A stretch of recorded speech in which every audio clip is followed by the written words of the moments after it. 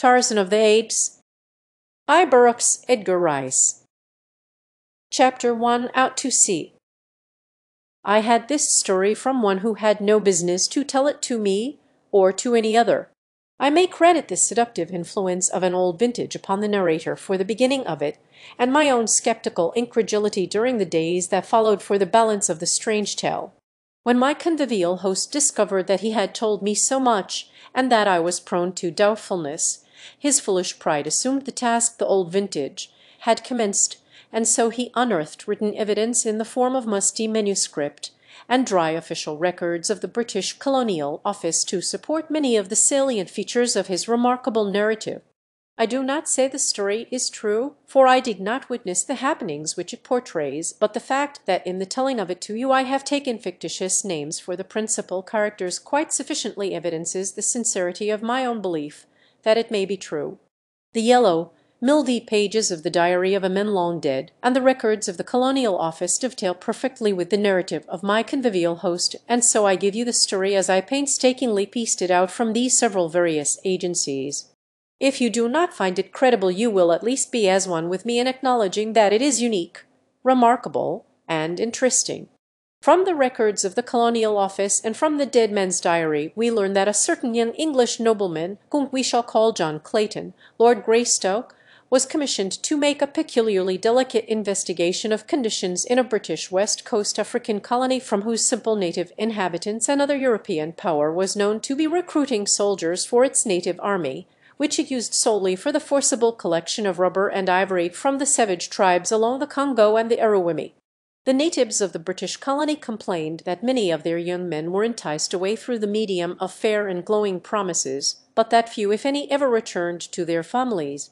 The Englishmen in Africa went even further, saying that these poor blacks were held in virtual slavery, since after their terms of enlistment expired their ignorance was imposed upon by their white officers, and they were told that they had yet several years to serve.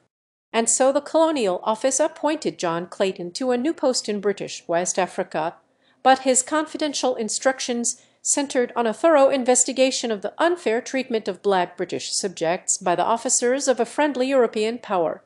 Why he was sent is, however, of little moment to this story, for he never made an investigation, nor, in fact, did he ever reach his destination. Clayton was the type of Englishman that one likes best to associate with the noblest monuments of historic achievement upon 1,000 victorious battlefields, a strong, virile man mentally, morally, and physically. In stature he was above the average height, his eyes were grey, his features regular and strong, his courage that of perfect, robust health influenced by his years of army training. Political ambition had caused him to seek transference from the army to the Colonial Office, and so we find him, still young, entrusted with a delicate and important commission in the service of the Queen. When he received this appointment he was both elated and appalled. The preferment seemed to him in the nature of a well-merited reward for painstaking and intelligent service, and as a stepping-stone to posts of greater importance and responsibility. But, on the other hand, he had been married to the Honourable Alice Rutherford for scarce 3 months, and it was the thought of taking this fair young girl into the dangers and isolation of tropical Africa that appalled him. For her sake he would have refused the appointment, but she would not have it so. Instead she insisted that he accept, and, indeed, take her with him. There were mothers and brothers and sisters, and aunts and cousins to express various opinions on the subject, but as to what they severally advised history is silent. We know only that on a bright May morning in 1888 John, Lord Greystoke, and Lady Alice sailed from Dover on their way to Africa. A month later they arrived at Freetown, where they chartered a small sailing vessel, the Fuwalda, which was to bear them to their final destination. And here John, Lord Greystoke, and Lady Alice, his wife, vanished from the eyes and from the knowledge of men. 2 months after they weighed anchor and cleared from the port of Freetown, 6 British war vessels were scouring the South Atlantic for trace of them or their little vessel, and it was almost immediately that the wreckage was found upon the shores of St. Helena, which convinced the world that the Fuwalda had gone down with all on board, and hence the search was stopped ere it had scarce begun, though hope lingered in longing hearts for many years. The Fuolda, a barkenton of about 100 tons, was a vessel of the type often seen in coastwise trade in the far southern Atlantic, their crews composed of the offscourings of the sea unhinged murderers and cutthroats of every race and every nation. The Fuolda was no exception to the rule. Her officers were swarthy bullies, hating and hated by their crew. The captain, while a competent seaman, was a brute in his treatment of his men. He knew, or at least he used but two arguments in his dealings with them, a belaying pin and a revolver, nor is it likely that the motley aggregation he signed would have understood aught else. So it was that from the second day out from Freetown John Clayton and his young wife witnessed scenes upon the deck of the Fuolda such as they had believed were never enacted outside the covers of printed stories of the sea. It was on the morning of the second day that the first link was forged in what was destined to form a chain of circumstances ending in a life for one then unborn such as has never been paralleled in the history of men. Two sailors were washing down the decks of the Fuolda, the first mate was on duty, and the captain had stopped to speak with John Clayton and Lady Alice. The men were working backwards toward the little party who were facing away from the sailors. Closer and closer they came, until one of them was directly behind the captain. In another moment he would have passed by, and this strange narrative would never have been recorded. But just that instant the officer turned to leave Lord and Lady Greystoke, and as he did so, tripped against the sailor and sprawled headlong upon the deck, overturning the water pail so that he was drenched in its dirty contents. For an instant the scene was ludicrous, but only for an instant. With a volley of awful oaths, his face suffused with the scarlet of mortification and rage, the captain regained his feet, and with a terrific blow felled the sailor to the deck. The man was small and rather old, so that the brutality of the act was thus accentuated. The other seaman, however, was neither old nor small, a huge bear of a man, with fierce black mustachios and a great bull neck set between massive shoulders. As he saw his mate go down, he crouched, and, with a low snarl, sprang upon the captain, crushing him to his knees with a single mighty blow.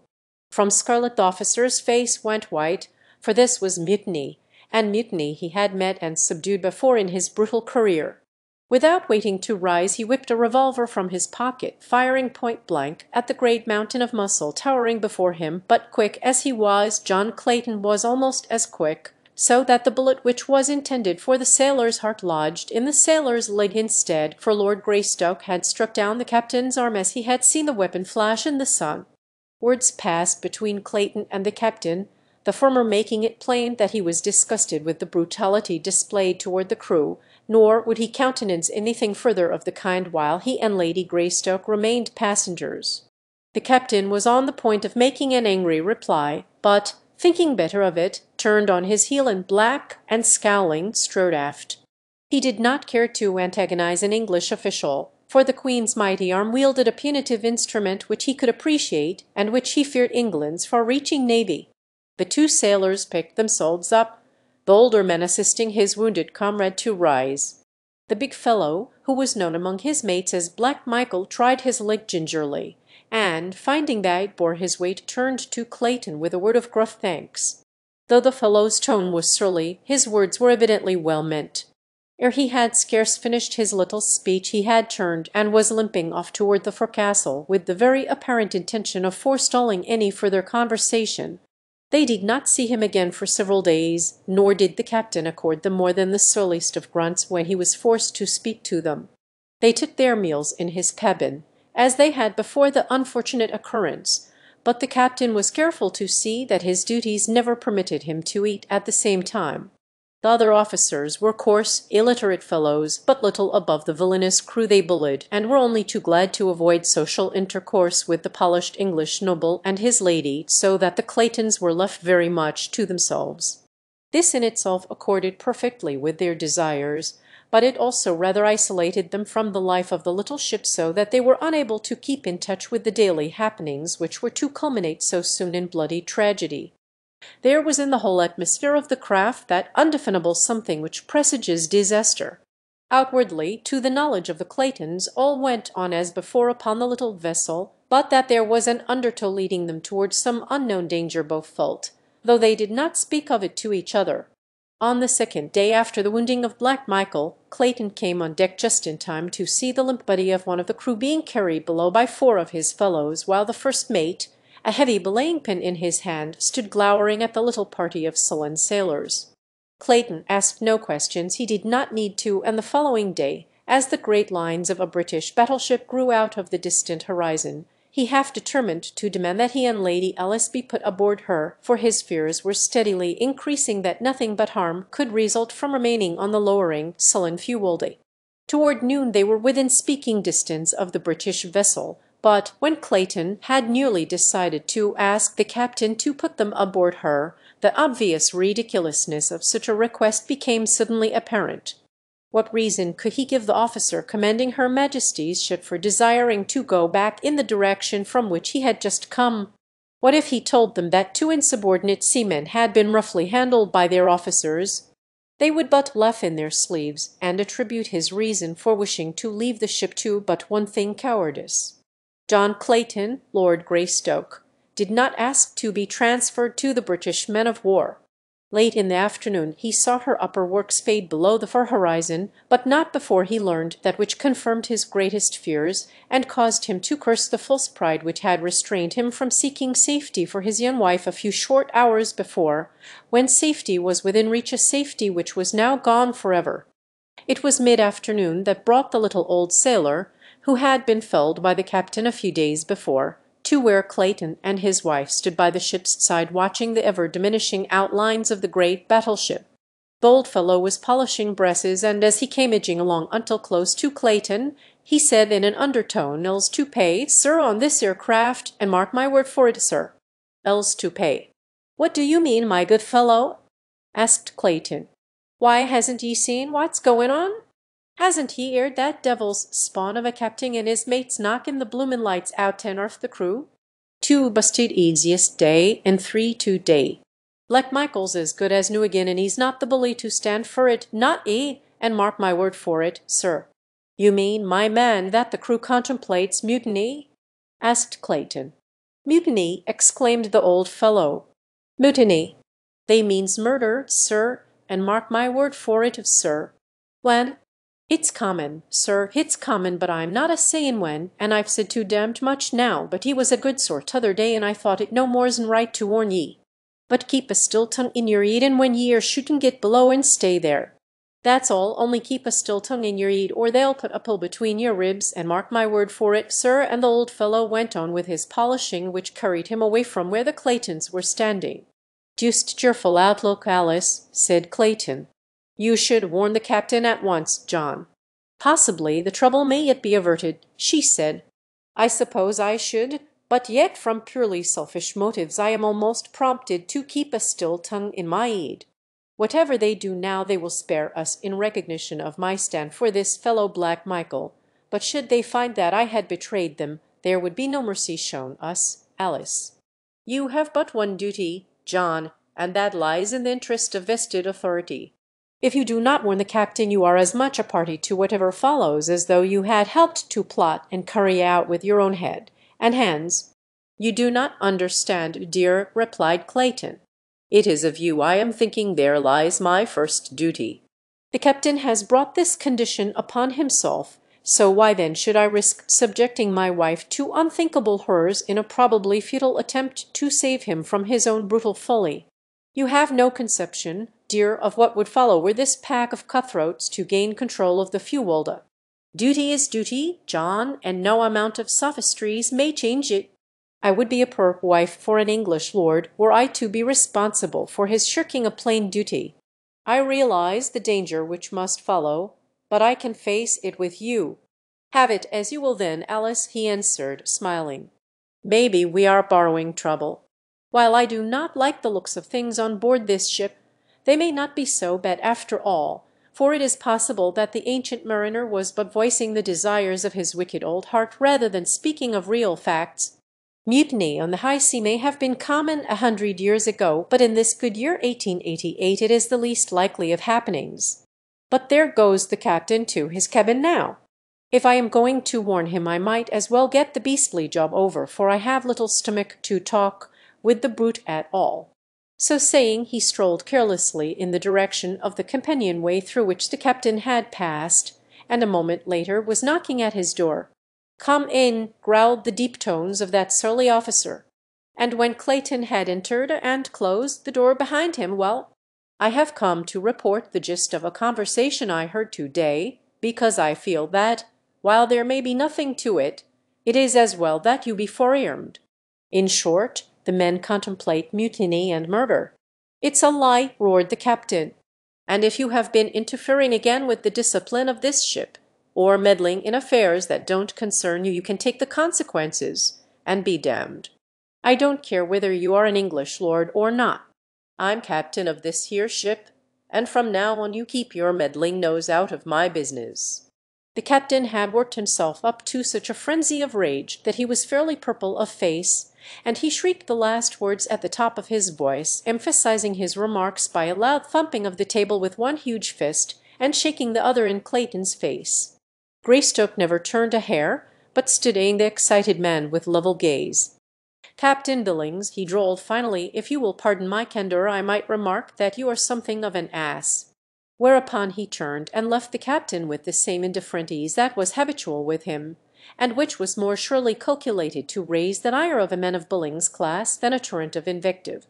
So, whereas the captain might easily have been brought to regret his hasty speech had Clayton attempted to conciliate him, his temper was now irrevocably set in the mould in which Clayton had left it, and the last chance of their working together for their common good was gone. "Well, Alice," said Clayton, as he rejoined his wife, "I might have saved my breath. The fellow proved most ungrateful. Fairly jumped at me like a mad dog. He and his blessed old ship may hang, for aught I care, and until we are safely off the thing I shall spend my energies in looking after our own welfare. And I rather fancy the first step to that in should be to go to our cabin and look over my revolvers. I am sorry now that we packed the larger guns and the ammunition with the stuff below." They found their quarters in a bad state of disorder. Clothing from their open boxes and bags strewed the little apartment, and even their beds had been torn to pieces. "Evidently someone was more anxious about our belongings than we," said Clayton. "Let's have a look around, Alice, and see what's missing." A thorough search revealed the fact that nothing had been taken but Clayton's 2 revolvers and the small supply of ammunition he had saved out for them.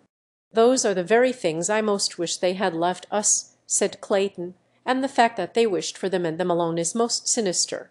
"What are we to do, John?" asked his wife. "Perhaps you were right in that our best chance lies in maintaining a neutral position.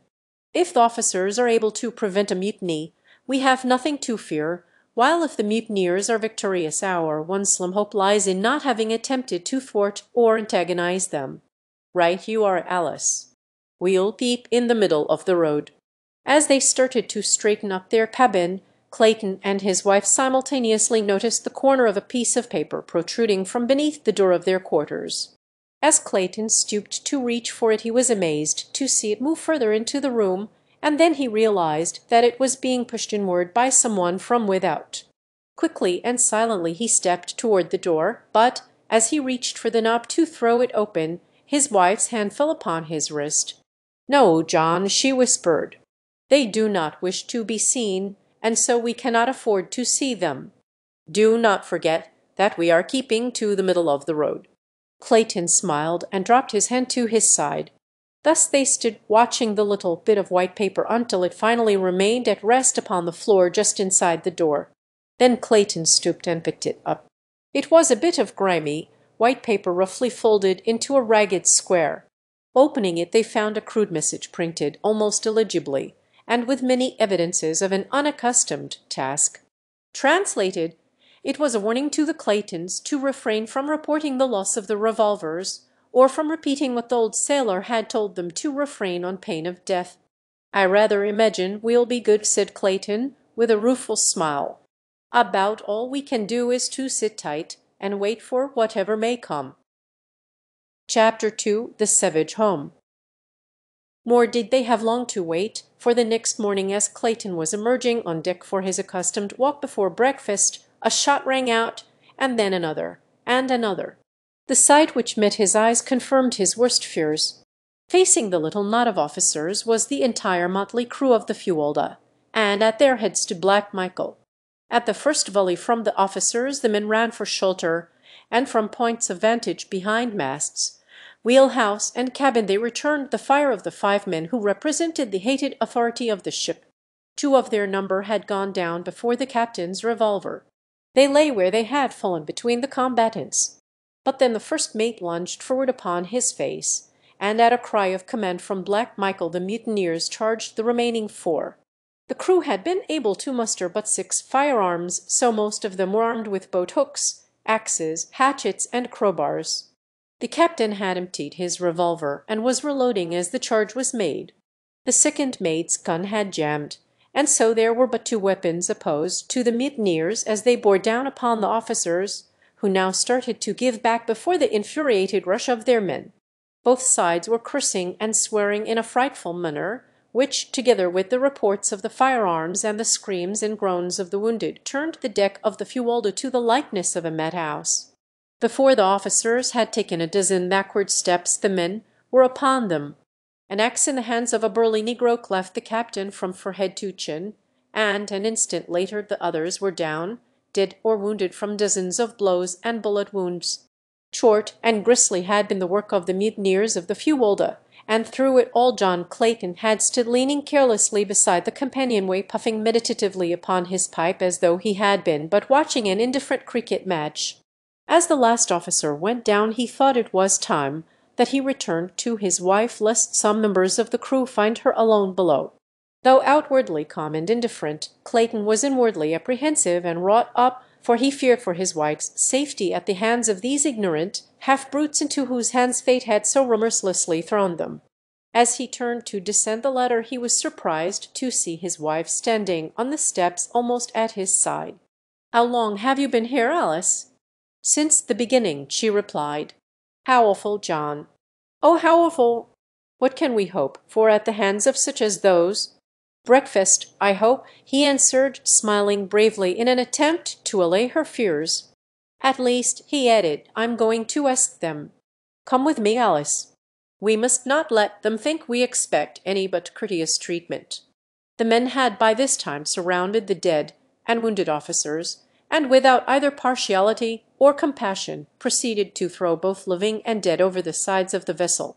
With equal helplessness they disposed of their own dead and dying. Presently one of the crew spied the approaching Claytons, and with a cry of "Here's 2 more for the fishes," rushed toward them with uplifted axe. But Black Michael was even quicker, so that the fellow went down with a bullet in his back before he had taken a half-dozen steps. With a loud roar, Black Michael attracted the attention of the others, and, pointing to Lord and Lady Greystoke, cried, "These here are my friends, and they are to be left alone. As I understand it, I'm captain of this ship now, and what I says goes," he added, turning to Clayton. "Just keep to yourselves, and nobody'll harm ye," and he looked threateningly on his fellows. The Claytons heeded Black Michael's instructions so well that they saw but little of the crew and knew nothing of the plans the men were making. Occasionally they heard faint echoes of brawls and quarrelling among the mutineers, and on 2 occasions the vicious bark of firearms rang out on the still air. But Black Michael was a fit leader for this band of cutthroats, and Winchell held them in fair subjection to his rule. On the 5th day following the murder of the ship's officers, land was sighted by the lookout. Whether island or mainland, Black Michael did not know, but he announced to Clayton that if investigation showed that the place was habitable, he and Lady Greystoke were to be put ashore with their belongings. "You'll be all right there for a few months," he explained, "and by that time we'll have been able to make an inhabited coast somewhere and scatter a bit. Then I'll see that your goversment's notified where you be, and they'll soon send a man over to fetch ye off. It would be a hard matter to land you in civilization without a lot o' questions being asked, and none o' us here has any very convincing answers up our sleeves." Clayton remonstrated against the inhumanity of landing them upon an unknown shore to be left to the mercies of savage beasts, and, possibly, still more savage men.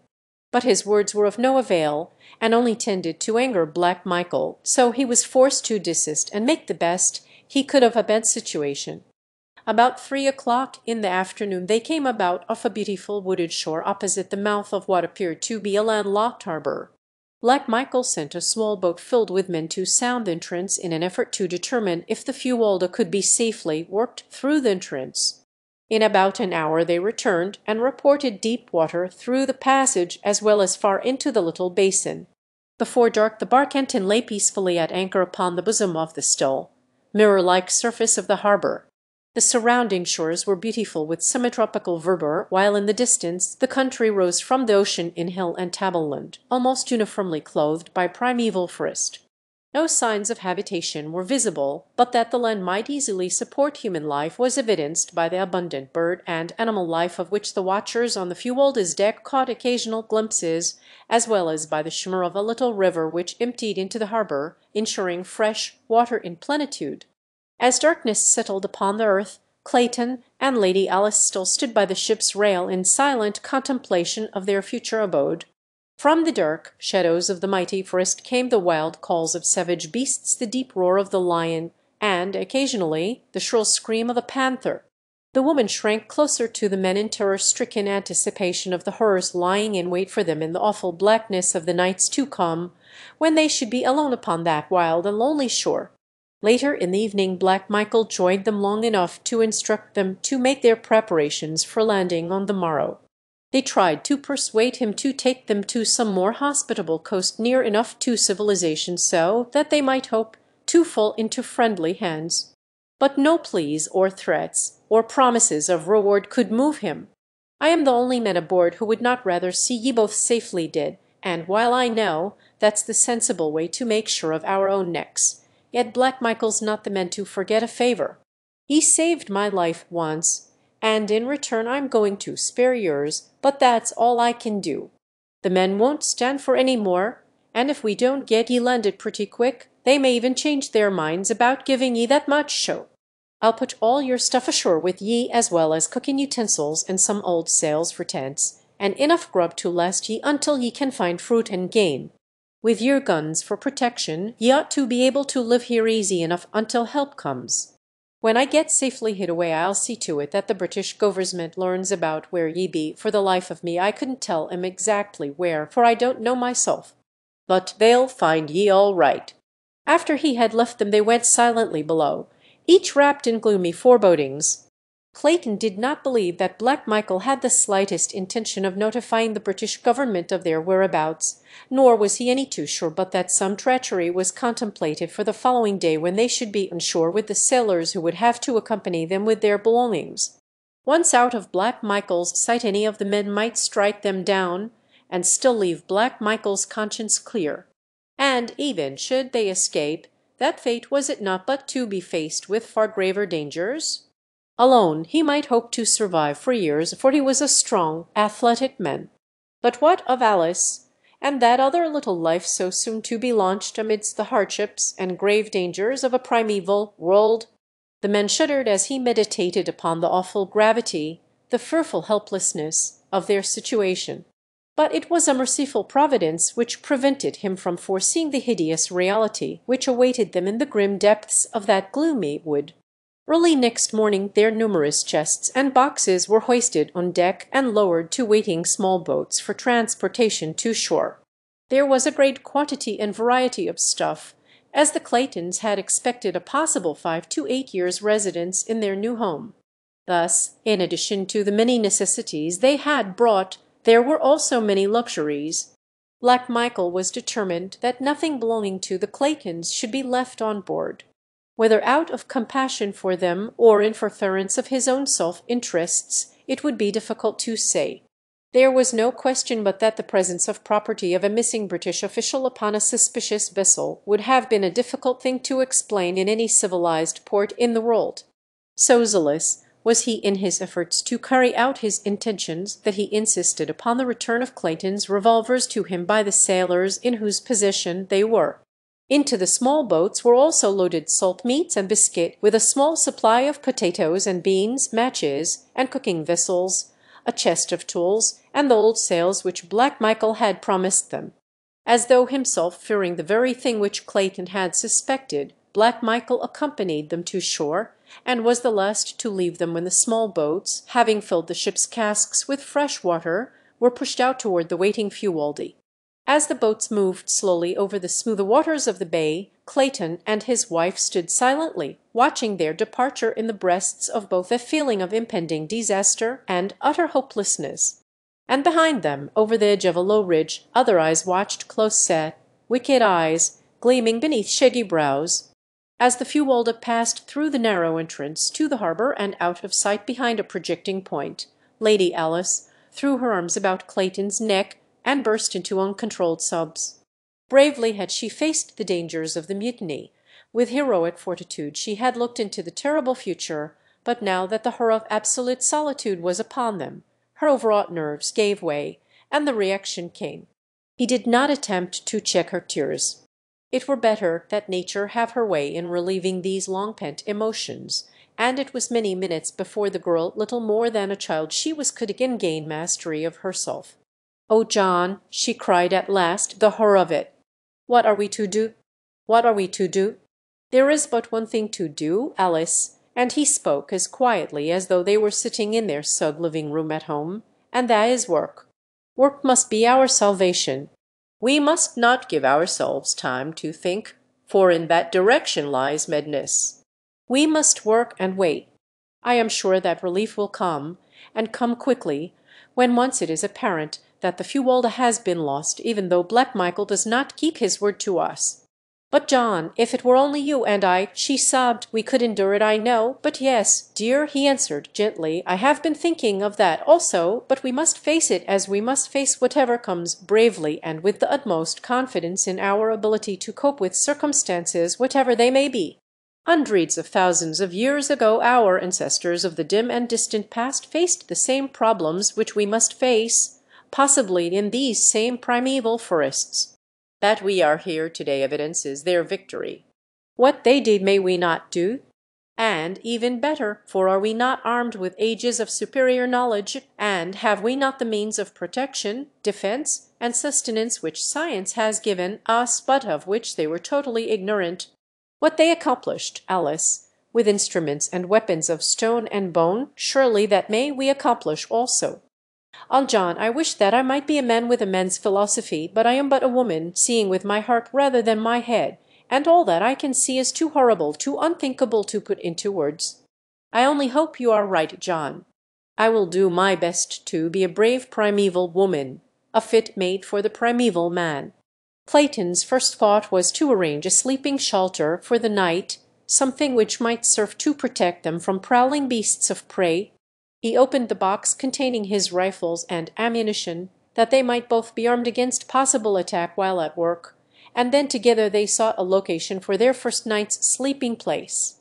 100 yards from the beach was a little level spot, fairly free of trees, ere they decided eventually to build a permanent house, but for the time being they both thought it best to construct a little platform in the trees out of reach of the larger of the savage beasts in whose realm they were.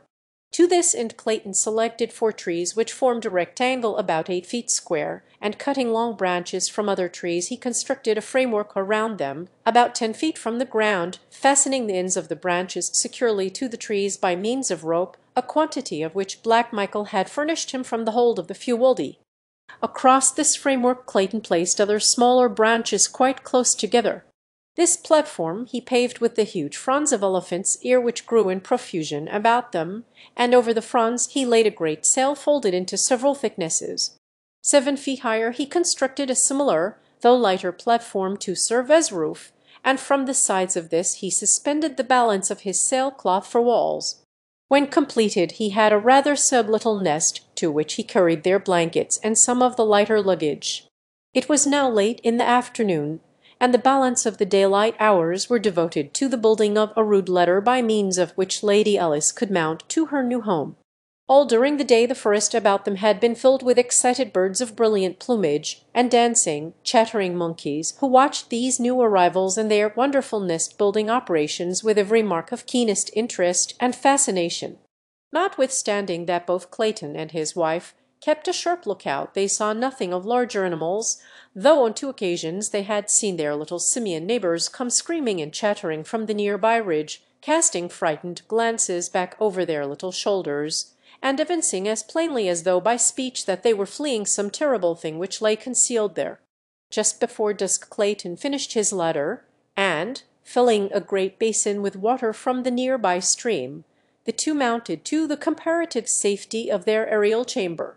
As it was quite warm, Clayton had left the side curtains thrown back over the roof, and as they sat like Turks upon their blankets, Lady Alice, straining her eyes into the darkening shadows of the wood, suddenly reached out and grasped Clayton's arms.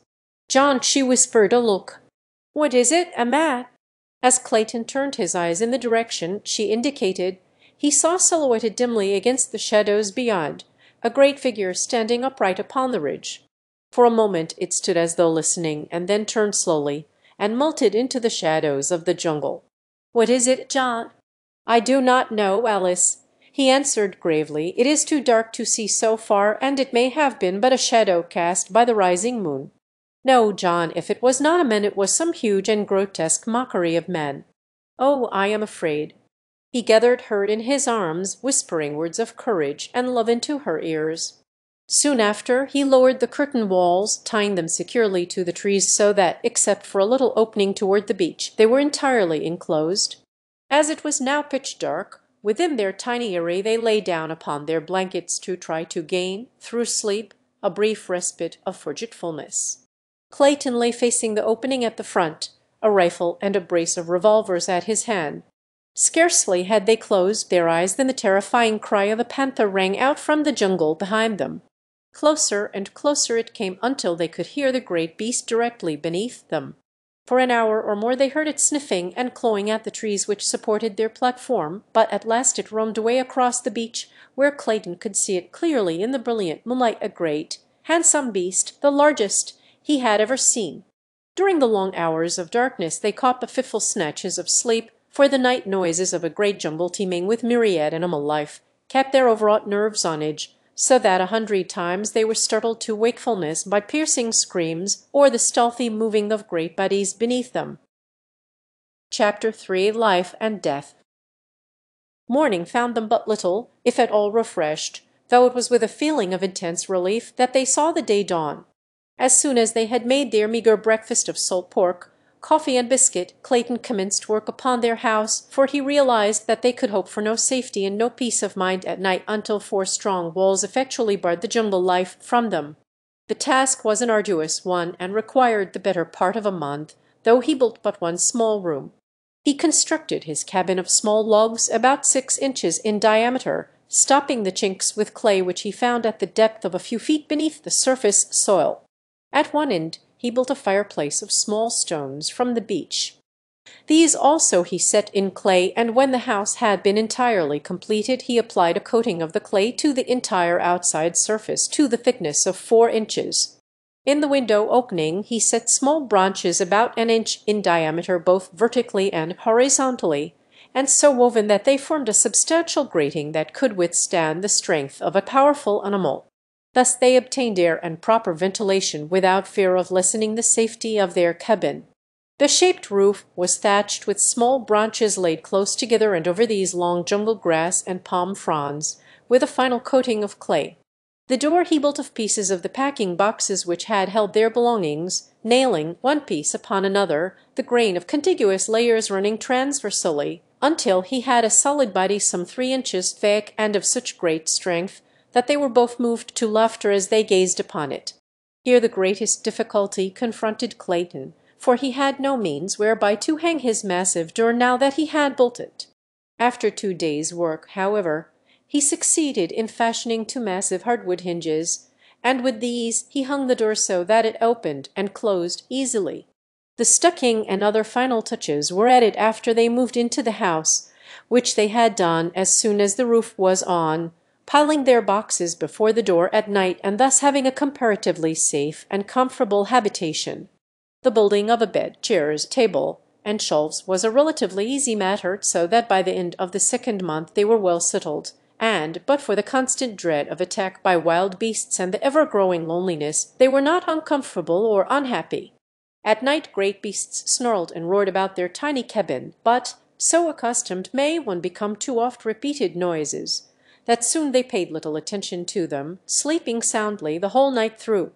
Thrice had they caught fleeting glimpses of great men-like figures like that of the first night, but never at sufficiently close range to know positively whether the half-seen forms were those of man or brute.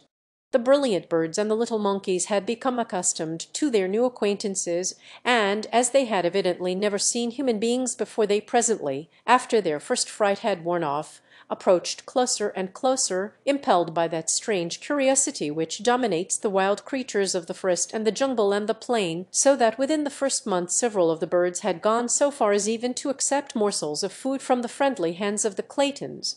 One afternoon, while Clayton was working upon an addition to their cabin, for he contemplated building several more rooms, a number of their grotesque little friends came shrieking and scolding through the trees from the direction of the ridge.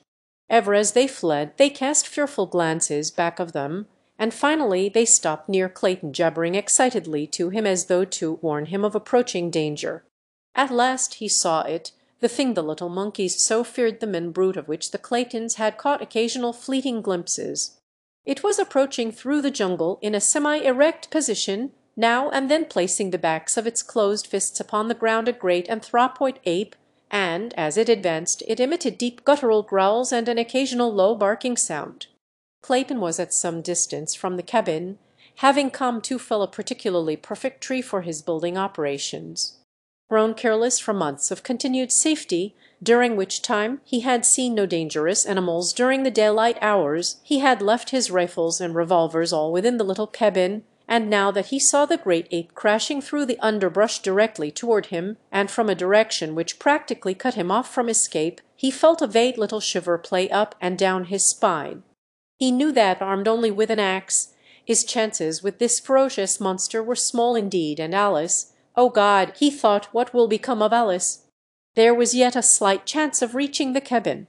He turned and ran toward it, shouting in alarm to his wife to run in and close the great door in case the ape cut off his retreat. Lady Greystoke had been sitting a little way from the cabin, and when she heard his cry she looked up to see the ape springing with almost incredible swiftness for so large and awkward an animal in an effort to head off Clayton. With a low cry she sprang toward the cabin, and, as she entered, gave a backward glance which filled her soul with terror, for the brute had intercepted her husband, who now stood at bay grasping his axe with both hands ready to swing it upon the infuriated animal when he should make his final charge. "Close and bolt the door, Alice," cried Clayton. "I can finish this fellow with my axe." But he knew he was facing a horrible death, and so did she. The ape was a great bull, weighing probably 300 pounds. His nasty, close-set eyes gleamed hatred from beneath his shaggy brows, while his great canine fangs were bared in a hurried snarl as he paused a moment before his prey. Over the brute's shoulder Clayton could see the doorway of his cabin, not 20 paces distant, and a great wave of horror and fear swept over him as he saw his young wife emerge, armed with one of his rifles. She had always been afraid of firearms, and would never touch them, but now she rushed toward the ape with the fearlessness of a lioness protecting its young. "Back, Alice!" shouted Clayton. "For God's sake, go back!" But she would not heed, and just then the ape charged so that Clayton could say no more. The man saw his axe with all his mighty strength, but the powerful brute seized it in those terrible hands, and tearing it from Clayton's grasp hurled it far to one side. With an ugly snarl he closed upon his defenseless victim, but ere his fangs had reached the throat they thirsted for, there was a sharp report, and a bullet entered the ape's back between his shoulders. Throwing Clayton to the ground, the beast turned upon his new enemy. There before him stood the terrified girl, vainly trying to fire another bullet into the animal's body, but she did not understand the mechanism of the firearm, and the hammer fell futilely upon an empty cartridge. Almost simultaneously Clayton regained his feet, and, without thought of the utter hopelessness of it, he rushed forward to drag the ape from his wife's prostrate form. With little or no effort he succeeded, and the great bulk rolled inertly upon the turf before him. The ape was dead. The bullet had done its work. A hasty examination of his wife revealed no marks upon her, and Clayton decided that the huge brute had died the instant he had sprung toward Alice. Gently he lifted his wife's still unconscious form, and bore her to the little cabin, but it was fully 2 hours before she regained consciousness. Her first words filled Clayton with a vague apprehension. For some time after regaining her senses, Alice gazed wonderingly about the interior of the little cabin, and then, with a satisfied sigh, said, "Oh, John, it is so good to be really home. I have had an awful dream, dear. I thought we were no longer in London, but in some horrible place where great beasts attacked us." "There, there, Alice," he said, stroking her forehead, "try to sleep again, and do not worry your head about bad dreams." That night a little son was born in the tiny cabin beside the primeval forest, while a leopard screamed before the door, and the deep notes of a lion's roar sounded from beyond the ridge. Lady Greystoke never recovered from the shock of the great ape's attack, and though she lived for a year after her baby was born, she was never again outside the cabin, nor did she ever fully realize that she was not in England. Sometimes she would question Clayton as to the strange noises of the nights, the absence of servants and friends, and the strange rudeness of the furnishings within her room, but, though he made no effort to deceive her, never could she grasp the meaning of it all. In other ways she was quite rational, and the joy and happiness she took in the position of her little son and the constant attentions of her husband made that year a very happy one for her, the happiest of her young life. That it would have been beset by worries and apprehension had she been in full command of her mental faculties Clayton well knew, so that while he suffered terribly to see her so, there were times when he was almost glad, for her sake, that she could not understand. Long since had he given up any hope of rescue except through accident. With unremitting zeal he had worked to beautify the interior of the cabin. Skins of lion and panther covered the floor. Cupboards and bookcases lined the walls. Odd vases made by his own hand from the clay of the region held beautiful tropical flowers. Curtains of grass and bamboo covered the windows, and most arduous task of all, with his meagre assortment of tools he had fashioned lumber to neatly seal the walls and ceiling and lay a smooth floor within the cabin. That he had been able to turn his hands at all to such unaccustomed labor was a source of mild wonder to him. But he loved the work because it was for her and the tiny life that had come to cheer them, though adding 100-fold to his responsibilities and to the terribleness of their situation. During the year that followed, Clayton was several times attacked by the great apes which now seemed to continually infest the vicinity of the cabin, but as he never again ventured outside without both rifle and revolvers he had little fear of the huge beasts. He had strengthened the window protections and fitted a unique wooden lock to the cabin door, so that when he hunted for game and fruits, as it was constantly necessary for him to do to ensure sustenance, he had no fear that any animal could break into the little home. At first he shot much of the game from the cabin windows, but toward the end the animals learned to fear the strange lair from whence issued the terrifying thunder of his rifle. In his leisure Clayton read, often aloud to his wife, from the store of books he had brought for their new home. Among these were many for little children, picture books, primers, readers, for they had known that their little child would be old enough for such before they might hope to return to England. At other times Clayton wrote in his diary, which he had always been accustomed to keep in French, and in which he recorded the details of their strange life. This book he kept locked in a little metal box. A year from the day her little son was born, Lady Alice passed quietly away in the night. So peaceful was her end that it was hours before Clayton could awake to a realization that his wife was dead. The horror of the situation came to him very slowly, and it is doubtful that he ever fully realized the enormity of his sorrow and the fearful responsibility that had devolved upon him with the care of that wee thing, his son, still a nursing babe. The last entry in his diary was made the morning following her death, and there he recites the said details in a matter-of-fact way that adds to the pathos of it, for it breathes a tire apathy born of long sorrow and hopelessness, which even this cruel blow could scarcely awake to further suffering. "My little son is crying for nourishment. Oh, Alice, Alice, what shall I do?" And as John Clayton wrote the last words his hand was destined ever to pen, he dropped his head wearily upon his outstretched arms, where they rested upon the table he had built for her who lay still and cold in the bed beside him. For a long time no sound broke the death-like stillness of the jungle midday save the piteous wailing of the tiny man-child. Chapter 4. The Apes. In the forest of the tableland a mile back from the ocean old Kerchak the ape was on a rampage of rage among his people. The younger and lighter members of his tribe scampered to the higher branches of the great trees to escape his wrath, risking their lives upon branches that scarce supported their weight rather than face old Kerchak in one of his fits of uncontrolled anger. The other males scattered in all directions, but not before the infuriated brute had felt the vertebra of one snap between his great, foaming jaws. A luckless young female slipped from an insecure hold upon a high branch and came crashing to the ground almost at Kerchak's feet. With a wild scream he was upon her, tearing a great piece from her side with his mighty teeth, and striking her viciously upon her head and shoulders with a broken tree limb until her skull was crushed to a jelly. And then he spied Kala, who, returning from a search for food with her young babe, was ignorant of the state of the mighty male's temper until suddenly the shrill warnings of her fellows caused her to scamper madly for safety. But Kerchak was close upon her, so close that he had almost grasped her ankle had she not made a furious leap far into space from one tree to another, a perilous chance which apes seldom if ever take, unless so closely pursued by danger that there is no alternative. She made the leap successfully, but as she grasped the limb of the further tree the messenger loosened the hold of the tiny babe, where it clung frantically to her neck, and she saw the little thing hurled, turning and twisting, to the ground 30 feet below. With a low cry of dismay Kala rushed headlong to its side, thoughtless now of the danger from Kerchak, but when she gathered the wee, mangled form to her bosom life had left it. With low moans she sat cuddling the body to her, nor did Kerchak attempt to molest her. With the death of the babe his fit of demoniacal rage passed as suddenly as it had seized him.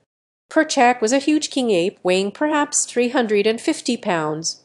His forehead was extremely low and receding, his eyes bloodshot, small and close set to his coarse, flat nose, his ears large and thin, but smaller than most of his kind.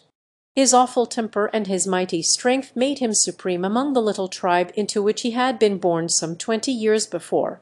Now that he was in his prime, there was no simian in all the mighty forest through which he roved that dared contest his right to rule, nor did the other and larger animals molest him. Old Tantor, the elephant, alone of all the wild savage life, feared him not, and he alone did Kerchak fear.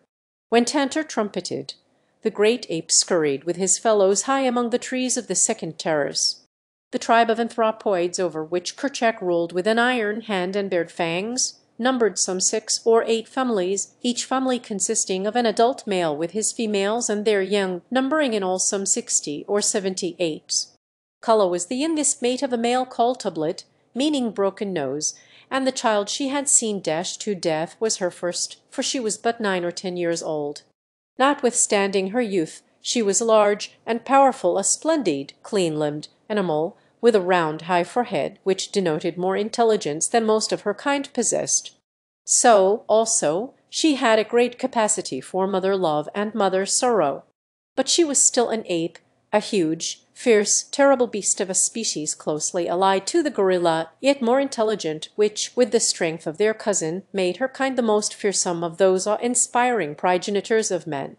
When the tribe saw that Kerchak's rage had ceased, they came slowly down from their arboreal retreats and pursued again the various occupations which he had interrupted. The young played and frolicked about among the trees and bushes. Some of the adults lay prone upon the soft mat of dead and decaying vegetation which covered the ground, while others turned over pieces of fallen branches and clods of earth in search of the small bugs and reptiles which formed a part of their food. Others, again, searched the surrounding trees for fruit, nuts, small birds, and eggs. They had passed an hour or so thus when Kerchak called them together, and, with a word of command to them to follow him, set off toward the sea. They travelled for the most part upon the ground, where it was open, following the path of the great elephants whose comings and goings break the only roads through those tangled mazes of bush, vine, creeper, and tree. When they walked it was with a rolling, awkward motion, placing the knuckles of their closed hands upon the ground and swinging their ungainly bodies forward. But when the way was through the lower trees they moved more swiftly, swinging from branch to branch with the agility of their smaller cousins, the monkeys. And all the way Kala hurried, her little dead baby hugged closely to her breast. It was shortly after noon when they reached a ridge overlooking the beach where below them lay the tiny cottage which was Kerchak's goal. He had seen many of his kind go to their deaths before the loud noise made by the little black stick in the hands of the strange white ape who lived in that wonderful lair, and Kerchak had made up his brute mind to own that death-dealing contrivance and to explore the interior of the mysterious den. He wanted very, very much to feel his teeth sink into the neck of the queer animal that he had learned to hate and fear, and because of this he came often with his tribe to reconnoitre, waiting for a time when the white ape should be off his guard. Of late they had quit attacking, or even showing themselves, for every time they had done so in the past the little stick had roared out its terrible message of death to some member of the tribe. Today there was no sign of the men about, and from where they watched they could see that the cabin door was open. Slowly, cautiously, and noiselessly they crept through the jungle toward the little cabin. There were no growls, no fierce screams of rage. The little black stick had taught them to come quietly lest they awaken it. On they came until Kerchak himself slunk stealthily to the very door and peered within. Behind him were two males, and then Kala, closely straining the little dead form to her breast. Inside the den they saw the strange white ape lying half across a table, his head buried in his arms, and on the bed lay a figure covered by a sailcloth, while from a tiny rustic cradle came the plaintive wailing of a babe. Noiselessly Kerchak entered, crouching for the charge, and then John Clayton rose with a sudden start and faced them. The sight that met his eyes must have frozen him with horror, for there, within the door, stood three great bull apes, while behind them crowded many more, how many he never knew, for his revolvers were hanging on the far wall beside his rifle, and Kerchak was charging. When the king ape released the limp form which had been John Clayton, Lord Greystoke, he turned his attention toward the little cradle, but Kala was there before him, and when he would have grasped the child she snatched it herself, and before he could intercept her she had bolted through the door and taken refuge in a high tree. As she took up the little live baby of Alice Clayton, she dropped the dead body of her own into the empty cradle, for the wail of the living had answered the call of universal motherhood within her wild breast, which the dead could not still. High up among the branches of a mighty tree she hugged the shrieking infant to her bosom, and soon the instinct that was as dominant in this fierce female as it had been in the breast of his tender and beautiful mother, the instinct of mother love, reached out to the tiny man-child's half-formed understanding, and he became quiet. Then hunger closed the gap between them, and the son of an English lord and an English lady nursed at the breast of Kala, the great ape. In the meantime the beasts within the cabin were warily examining the contents of this strange lair. Once satisfied that Clayton was dead, Kerchak turned his attention to the thing which lay upon the bed, covered by a piece of sailcloth. Gingerly he lifted one corner of the shroud, but when he saw the body of the woman beneath he tore the cloth roughly from her form and seized the still, white throat in his huge, hairy hands. A moment he let his fingers sink deep into the cold flesh, and then, realizing that she was already dead, he turned from her to examine the contents of the room, nor did he again molest the body of either Lady Alice or Sir John. The rifle hanging upon the wall caught his first attention. It was for this strange, death-dealing thunderstick that he had yearned for months, but now that it was within his grasp he scarcely had the temerity to seize it. Cautiously he approached the thing, ready to flee precipitately should it speak in its deep roaring tones, as he had heard it speak before, the last words to those of his kind who, through ignorance or rashness, had attacked the wonderful white ape that had borne it. Deep in the beast's intelligence was something which assured him that the thunderstick was only dangerous when in the hands of one who could manipulate it, but yet it was several minutes ere he could bring himself to touch it. Instead, he walked back and forth along the floor before it, turning his head so that never once did his eyes leave the object of his desire. Using his long arms as a man uses crutches, and rolling his huge carcass from side to side with each stride, the great king ape paced to and fro, uttering deep growls, occasionally punctuated with the ear-piercing scream than which there is no more terrifying noise in all the jungle. Presently he halted before the rifle. Slowly he raised a huge hand until it almost touched the shining burl, only to withdraw it once more and continue his hurried pacing.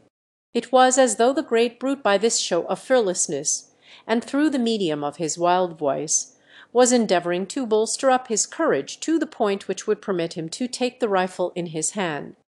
Again he stopped, and this time succeeded in forcing his reluctant hand to the cold steel, only to snatch it away almost immediately and resume his restless beat.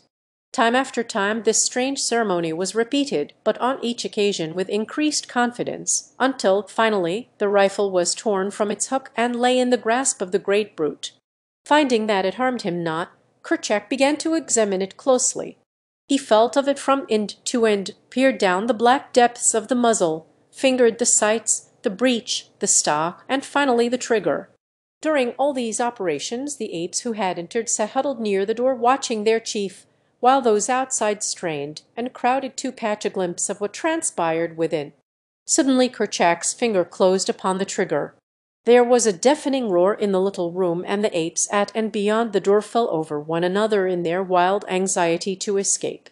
Kerchak was equally frightened, so frightened, in fact, that he quite forgot to throw aside the author of that fearful noise, but bolted for the door with it tightly clutched in one hand. As he passed through the opening, the front sight of the rifle caught upon the edge of the inswung door with sufficient force to close it tightly after the fleeing ape.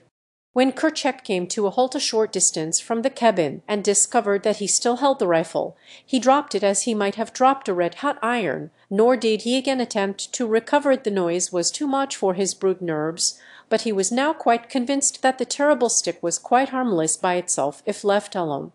It was an hour before the apes could again bring themselves to approach the cabin to continue their investigations, and when they finally did so, they found to their chagrin that the door was closed and so securely fastened that they could not force it. The cleverly constructed latch which Clayton had made for the door had sprung as Kerchak passed out, nor could the apes find means of ingress through the heavily barred windows. After roaming about the vicinity for a short time, they started back for the deeper forests and the higher land from whence they had come. Kala had not once come to earth with her little adopted babe, but now Kerchak called to her to descend with the rest, and as there was no note of anger in his voice, she dropped lightly from branch to branch and joined the others on their homeward march. Those of the apes who attempted to examine Kala's strange baby were repulsed with bared fangs and low menacing growls, accompanied by words of warning from Kala. When they assured her that they meant the child no harm, she permitted them to come close, but would not allow them to touch her charge. It was as though she knew that her baby was frail and delicate and feared lest the rough hands of her fellows might injure the little thing. Another thing she did, and which made traveling an onerous trial for her. Remembering the death of her own little one, she clung desperately to the new babe with one hand whenever they were upon the march. The other young rode upon their mothers' backs, their little arms tightly clasping the hairy necks before them, while their legs were locked beneath their mother's armpits. Not so with Kala. She held the small form of the little Lord Greystoke tightly to her breast, where the dainty hands clutched the long black hair which covered that portion of her body. She had seen one child fall from her back to a terrible death, and she would take no further chances with this. Chapter 5. The White Ape. Tenderly Kala nursed her little waif, wondering silently why it did not gain strength and agility as did the little apes of other mothers. It was nearly a year from the time the little fellow came into her possession before he would walk alone, and as for climbing but how stupid he was! Kala sometimes talked with the older females about her young hopeful, but none of them could understand how a child could be so slow and backward in learning to care for itself. Why, it could not even find food alone, and more than 12 moons had passed since Kala had come upon it. Had they known that the child had seen 13 moons before it had come into Kala's possession, they would have considered its case as absolutely hopeless, for the little apes of their own tribe were as far advanced in 2 or 3 moons as was this little stranger after 25. Tublet, Kala's husband, was sorely vexed, and but for the female's careful watching would have put the child out of the way. He will never be a great ape, he argued. Always will you have to curry him and protect him.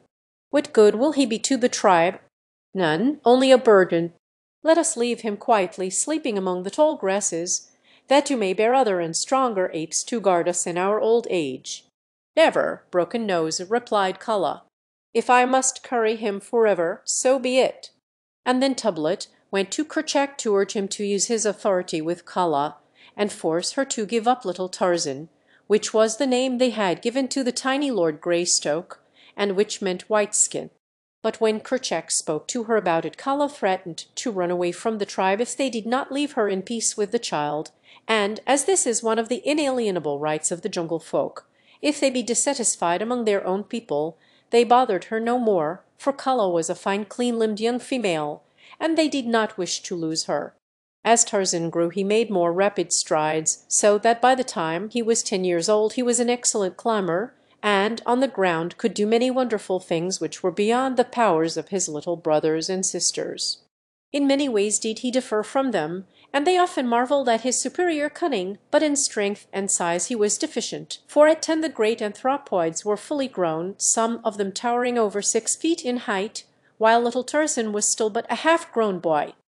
Yet such a boy! From early childhood he had used his hands to swing from branch to branch after the manner of his giant mother, and as he grew older he spent hour upon hour daily speeding through the tree tops with his brothers and sisters. He could spring 20 feet across space at the dizzy heights of the forest top, and grasp with unerring precision, and without apparent jar, a limb waving wildly in the path of an approaching tornado. He could drop 20 feet at a stretch from limb to limb in rapid descent to the ground, or he could gain the utmost pinnacle of the loftiest tropical giant with the ease and swiftness of a squall. Though but 10 years old, he was fully as strong as the average men of 30, and far more agile than the most practised athlete ever becomes. And day by day his strength was increasing. His life among these fierce apes had been happy, for his recollection held no other life, nor did he know that there existed within the universe aught else than his little forest and the wild jungle animals with which he was familiar. He was nearly 10 before he commenced to realize that a great difference existed between himself and his fellows.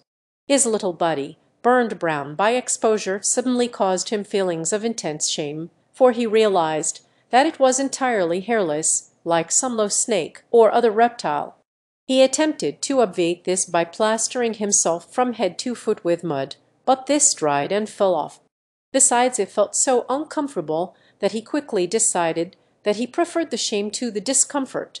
In the higher land which his tribe frequented was a little lake, and it was here that Tarzan first saw his face in the clear, still waters of its bosom.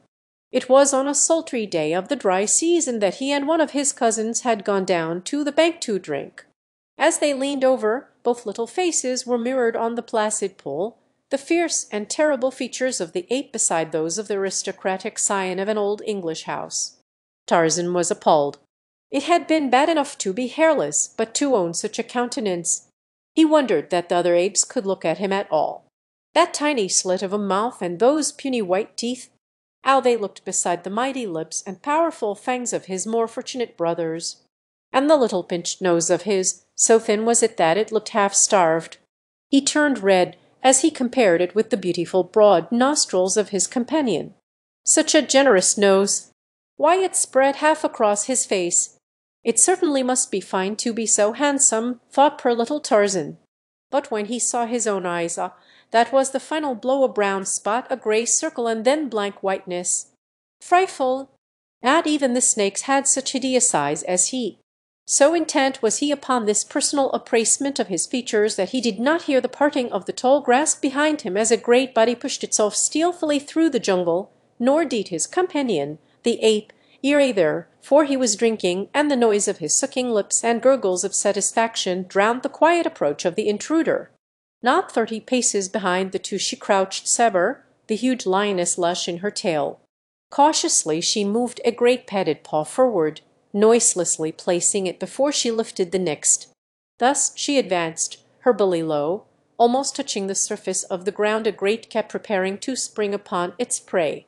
Now she was within 10 feet of the two unsuspecting little playfellows. Carefully she drew her hind feet well up beneath her body, the great muscles rolling under the beautiful skin. So low she was crouching now that she seemed flattened to the earth except for the upward bend of the glossy back as it gathered for the spring. No longer the tail lushed quiet and straight behind her it lay. An instant she paused thus as though turned to stone, and then, with an awful scream, she sprang. Seber, the lioness, was a wise hunter. To one less wise the wild alarm of her fierce cry as she sprang would have seemed a foolish thing, for could she not more surely have fallen upon her victims had she but quietly leaped without that loud shriek? But Sabur knew well the wondrous quickness of the jungle folk, and their almost unbelievable powers of hearing. To them the sudden scraping of one blade of grass across another was as effectual a warning as her loudest cry, and Sabur knew that she could not make that mighty leap without a little noise. Her wild scream was not a warning. It was voiced to freeze her poor victims in a paralysis of terror for the tiny fraction of an instant which would suffice for her mighty claws to sink into their soft flesh and hold them beyond hope of escape. So far as the ape was concerned, Sabur reasoned correctly. The little fellow crouched, trembling just an instant, but that instant was quite long enough to prove his undoing. Not so, however, with Tarzan, the man-child. His life amidst the dangers of the jungle had taught him to meet emergencies with self-confidence, and his higher intelligence resulted in a quickness of mental action far beyond the powers of the apes. So the scream of Sabur, the lioness, galvanized the brain and muscles of little Tarzan into instant action. Before him lay the deep waters of the little lake, behind him certain death, a cruel death beneath tearing claws and rending fangs. Tarzan had always hated water except as a medium for quenching his thirst. He hated it because he connected it with the chill and discomfort of the torrential rains, and he feared it for the thunder and lightning and wind which accompanied them. The deep waters of the lake he had been taught by his wild mother to avoid, and further had he not seen little Nita sink beneath its quiet surface only a few short weeks before, never to return to the tribe. But of the two evils his quick mind chose the lesser ere the first note of Sabur's scream had scarce broken the quiet of the jungle, and before the great beast had covered half her leap Tarzan felt the chill waters close above his head. He could not swim, and the water was very deep, but still he lost no particle of that self-confidence and resourcefulness which were the badges of his superior being.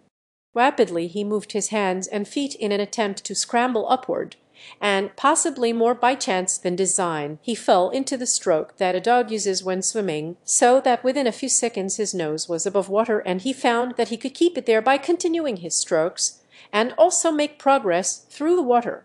He was much surprised and pleased with this new acquirement, which had been so suddenly thrust upon him, but he had no time for thinking much upon it.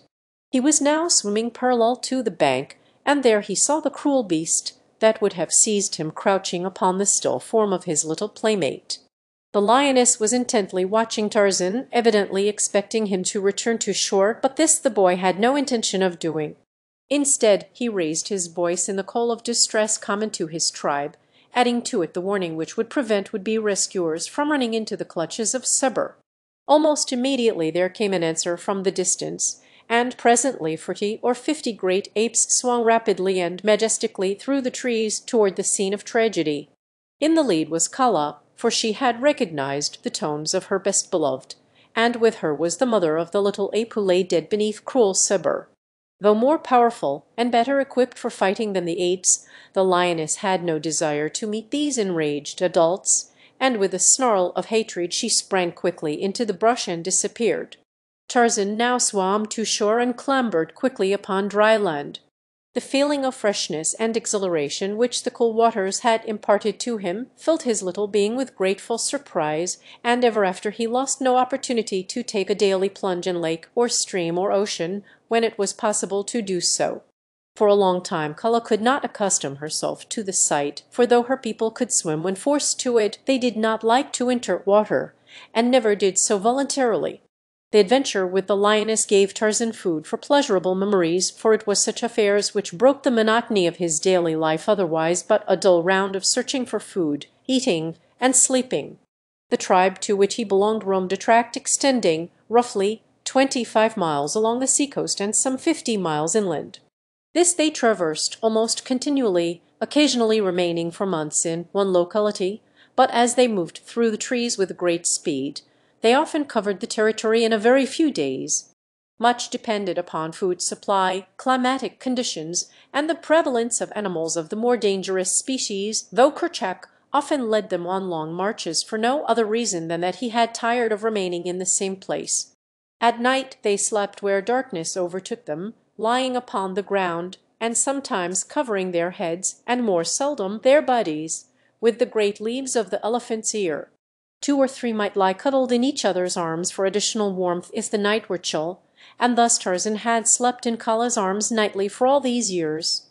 That the huge, fierce brute loved this child of another race is beyond question, and he, too, gave to the great, hairy beast all the affection that would have belonged to his fair young mother had she lived.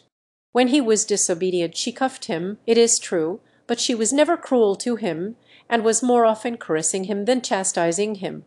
Tublet, her mate, always hated Tarzan, and on several occasions had come near ending his youthful career. Tarzan on his part never lost an opportunity to show that he fully reciprocated his foster father's sentiments, and whenever he could safely annoy him or make faces at him or hurl insults upon him from the safety of his mother's arms or the slender branches of the higher trees, he did so. His superior intelligence and cunning permitted him to invent 1,000 diabolical tricks to add to the burdens of Tublet's life. Early in his boyhood he had learned to form ropes by twisting and tying long grasses together, and with these he was forever tripping Tublet or attempting to hang him from some overhanging branch. By constant playing and experimenting with these he learned to tie rude knots and make sliding noose, and with these he and the younger apes amused themselves. What Tarzan did they tried to do also, but he alone originated and became proficient. One day while playing thus Tarzan had thrown his rope at one of his fleeing companions, retaining the other end in his grasp. By accident the noose fell squarely about the running ape's neck, bringing him to a sudden and surprising halt. Ah, here was a new game, a fine game, thought Tarzan, and immediately he attempted to repeat the trick. And thus, by painstaking and continued practice, he learned the art of roping. Now, indeed, was the life of Tublet a living nightmare. In sleep, upon the march, night or day, he never knew when that quiet noose would slip about his neck and nearly choke the life out of him. Kala punished Tublet, swore dire vengeance, and old Kerchak took notice and warned and threatened, but all to no avail. Tarzan defied them all, and the thin, strong noose continued to settle about Tublet's neck whenever he least expected it. The other apes derived unlimited amusement from Tublet's discomfiture, for Broken Nose was a disagreeable old fellow whom no one liked anyway. In Tarzan's clever little mind many thoughts revolved, and back of these was his divine power of reason. If he could catch his fellow apes with his long arm of many grasses, why not Seber, the lioness? It was the germ of a thought, which, however, was destined to mull around in his conscious and subconscious mind until it resulted in magnificent achievement. But that came in later years. Chapter 6: Jungle Battles. The wanderings of the tribe brought them often near the closed and silent cabin by the little landlocked harbor. To Tarzan this was always a source of never-ending mystery and pleasure. He would peek into the curtained windows, or, climbing upon the roof, peer down the black depths of the chimney in vain endeavor to solve the unknown wonders that lay within those strong walls. His childlike imagination pictured wonderful creatures within, and the very impossibility of forcing entrance added 1,000-fold to his desire to do so. He could clamber about the roof and windows for hours attempting to discover means of ingress, but to the door he paid little attention, for this was apparently as solid as the walls. It was in the next visit to the vicinity, following the adventure with old Seber, that as he approached the cabin Tarzan noticed that from a distance the door appeared to be an independent part of the wall in which it was set, and for the first time it occurred to him that this might prove the means of entrance which had so long eluded him. He was alone, as was often the case when he visited the cabin, for the apes had no love for it, the story of the thunderstick having lost nothing in the telling during these 10 years had quite surrounded the white men's deserted abode with an atmosphere of weirdness and terror for the simians. The story of his own connection with the cabin had never been told him. The language of the apes had so few words that they could talk but little of what they had seen in the cabin, having no words to accurately describe either the strange people or their belongings, and so, long before Tarzan was old enough to understand, the subject had been forgotten by the tribe. Only in a dim, vague way had Kala explained to him that his father had been a strange white ape, but he did not know that Kala was not his own mother. On this day Then he went directly to the door and spent hours examining it and fussing with the hinges, the knob and the latch. Finally he stumbled upon the right combination, and the door swung creakingly open before his astonished eyes. For some minutes he did not dare venture within, but finally, as his eyes became accustomed to the dim light of the interior, he slowly and cautiously entered. In the middle of the floor lay a skeleton, every vestige of flesh gone from the bones to which still clung the mouldied and mouldered remnants of what had once been clothing. Upon the bed lay a similar gruesome thing, but smaller, while in a tiny cradle near by was a third, a wee mite of a skeleton. To none of these evidences of a fearful tragedy of a long-dead day did little Tarzan give but passing heed. His wild jungle life had inured him to the sight of dead and dying animals, and had he known that he was looking upon the remains of his own father and mother he would have been no more greatly moved. The furnishings and other contents of the room it was which riveted his attention. He examined many things minutely strange, tools and weapons, books, paper, clothing, what little had withstood the ravages of time in the humid atmosphere of the jungle coast. He opened chests and cupboards, such as did not baffle his small experience, and in these he found the contents much better preserved. Among other things, he found a sharp hunting knife, on the keen blade of which he immediately proceeded to cut his finger. Undaunted, he continued his experiments, finding that he could hack and hew splinters of wood from the table and chairs with this new toy. For a long time this amused him, but finally tiring, he continued his explorations. In a cupboard filled with books, he came across one with brightly colored pictures. It was a child's illustrated alphabet. It is for Archer who shoots with a bow. The is for boy. His first name is Joe. The pictures interested him greatly. There were many apes with faces similar to his own, and further over in the book he found under them some little monkeys such as he saw daily flitting through the trees of his primeval forest. But nowhere was pictured any of his own people. In all the book was none that resembled Kerchak, or Tablet, or Kulla. At first he tried to pick the little figures from the leaves, but he soon saw that they were not real, though he knew not what they might be, nor had he any words to describe them. The boats and trains and cows and horses were quite meaningless to him, but not quite so baffling as the odd little figures which appeared beneath and between the colored pictures, some strange kind of bug he thought they might be, for many of them had legs, though nowhere could he find one with eyes and a mouth. It was his first introduction to the letters of that alphabet, and he was over 10 years old. Of course, he had never before seen print, or ever had spoken with any living thing which had the remotest idea that such a thing as a written language existed, nor ever had he seen anyone reading. So what wonder that the little boy was quite at a loss to guess the meaning of these strange figures. Near the middle of the book he found his old enemy, Seber, the lioness, and further on, coiled Hista, the snake. Oh, it was most engrossing. Ever before in all his 10 years had he enjoyed anything so much. So absorbed was he that he did not note the approaching dusk until it was quite upon him and the figures were blurred. He put the book back in the cupboard and closed the door, for he did not wish anyone else to find and destroy his treasure, and as he went out into the gathering darkness he closed the great door of the cabin behind him as it had been before he discovered the secret of its lock. But before he left he had noticed the hunting knife lying where he had thrown it upon the floor, and this he picked up and took with him to show to his fellows. He had taken scarce a dozen steps toward the jungle when a great form rose up before him from the shadows of a low bush. At first he thought it was one of his own people, but in another instant he realized that it was Bulbany, the huge gorilla. So close was he that there was no chance for flight, and little Tarzan knew that he must stand and fight for his life, for these great beasts were the deadly enemies of his tribe, and neither one nor the other ever asked or gave quarter. Had Tarzan been a full-grown bull ape of the species of his tribe, he would have been more than a match for the gorilla, but being only a little English boy, though enormously muscular, for such, he stood no chance against his cruel antagonist. In his veins, though, flowed the blood of the best of a race of mighty fighters, and back of this was the training of his short lifetime among the fierce brutes of the jungle. He knew no fear. As we know it, his little heart beat the faster but from the excitement and exhilaration of adventure. Had the opportunity presented itself he would have escaped, but solely because his judgment told him he was no match for the great thing which confronted him. and since reason showed him that successful flight was impossible, he met the gorilla squarely and bravely, without a tremor of a single muscle, or any sign of panic.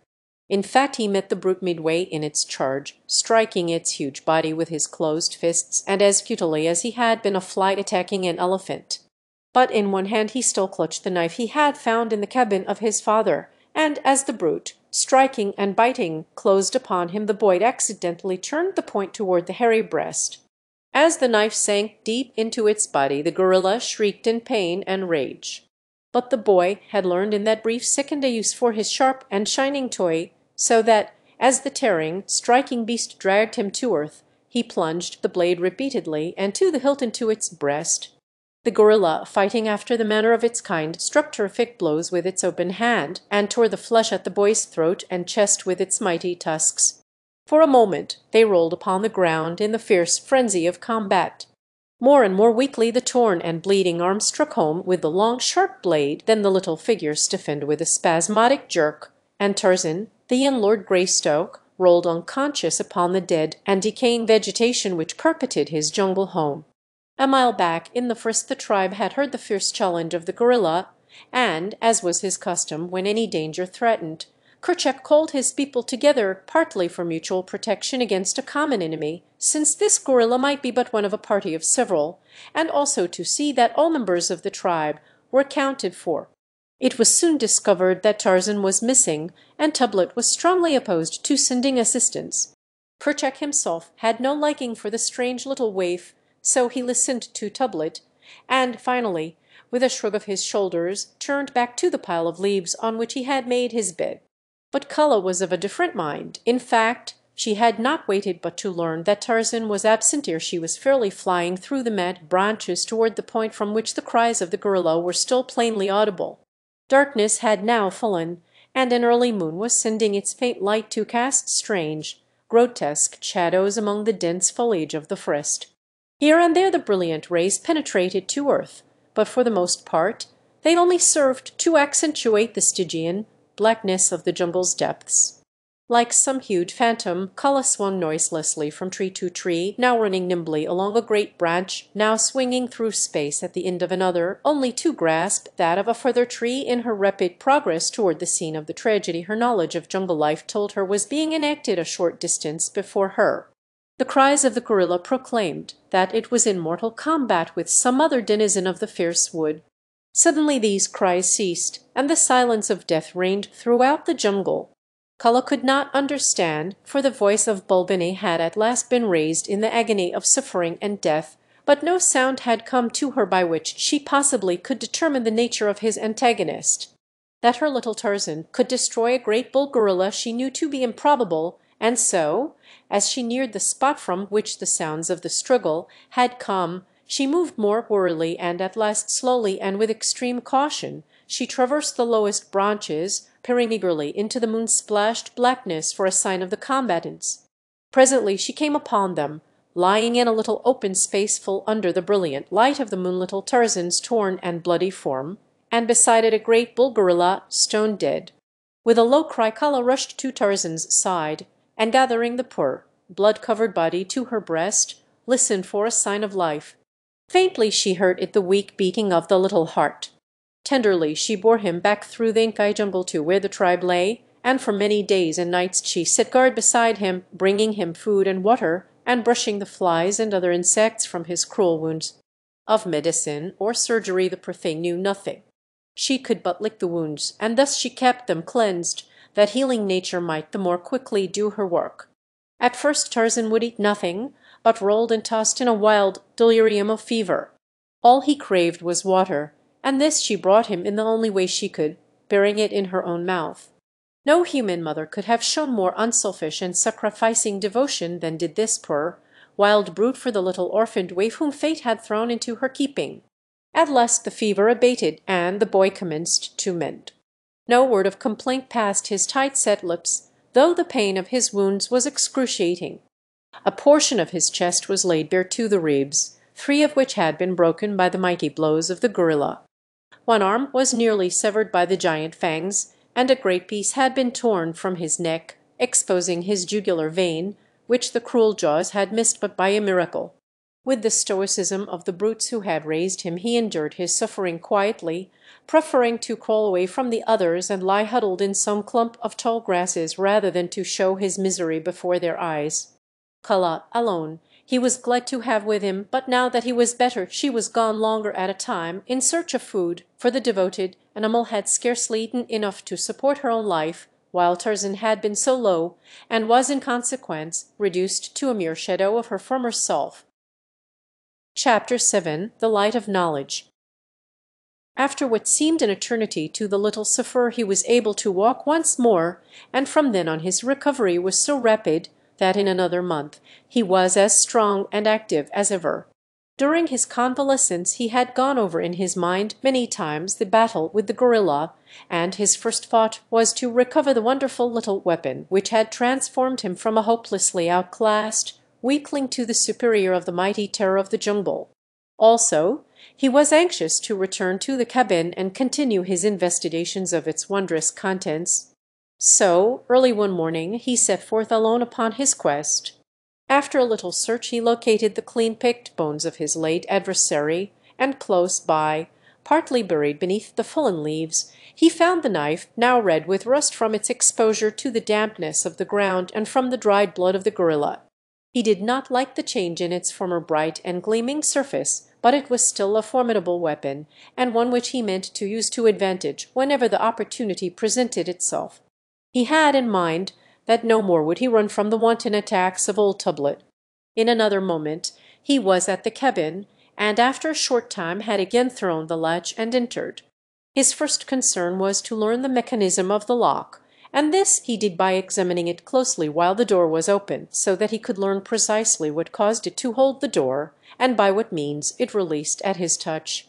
He found that he could close and lock the door from within, and this he did so that there would be no chance of his being molested while at his investigation. He commenced a systematic search of the cabin, but his attention was soon riveted by the books, which seemed to exert a strange and powerful influence over him, so that he could scarce attend to aught else for the lure of the wondrous puzzle which their purpose presented to him. Among the other books were a primer, some child's readers, numerous picture books, and a great dictionary. All of these he examined, but the pictures caught his fancy most, though the strange little bugs which covered the pages where there were no pictures excited his wonder and deepest thought. Squatting upon his haunches on the table-top in the cabin his father had built his smooth brown, naked little body bent over the book, which rested in his strong slender hands, and his great shock of long, black hair falling about his well-shaped head, and bright, intelligent eyes. Tarzan of the Apes, little primitive man, presented a picture filled at once with pathos and with promise, an allegorical figure of the primordial groping through the black night of ignorance toward the light of learning. His little face was tense in study, for he had partially grasped in a hazy, nebulous way the rudiments of a thought which was destined to prove the key and the solution to the puzzling problem of the strange little bugs. In his hands was a primer opened at a picture of a little ape similar to himself, but covered, except for hands and face, with strange, colored fur, for such he thought the jacket and trousers to be. Beneath the picture were three little bugs boy. And now he had discovered in the text upon the page that these three were repeated many times in the same sequence. Another fact he learned, that there were comparatively few individual bugs, but these were repeated many times, occasionally alone, but more often in company with others. Slowly he turned the pages, scanning the pictures and the text for a repetition of the combination BOY. Presently he found it beneath a picture of another little ape and a strange animal, which went upon four legs like the jackal, and resembled him not a little. Beneath this picture the bugs appeared as a boy and a dog. There they were, the three little bugs which always accompanied the little ape. And so he progressed very, very slowly, for it was a hard and laborious task which he had set himself, without knowing it, a task which might seem to you or me impossible, learning to read without having the slightest knowledge of letters or written language, or the faintest idea that such things existed. He did not accomplish it in a day, or in a week, or in a month, or in a year, but slowly, very slowly, he learned after he had grasped the possibilities which lay in those little bugs, so that by the time he was 15 he knew the various combinations of letters which stood for every pictured figure in the little primer and in one or two of the picture books. Of the meaning and use of the articles and conjunctions, verbs and adverbs and pronouns, he had but the faintest conception. One day when he was about 12 he found a number of lead pencils in a hitherto undiscovered drawer beneath the table, and in scratching upon the table top with one of them he was delighted to discover the black line it left behind it. He worked so assiduously with this new toy that the table top was soon a mass of scrawly loops and irregular lines, and his pencil point worn down to the wood. Then he took another pencil, but this time he had a definite object in view. He would attempt to reproduce some of the little bugs that scrambled over the pages of his books. It was a difficult task, for he held the pencil as one would grasp the hilt of a dagger, which does not add greatly to ease in writing or to the legibility of the results. But he persevered for months, at such times as he was able to come to the cabin, until at last by repeated experimenting he found a position in which to hold the pencil that best permitted him to guide and control it, so that at last he could roughly reproduce any of the little bugs. Thus he made a beginning of writing. Copying the bugs taught him another thing, their number, and though he could not count as we understand it, yet he had an idea of quantity, the base of his calculations being the number of fingers upon one of his hands. His search through the various books convinced him that he had discovered all the different kinds of bugs most often repeated in combination, and these he arranged in proper order with great ease because of the frequency with which he had perused the fascinating alphabet picture book. His education progressed, but his greatest finds were in the inexhaustible storehouse of the huge illustrated dictionary, for he learned more through the medium of pictures than text, even after he had grasped the significance of the bugs. When he discovered the arrangement of words in alphabetical order, he delighted in searching for and finding the combinations with which he was familiar, and the words which followed them, their definitions, led him still further into the mazes of erudition. By the time he was 17 he had learned to read the simple child's primer and had fully realized the true and wonderful purpose of the little bugs. No longer did he feel shame for his hairless body or his human features, for now his reason told him that he was of a different race from his wild and hairy companions. He was a man, they were a P.S., and the little apes which scurried through the forest top were M.O.N.K.Y.S. He knew, too, that old Sibber was a L.I.O.N.E.S.S. and his ties and a K and tenter and E.L.E.P.H. and so he learned to read. From then on his progress was rapid. With the help of the great dictionary and the active intelligence of a healthy mind endowed by inheritance with more than ordinary reasoning powers, he shrewdly guessed at much which he could not really understand, and more often than not his guesses were close to the mark of truth. There were many breaks in his education, caused by the migratory habits of his tribe, but even when removed from his books his active brain continued to search out the mysteries of his fascinating avocation. Pieces of bark and flat leaves and even smooth stretches of bare earth provided him with copy-books, were he owned to scratch with the point of his hunting knife the lessons he was learning. Nor did he neglect the sterner duties of life while following the bent of his inclination toward the solving of the mystery of his library. He practiced with his rope and played with his sharp knife, which he had learned to keep keen by whetting upon flat stones. The tribe had grown larger since Tarzan had come among them, for under the leadership of Kerchak they had been able to frighten the other tribes from their part of the jungle so that they had plenty to eat and little or no loss from predatory incursions of neighbors.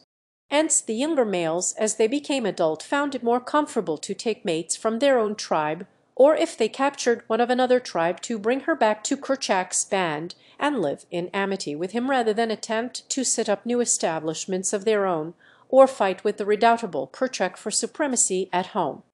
Occasionally one more ferocious than his fellows would attempt this latter alternative, but none had come yet who could wrest the palm of victory from the fierce and brutal ape. Tarzan held a peculiar position in the tribe. They seemed to consider him one of them, and yet in some way different. The older males either ignored him entirely, or else hated him so vindictively that but for his wondrous agility and speed and the fierce protection of the huge Kala he would have been dispatched at an early age. Tublet was his most consistent enemy, but it was through Tublet that, When he was about 13, the persecution of his enemies suddenly ceased, and he was left severely alone, except on the occasions when one of them ran amok in the throes of one of those strange wild fits of insane rage which attacks the males of many of the fiercer animals of the jungle. Then none was safe.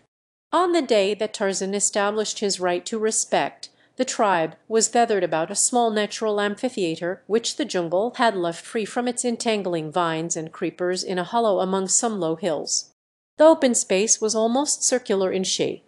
Upon every hand rose the mighty giants of the untouched forest, with the matted undergrowth banked so closely between the huge trunks that the only opening into the little, level arena was through the upper branches of the trees. Here, safe from interruption, the tribe often gathered.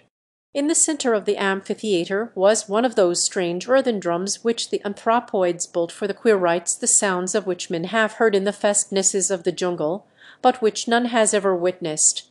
Many travellers have seen the drums of the great apes, and some have heard the sounds of their beating and the noise of the wild, weird revelry of these first lords of the jungle, but Tarzan, Lord Greystoke, is doubtless the only human being who ever joined in the fierce, mad, intoxicating revel of the dum-dum.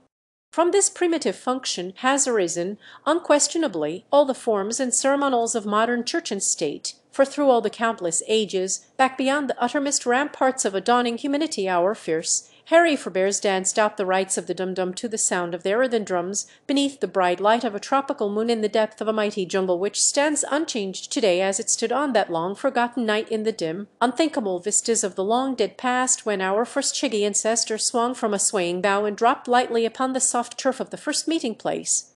On the day that Tarzan won his emancipation from the persecution that had followed him remorselessly for 12 of his 13 years of life, the tribe, now a full 100 strong, trooped silently through the lower terrace of the jungle trees and dropped noiselessly upon the floor of the amphitheatre. The rites of the dum-dum marked important events in the life of the tribe of Victory, the capture of a prisoner, the killing of some large fierce denizen of the jungle, the death or accession of a king, and were conducted with set ceremonialism. Today it was the killing of a giant ape, a member of another tribe, and as the people of Kerchak entered the arena 2 mighty bulls were seen bearing the body of the vanquished between them. They laid their burden before the earthen drum and then squatted there beside it as guards, while the other members of the community curled themselves in grassy nooks to sleep until the rising moon should give the signal for the commencement of their savage orgy.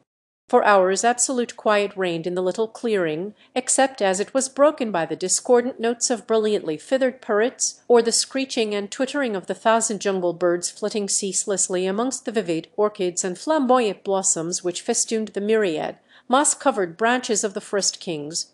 At length, as darkness settled upon the jungle, the apes commenced to bestir themselves, and soon they formed a great circle about the earthen drum. The females and young squatted in a thin line at the outer periphery of the circle, while just in front of them ranged the adult males. Before the drum sat 3 old females, each armed with a knotted branch 15 or 18 inches in length. Slowly and softly they began tapping upon the resounding surface of the drum as the first faint rays of the ascending moon silvered the encircling tree-tops. As the light in the amphitheatre increased, the females augmented the frequency and force of their blows until presently a wild, rhythmic din pervaded the great jungle for miles in every direction. Huge, fierce brutes stopped in their hunting, with up-pricked ears and raised heads, to listen to the dull booming that betokened the dum-dum of the apes. Occasionally one would raise his shrill scream or thunderous roar in answering challenge to the savage din of the anthropoids, but none came near to investigate or attack, for the great apes, assembled in all the power of their numbers, filled the breasts of their jungle neighbours with deep respect. As the din of the drum rose to a most deafening volume, Kerchak sprang into the open space between the squatting males and the drummers. Standing erect, he threw his head far back, and looking full into the eye of the rising moon, he beat upon his breast with his great hairy paws, and emitted his fearful roaring shriek. Once, twice, thrice that terrifying cry rang out across the teeming solitude of that unspeakably quick, yet unthinkably dead, world. Then, crouching, Kerchak slunk noiselessly around the open circle, veering far away from the dead body lying before the altar drum, but, as he passed, keeping his little, fierce, wicked red eyes upon the corpse. Another male then sprang into the arena, and, repeating the horrid cries of his king, followed stealthily in his wake. Another and another followed in quick succession, until the jungle reverberated with the now almost ceaseless notes of their bloodthirsty screams. It was the challenge and the hunt. When all the adult males had joined in the thin line of circling dancers, the attack commenced. Kerchak, seizing a huge club from the pile which lay at hand for the purpose, rushed furiously upon the dead ape, dealing the corpse a terrific blow, at the same time emitting the growls and snarls of combat. The din of the drum was now increased, as well as the frequency of the blows, and the warriors, as each approached the victim of the hunt and delivered his bludgeon blow, joined in the mad whirl of the death dance. Tarzan was one of the wild, leaping horde. His brown, sweat-streaked, muscular body, glistening in the moonlight, shone supple and graceful among the uncouth, awkward, hairy brutes about him. None was more stealthy in the mimic hunt, none more ferocious than he in the wild ferocity of the attack, none who leaped so high into the air in the dance of death. As the noise and rapidity of the drumbits increased, the dancers apparently became intoxicated with the wild rhythm and the savage yells. Their leaps and bounds increased, their bared fangs dripped saliva, and their lips and breasts were flecked with foam. For half an hour the weird dance went on, until, at a sign from Kerchak, the noise of the drums ceased, the female drummers scampering hurriedly through the line of dancers toward the outer rim of squatting spectators. Then, as one, the males rushed headlong upon the thing which their terrific blows had reduced to a mass of hairy pulp. Flesh seldom came to their jaws in satisfying quantities, so a fit finale to their wild revel was a taste of fresh killed meat, and it was to the purpose of devouring their late enemy that they now turned their attention. Great fangs sunk into the carcass, tearing away huge hunks, the mightiest of the apes obtaining the choicest morsels, while the weaker circled the outer edge of the fighting, snarling pack awaiting their chance to dodge in and snatch a dropped tidbit or filch a remaining bone before all was gone. Tarzan, more than the apes, craved and needed flesh. Descended from a race of meat-eaters, never in his life, he thought, had he once satisfied his appetite for animal food, and so now his agile little body wormed its way far into the mass of struggling, rending apes in an endeavour to obtain a share which his strength would have been unequal to the task of winning for him. At his side hung the hunting knife of his unknown father in a sheath saw fashioned in copy of one he had seen among the pictures of his treasure books. At last he reached the fast disappearing feast, and with his sharp knife slashed off a more generous portion than he had hoped for, an entire hairy forearm, where it protruded from beneath the feet of the mighty Kerchak, who was so busily engaged in perpetuating the royal prerogative of gluttony that he failed to note the act of lèse geste. So little Tarzan wriggled out from beneath the struggling mass, clutching his grisly prize close to his breast. Among those circling futilely the outskirts of the banqueters was old Tublet. He had been among the first at the feast, but had retreated with a goodly share to eat in quiet, and was now forcing his way back for more. So it was that he spied Tarzan as the boy emerged from the cloying, pushing throng with that hairy forearm hugged firmly to his body. Tublet's little, close-set, blue-shot, pig-eyes shot wicked gleams of hate as they fell upon the object of his loathing. In them, too, was greed for the toothsome dainty the boy curried. But Tarzan saw his archenemy as quickly, and divining what the great beast would do, he leaped nimbly away toward the females and the young, hoping to hide himself among them. Tublet, however, was close upon his heels, so that he had no opportunity to seek a place of concealment, but saw that he would be put to it to escape at all. Swiftly he sped toward the surrounding trees, and with an agile bound gained a lower limb with one hand, and then, transferring his burden to his teeth, he climbed rapidly upward, closely followed by Tublet. Up he went to the waving pinnacle of the lofty monarch of the forest, where his heavy pursuer dared not follow him. There he perched, hurling taunts and insults at the raging, foaming beast 50 feet below him. And then Tublet went mad. With horrifying screams and roars he rushed to the ground among the females and young, sinking his great fangs into a dozen tiny necks and tearing great pieces from the backs and breasts of the females who fell into his clutches. In the brilliant moonlight Tarzan witnessed the whole mid-carnival of rage. He saw the females and the young scamper to the safety of the trees. Then the great bulls in the centre of the arena felt the mighty fangs of their demented fellow, and with one accord they melted into the black shadows of the overhanging forest.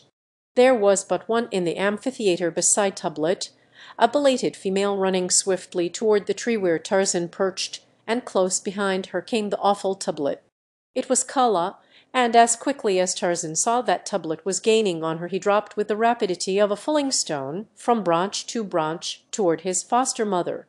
Now she was beneath the overhanging limbs and close above her crouched Tarzan, waiting the outcome of the race. She leaped into their grasping a low-hanging branch, but almost over the head of Tublet, so nearly had he distanced her. She should have been safe now, but there was a rending, tearing sound. The branch broke and precipitated her full upon the head of Tublet, knocking him to the ground. Both were up in an instant, but as quick as they had been Tarzan had been quicker, so that the infuriated bull found himself facing the man-child who stood between him and Kala. Nothing could have suited the fierce beast better, and with a roar of triumph he leaped upon the little Lord Greystoke. But his fangs never closed in that nut-brown flesh. A muscular hand shot out and grasped the hairy throat, and another plunged a keen hunting knife a dozen times into the broad breast. Like lightning the blows fell, and only ceased when Tarzan felt the limp form crumple beneath him. As the body rolled to the ground, Tarzan of the Apes placed his foot upon the neck of his lifelong enemy, and raising his eyes to the full moon, threw back his fierce young head and voiced the wild and terrible cry of his people. One by one the tribe swung down from their arboreal retreats and formed a circle about Tarzan and his vanquished foe. When they had all come, Tarzan turned toward them. "I am Tarzan," he cried. "I am a great killer. Let all respect Tarzan of the Apes and Kala, his mother. There be none among you as mighty as Tarzan. Let his enemies beware." Looking full into the wicked, red eyes of Kerchak, the young Lord Greystoke beat upon his mighty breast and screamed out once more his shrill cry of defiance. Chapter 8. The Tree-top Hunter. The morning after the Dum-Dum the tribe started slowly back through the forest toward the coast. The body of Tublet lay where it had fallen, for the people of Kerchak do not eat their own dead. The march was but a leisurely search for food. Cabbage, palm, and grey plum, pisang, and cytamen they found in abundance, with wild pineapple and occasionally small mammals, birds, eggs, reptiles, and insects. The nuts they cracked between their powerful jaws, or, if too hard, broke by pounding between stones. Once old Sabur, crossing their path, sent them scurrying to the safety of the higher branches, for if she respected their number and their sharp fangs, they on their part held her cruel and mighty ferocity in equal esteem. Upon a low-hanging branch sat Tarzan directly above the majestic, supple body as it forged silently through the thick jungle. He hurled a pineapple at the ancient enemy of his people. The great beast stopped and, turning, eyed the taunting figure above her. With an angry lash of her tail she bared her yellow fangs, curling her great lips in a hideous snarl that wrinkled her bristling snout in serried ridges and closed her wicked eyes to two narrow slits of rage and hatred. With back-laid ears she looked straight into the eyes of Tarzan of the Apes and sounded her fierce, shrill challenge. And from the safety of his overhanging limb the ape-child sent back the fearsome answer of his kind. For a moment the two eyed each other in silence, and then the great cat turned into the jungle, which swallowed her as the ocean engulfs a tossed pebble. But into the mind of Tarzan a great plan sprang. He had killed the fierce Tublet, so was he not therefore a mighty fighter? Now would he track down the crafty Sabur and slay her likewise. He would be a mighty hunter also. At the bottom of his little English heart beat the great desire to cover his nakedness with clothes, for he had learned from his picture books that all men were so covered, while monkeys and apes and every other living thing went naked. Clothes, therefore, must be truly a badge of greatness, the insignia of the superiority of man over all other animals, for surely there could be no other reason for wearing the hideous things. Many moons ago, when he had been much smaller, he had desired the skin of Sabur the lioness, or Numat the lion, or Sheetet the leopard to cover his hairless body, that he might no longer resemble hideous Histok the snake, but now he was proud of his sleek skin, for it betokened his descent from a mighty race, and the conflicting desires to go naked in prideful proof of his ancestry, or to conform to the customs of his own kind and wear hideous and uncomfortable apparel found first one and then the other in the ascendancy. As the tribe continued their slow way through the forest after the passing of Sabur, Tarzan's head was filled with his great scheme for slaying his enemy, and for many days thereafter he thought of little else. On this day, however, he presently had other and more immediate interests to attract his attention. Suddenly it became as midnight. The noises of the jungle ceased. The trees stood motionless as though in paralyzed expectancy of some great and imminent disaster. All nature waited, but not for long. Faintly, from a distance, came a low said moaning. Nearer and nearer it approached, mounting louder and louder in volume.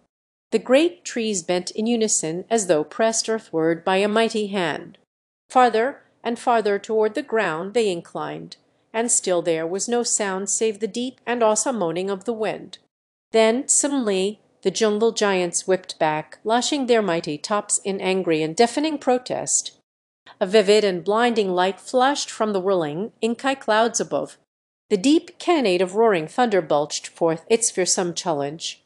The deluge came, all hell broke loose upon the jungle. The tribe, shivering from the cold rain, huddled at the bases of great trees.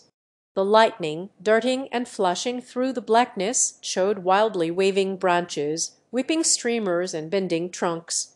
Now and again some ancient patriarch of the woods rent by a flashing bolt would crash in 1,000 pieces among the surrounding trees, carrying down numberless branches and many smaller neighbors to the tangled confusion of the tropical jungle. Branches, great and small, torn away by the ferocity of the tornado, hurtled through the wildly waving verdure, carrying death and destruction to countless unhappy denizens of the thickly peopled world below. For hours the fury of the storm continued without surcease, and still the tribe huddled close in shivering fear. In constant danger from falling trunks and branches, and paralyzed by the vivid flashing of lightning and the bellowing of thunder, they crouched in pitiful misery until the storm passed. Then was as sudden as the beginning. The wind ceased, the sun shone forth, nature smiled once more. The dripping leaves and branches, and the moist petals of gorgeous flowers glistened in the splendor of the returning day. And so as nature forgot, her children forgot also. Busy life went on as it had been before the darkness and the fright. But to Tarzan a dawning light had come to explain the mystery of clothes. How snug he would have been beneath the heavy coat of Sabur, and so was added a further incentive to the adventure. For several months the tribe hovered near the beach where stood Tarzan's cabin, and his studies took up the greater portion of his time, but always when journeying through the forest he kept his rope in readiness, and many were the smaller animals that fell into the snare of the quick-thrown noose. Once it fell about the short neck of Horta, the boar, and his mad-lunge for freedom toppled Tarzan from the overhanging limb where he had lain in wait, and from whence he had launched his sinuous coil. The mighty tusk returned at the sound of his falling body, and seeing only the easy prey of a young ape, he lowered his head and charged madly at the surprised youth. Tarzan, happily, was uninjured by the fall, alighting cat-like upon all fours, far outspread to take up the shock. He was on his feet in an instant, and, leaping with the agility of the monkey he gained the safety of a low limb as Horta, the boar, rushed futilely beneath. Thus it was that Tarzan learned by experience the limitations as well as the possibilities of his strange weapon. He lost a long rope on this occasion, but he knew that had it been Sabur who had thus dragged him from his perch, the outcome might have been very different, for he would have lost his life, doubtless, into the bargain. It took him many days to braid a new rope, but when, finally, it was done, he went forth purposely to hunt and lie in wait among the dense foliage of a great branch right above the well-beaten trail that led to water. Several small animals passed unharmed beneath him. He did not want such insignificant game. It would take a strong animal to test the efficacy of his new scheme. At last came she whom Tarzan sought, with lithe sinews rolling beneath shimmering hide. Fat and glossy came Sabur, the lioness. Her great padded feet fell soft and noiseless on the narrow trail. Her head was high in ever alert attention, her long tail moved slowly in sinuous and graceful undulations. Nearer and nearer she came to where Tarzan of the Apes crouched upon his limb, the coils of his long rope paused ready in his hand. Like a thing of bronze, motionless as death, sat Tarzan. Sabur passed beneath. One stride beyond she took a second, a third, and then the silent coil shot out above her. For an instant the spreading noose hung above her head like a great sake, and then, As she looked upward to detect the origin of the swishing sound of the rope, it settled about her neck. With a quick jerk Tarzan snapped the noose tight about the glossy throat, and then he dropped the rope and clung to his support with both hands. Sabor was trapped. With a bound the startled beast turned into the jungle, but Tarzan was not to lose another rope through the same cause as the first. He had learned from experience. The lioness had taken but half her second bound when she felt the rope tighten about her neck. Her body turned completely over in the air, and she fell with a heavy crash upon her back. Tarzan had fastened the end of the rope securely to the trunk of the great tree on which he sat. Thus far his plan had worked to perfection, but when he grasped the rope, bracing himself behind a crotch of two mighty branches, he found that dragging the mighty, struggling, clawing, biting, screaming mass of iron-muscled fury up to the tree and hanging her was a very different proposition. The weight of old Sabor was immense, and when she braced her huge paws nothing less than Tantor, the elephant himself, could have budged her. The lioness was now back in the path where she could see the author of the indignity which had been placed upon her. Screaming with rage, she suddenly charged, leaping high into the air toward Tarzan, but when her huge body struck the limb on which Tarzan had been, Tarzan was no longer there. Instead, he perched lightly upon a smaller branch 20 feet above the raging captive. For a moment Sabor hung half across the branch while Tarzan mocked, and hurled twigs and branches at her unprotected face. Presently the beast dropped to the earth again, and Tarzan came quickly to seize the rope, but Sabor had now found that it was only a slender cord that held her, and grasping it in her huge jaws severed it before Tarzan could tighten the strangling noose a second time. Tarzan was much hurt. His well-laid plan had come to naught, so he sat there screaming at the roaring creature beneath him and making mocking grimaces at it. Sabor paced back and forth beneath the tree for hours. 4 times she crouched and sprang at the dancing sprite above her, but might as well have clutched at the elusive wind that murmured through the tree-tops. At last Tarzan tired of the sport, and with a parting roar of challenge and a well-aimed ripe fruit that spread soft and sticky over the snarling face of his enemy, he swung rapidly through the trees 100 feet above the ground, and in a short time was among the members of his tribe. Here he recounted the details of his adventure with swelling chest and so considerable swagger that he quite impressed even his bitterest enemies, while Kala fairly danced for joy and pride. Chapter 9. Nan and Nan. Tarzan of the Apes lived on in his wild jungle existence with little change for several years, only that he grew stronger and wiser, and learned from his books more and more of the strange worlds which lay somewhere outside his primeval forest. To him life was never monotonous or still.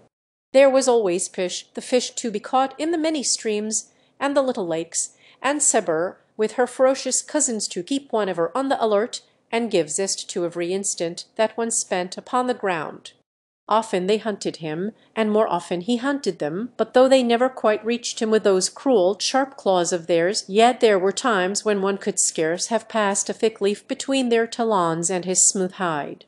Quick was Sabor, the lioness, and quick were Numa and Sheeta, but Tarzan of the Apes was lightning. With Tantor, the elephant, he made friends. Oh, ask not, but this is known to the denizens of the jungle, that on many moonlight nights Tarzan of the Apes and Tantor, the elephant, walked together, and where the way was clear Tarzan rode, perched high upon Tantor's mighty back. Many days during these years he spent in the cabin of his father, where still lay, untouched, the bones of his parents and the skeleton of Kala's baby. At 18, he read fluently and understood nearly all he read in the many and varied volumes on the shelves.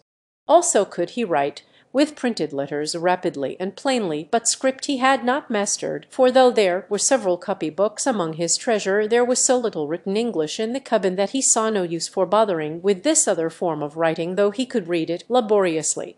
Thus at 18 we find him an English lordling who could speak no English and yet who could read and write his native language. Never had he seen a human being other than himself, for the little area traversed by his tribe was watered by no greater river to bring down the savage natives of the interior. High hills shut it off on 3 sides, the ocean on the 4th.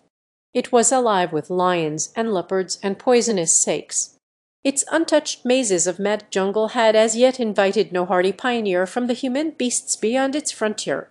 But as Tarzan of the Apes sat one day in the cabin of his father delving into the mysteries of a new book, the ancient security of his jungle was broken forever.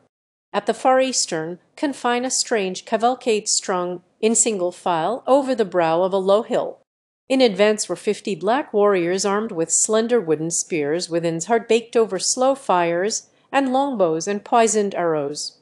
On their backs were oval shields, in their noses huge rings, while from the kinky wool of their heads protruded tufts of gay feathers. Across their foreheads were tattooed 3 parallel lines of colour, and on each breast 3 concentric circles. Their yellow teeth were filed to sharp points, and their great protruding lips added still further to the low and bestial brutishness of their appearance. Following them were several hundred women and children, the former bearing upon their heads great burdens of cooking pots, household utensils, and ivory. In the rear were 100 warriors, similar in all respects to the advance guard. That they more greatly feared an attack from the rear than whatever unknown enemies lurked in their advance was evidenced by the formation of the column, and such was the fact, for they were fleeing from the white men's soldiers who had so harassed them for rubber and ivory that they had turned upon their conquerors one day and massacred a white officer and a small detachment of his black troops. For many days they had gorged themselves on meat, but eventually a stronger body of troops had come and fallen upon their village by night to revenge the death of their comrades. That night the black soldiers of the white men had had meat aplenty, and this little remnant of a once powerful tribe had slunk off into the gloomy jungle toward the unknown and freedom.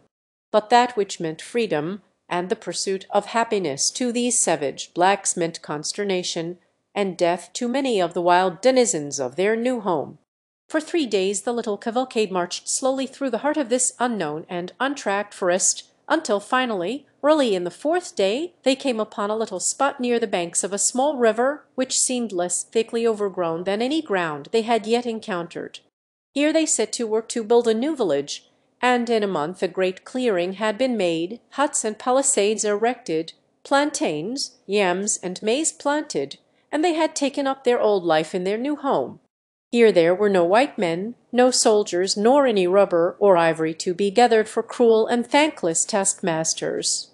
Several moons passed by ere the blacks ventured far into the territory surrounding their new village. Several had already fallen prey to old Sabur, and because the jungle was so infested with these fierce and bloodthirsty cats, and with lions and leopards, the ebony warriors hesitated to trust themselves far from the safety of their palisades. But one day Kilonga, a son of the old king Mbonga, wandered far into the dense mazes to the west. Warily he stepped, his slender lance ever ready, his long oval shield firmly grasped in his left hand close to his sleek ebony body. At his back his bow, and in the quiver upon his shield many slim, straight arrows, well smeared with the thick, dark, tarry substance that rendered deadly their tiniest needle prick. Night found Kilonga far from the palisades of his father's village, but still headed westward, and climbing into the fork of a great tree he fashioned a rude platform and curled himself for sleep. 3 miles to the west slept the tribe of Kerchak. Early the next morning the apes were astir, moving through the jungle in search of food. Tarzan, as was his custom, prosecuted his search in the direction of the cabin so that by leisurely hunting on the way his stomach was filled by the time he reached the beach. The apes scattered by ones and twos and threes in all directions, but ever within sound of a signal of alarm. Kala had moved slowly along an elephant track toward the east, and was busily engaged in turning over rotted limbs and logs in search of succulent bugs and fungi, when the faintest shadow of a strange noise brought her to startled attention. For 50 yards before her the trail was straight, and down this leafy tunnel she saw the stealthy advancing figure of a strange and fearful creature. It was Kilonga. Kala did not wait to see more, but turning, moved rapidly back along the trail. She did not run, but, after the manner of her kind when not aroused, sought rather to avoid than to escape. Close after her came Kilonga. Here was meat. He could make a killing and feast well this day. On he hurried, his spear paused for the throw. At a turning of the trail, he came in sight of her again upon another straight stretch. His spear hand went far back, the muscles rolled, lightning-like, beneath the sleek hide. Out shot the arm, and the spear sped toward Kala. Up her passed It but grazed her side. With a cry of rage and pain the she-ape turned upon her tormentor. In an instant the trees were crashing beneath the weight of her hurrying fellows, swinging rapidly toward the scene of trouble in answer to Kala's scream. As she charged, Kilonga unslung his bow and fitted an arrow with almost unthinkable quickness. Drawing the shaft far back, he drove the poisoned missile straight into the heart of the great anthropoid. With a hurried scream Kala plunged forward upon her face before the astonished members of her tribe. Roaring and shrieking the apes dashed toward Kilonga, but that wary savage was fleeing down the trail like a frightened antelope. He knew something of the ferocity of these wild, hairy men, and his one desire was to put as many miles between himself and them as he possibly could. They followed him, racing through the trees for a long distance, but finally one by one they abandoned the chase and returned to the scene of the tragedy. None of them had ever seen a man before, other than Tarzan, and so they wondered vaguely what strange manner of creature it might be that had invaded their jungle. On the far beach by the little cabin Tarzan heard the faint echoes of the conflict, and knowing that something was seriously amiss among the tribe he hastened rapidly toward the direction of the sound. When he arrived he found the entire tribe gathered jabbering about the dead body of his slain mother. Tarzan's grief and anger were unbounded. He roared out his hideous challenge time and again. He beat upon his great chest with his clenched fists, and then he fell upon the body of Kala and sobbed out the pitiful sorrowing of his lonely heart. To lose the only creature in all his world who ever had manifested love and affection for him was the greatest tragedy he had ever known. What though Kala was a fierce and hideous ape? To Tarzan she had been kind, she had been beautiful. Upon her he had lavished, unknown to himself, all the reverence and respect and love that a normal English boy feels for his own mother. He had never known another, and so to Kala was given, though mutually, all that would have belonged to the fair and lovely Lady Ellis had she lived. After the first outburst of grief Tarzan controlled himself, and questioning the members of the tribe who had witnessed the killing of Kala, he learned all that their meagre vocabulary could convey. It was enough, however, for his needs. It told him of a strange, hairless, black ape with feathers growing upon its head who launched death from a slender branch and then ran with the fleetness of Bara, the deer, toward the rising sun. Tarzan waited no longer, but leaping into the branches of the tree sped rapidly through the forest. He knew the windings of the elephant trail along which Kala's murderer had flown, and so he cut straight through the jungle to intercept the black warrior who was evidently following the tortuous detours of the trail. At his side was the hunting knife of his unknown sire, and across his shoulders the coils of his own long rope. In an hour he struck the trail again, and coming to earth examined the soil minutely. In the soft mud on the bank of a tiny rivulet he found footprints such as he alone in all the jungle had ever made, but much larger than his. His heart beat fast. Could it be that he was trailing a man, one of his own race? There were two sets of imprints pointing in opposite directions. So his quarry had already passed on his return along the trail. As he examined the newer spur, a tiny particle of earth toppled from the outer edge of one of the footprints to the bottom of its shallow depression. Ah, the trail was very fresh. His prey must have but scarcely passed. Tarzan swung himself to the trees once more, and with swift noiselessness sped along high above the trail. He had covered barely a mile when he came upon the black warrior standing in a little open space. In his hand was his slender bow, to which he had fitted one of his death-dealing arrows. Opposite him across the little clearing stood Horta, the boar, with lowered head and foam-flecked tusks, ready to charge. Tarzan looked with wonder upon the strange creature beneath him, so like him in form, and yet so different in face and color. His books had portrayed the Negro, but how different had been the dull, dead print to this sleek thing of ebony, pulsing with life. As the man stood there with taut-drawn bow, Tarzan recognized him, not so much the Negro as the archer of his picture book. A stands for archer. How wonderful! Tarzan almost betrayed his presence in the deep excitement of his discovery. But things were commencing to happen below him. The sinewy black arm had drawn the shaft far back. Horta, the boar, was charging, and then the black released the little poisoned arrow, and Tarzan saw it fly with the quickness of thought and lodge in the bristling neck of the boar. Scarcely had the shaft left his bow ere Kilonga had fitted another to it, but Horta, the boar, was upon him so quickly that he had no time to discharge it. With a bound the black leaped entirely over the rushing beast, and turning with incredible swiftness planted a second arrow in Horta's back. Then Quilonga sprang into a nearby tree. Horta wheeled to charge his enemy once more. A dozen steps he took, then he staggered and fell upon his side. For a moment his muscles stiffened and relaxed convulsively, then he lay still. Quilonga came down from his tree. With a knife that hung at his side he cut several large pieces from the boar's body, and in the center of the trail he built a fire, cooking and eating as much as he wanted.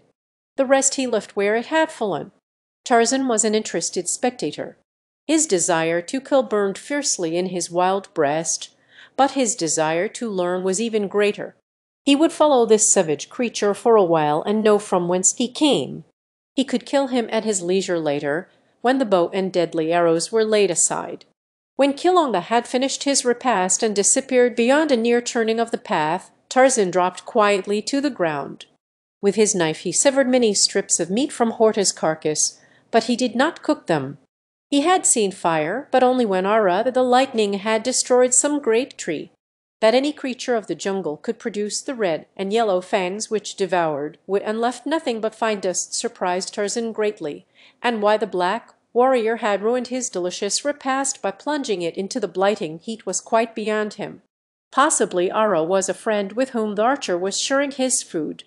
But be that as it may, Tarzan would not ruin good meat in any such foolish manner, so he gobbled down a great quantity of the raw flesh, burying the balance of the carcass beside the trail where he could find it upon his return. And then Lord Greystoke wiped his greasy fingers upon his naked thighs and took up the trail of Quilonga, the son of Manga, the king, while in far-off London another Lord Greystoke, the younger brother of the real Lord Greystoke's father, sent back his chops to the club's chef because they were underdone, and when he had finished his repast he dipped his fingerings into a silver bowl of scented water and dried them upon a piece of snowy damask. All day Tarzan followed Quilonga, hovering above him in the trees like some malign spirit. Twice more he saw him hurl his arrows of destruction, once at Dango, the hyena, and again at Manu, the monkey. In each instance the animal died almost instantly, for Quilonga's poison was very fresh and very deadly. Tarzan thought much on this wondrous method of slaying as he swung slowly along at a safe distance behind his quarry. He knew that alone the tiny prick of the arrow could not so quickly dispatch these wild things of the jungle, who were often torn and scratched and gored in a frightful manner as they fought with their jungle neighbours, yet as often recovered as not.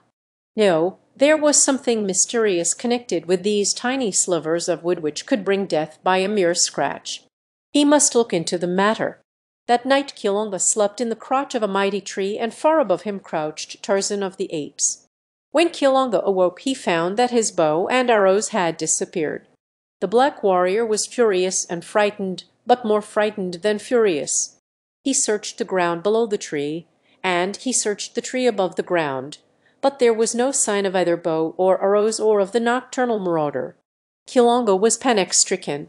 His spear he had hurled at Kala and had not recovered, and now that his bow and arrows were gone, he was defenseless except for a single knife. His only hope lay in reaching the village of Mbonga as quickly as his legs would carry him. That he was not far from home he was certain, so he took the trail at a rapid trot. From a great mass of impenetrable foliage a few yards away emerged Tarzan of the Apes to swing quietly in his wake. Quilonga's bow and arrows were securely tied high in the top of a giant tree from which a patch of bark had been removed by a sharp knife near to the ground, and a branch half cut through and left hanging about 50 feet higher up. Thus Tarzan blazed the forest trails and marked his caches. As Quilonga continued his journey Tarzan closed on him until he travelled almost over the black's head. His rope he now held coiled in his right hand. He was almost ready for the kill. The moment was delayed only because Tarzan was anxious to ascertain the black warrior's destination, and presently he was rewarded, for they came suddenly in view of a great clearing, at one end of which lay many strange lairs. Tarzan was directly over Quilonga as he made the discovery. The forest ended abruptly, and beyond lay 200 yards of planted fields between the jungle and the village. Tarzan must act quickly or his prey would be gone, But Tarzan's life training left so little space between decision and action when an emergency confronted him that there was not even room for the shadow of a thought between. So it was that as Kilonga emerged from the shadow of the jungle, a slender coil of rope sped sinuously above him from the lowest branch of a mighty tree directly upon the edge of the fields of Bonga, and ere the king's son had taken a half-dozen steps into the clearing a quick noose tightened about his neck. So quickly did Tarzan of the Apes drag back his prey that Kilonga's cry of alarm was throttled in his windpipe. Hand over hand Tarzan drew the struggling black until he had him hanging by his neck in midair. Then Tarzan climbed to a larger branch, drawing the still thrashing victim well up into the sheltering verdure of the tree. Here he fastened the rope securely to a stout branch, and then, descending, plunged his hunting knife into Kilonga's heart. Pala was avenged. Tarzan examined the black minutely, for he had never seen any other human being. The knife with its sheath and bolt caught his eye. He appropriated them. A copper anklet also took his fancy, and this he transferred to his own leg. He examined and admired the tattooing on the forehead and breast. He marveled at the sharp-filed teeth. He investigated and appropriated the feathered headdress, and then he prepared to get down to business, for Tarzan of the Apes was hungry, and here was meat of the kill which jungle ethics permitted him to eat. How may we judge him, by what standards, this ape-man with the heart and head and body of an English gentleman, and the training of a wild beast? Tublet, whom he had hated and who had hated him, he had killed in a fair fight, and yet never had the thought of eating Tublet's flesh entered his head. It would have been as revolting to him as is cabalism to us. But who was Kilonga that he might not be eaten as fairly as Horta, the boar, or Bara, the deer? Was he not simply another of the countless wild things of the jungle who preyed upon one another to satisfy the cravings of hunger? Suddenly a strange doubt stayed his hand. Had not his books taught him that he was a man? And was not the archer a man also? Did men eat men? Alas, he did not know. Why then this hesitancy? Once more he essayed the effort, but a qualm of nausea overwhelmed him. He did not understand. All he knew was that he could not eat the flesh of this black man, and thus hereditary instinct, ages old, usurped the functions of his untaught mind and saved him from transgressing a world-wide law of whose very existence he was ignorant. Quickly he lowered Kilonga's body to the ground, removed the noose, and took to the trees again. Chapter 10. The Fear Phantom. From a lofty perch Tarzan viewed the village of thatched huts across the intervening plantation. He saw that at one point the forest touched the village, and to this spot he made his way, lured by a fever of curiosity to behold animals of his own kind, and to learn more of their ways and view the strange lairs in which they lived. His savage life among the fierce wild brutes of the jungle left no opening for any thought that these could be aught else than enemies. Similarity of form led him into no erroneous conception of the welcome that would be accorded him should he be discovered by these, the first of his own kind he had ever seen. Tarzan of the Apes was no sentimentalist. He knew nothing of the brotherhood of men. All things outside his own tribe were his deadly enemies, with the few exceptions of which Tantor, the elephant, was a marked example. And he realized all this without malice or hatred. To kill was the law of the wild world he knew. Few were his primitive pleasures, but the greatest of these was to hunt and kill, and so he accorded to others the right to cherish the same desires as he, even though he himself might be the object of their hunt. His strange life had left him neither morose nor bloodthirsty. That he joyed in killing, and that he killed with a joyous laugh upon his handsome lips betokened no innate cruelty. He killed for food most often, but, being a man, he sometimes killed for pleasure, a thing which no other animal does, for it has remained for men alone among all creatures to kill senselessly and wantonly for the mere pleasure of inflicting suffering and death. And when he killed for revenge, or in self-defense, he did that also without hysteria, for it was a very business-like proceeding which admitted of no levity. So it was that now, as he cautiously approached the village of Bonga, he was quite prepared either to kill or be killed should he be discovered. He proceeded with unwonted stealth, for Kilonga had taught him great respect for the little sharp splinters of wood which dealt death so swiftly and unerringly. At length he came to a great tree, heavy laden with thick foliage and loaded with pendant loops of giant creepers. From this almost impenetrable bower above the village he crouched, looking down upon the scene below him, wondering over every feature of this new, strange life. There were naked children running and playing in the village street. There were women grinding dried plantain in crude stone mortars, while others were fashioning cakes from the powdered flour. Out in the fields he could see still other women hoeing, weeding, or gathering. All wore strange protruding girdles of dried grass about their hips, and many were loaded with brass and copper anklets, armlets, and bracelets. Around many a dusky neck hung curiously coiled strands of wire, while several were further ornamented by huge nose rings. Tarzan of the Apes looked with growing wonder at these strange creatures. Dozing in the shade, he saw several men, while at the extreme outskirts of the clearing he occasionally caught glimpses of armed warriors apparently guarding the village against surprise from an attacking enemy. He noticed that the women alone worked. Nowhere was there evidence of a man tilling the fields or performing any of the homely duties of the village. Finally his eyes rested upon a woman directly beneath him. Before her was a small cauldron standing over a low fire, and in it bubbled a thick, reddish, tarry mass. On one side of her lay a quantity of wooden arrows, the points of which she dipped into the seething substance, then laying them upon a narrow rack of boughs which stood upon her other side. Tarzan of the Apes was fascinated. Here was the secret of the terrible destructiveness of the archer's tiny missiles.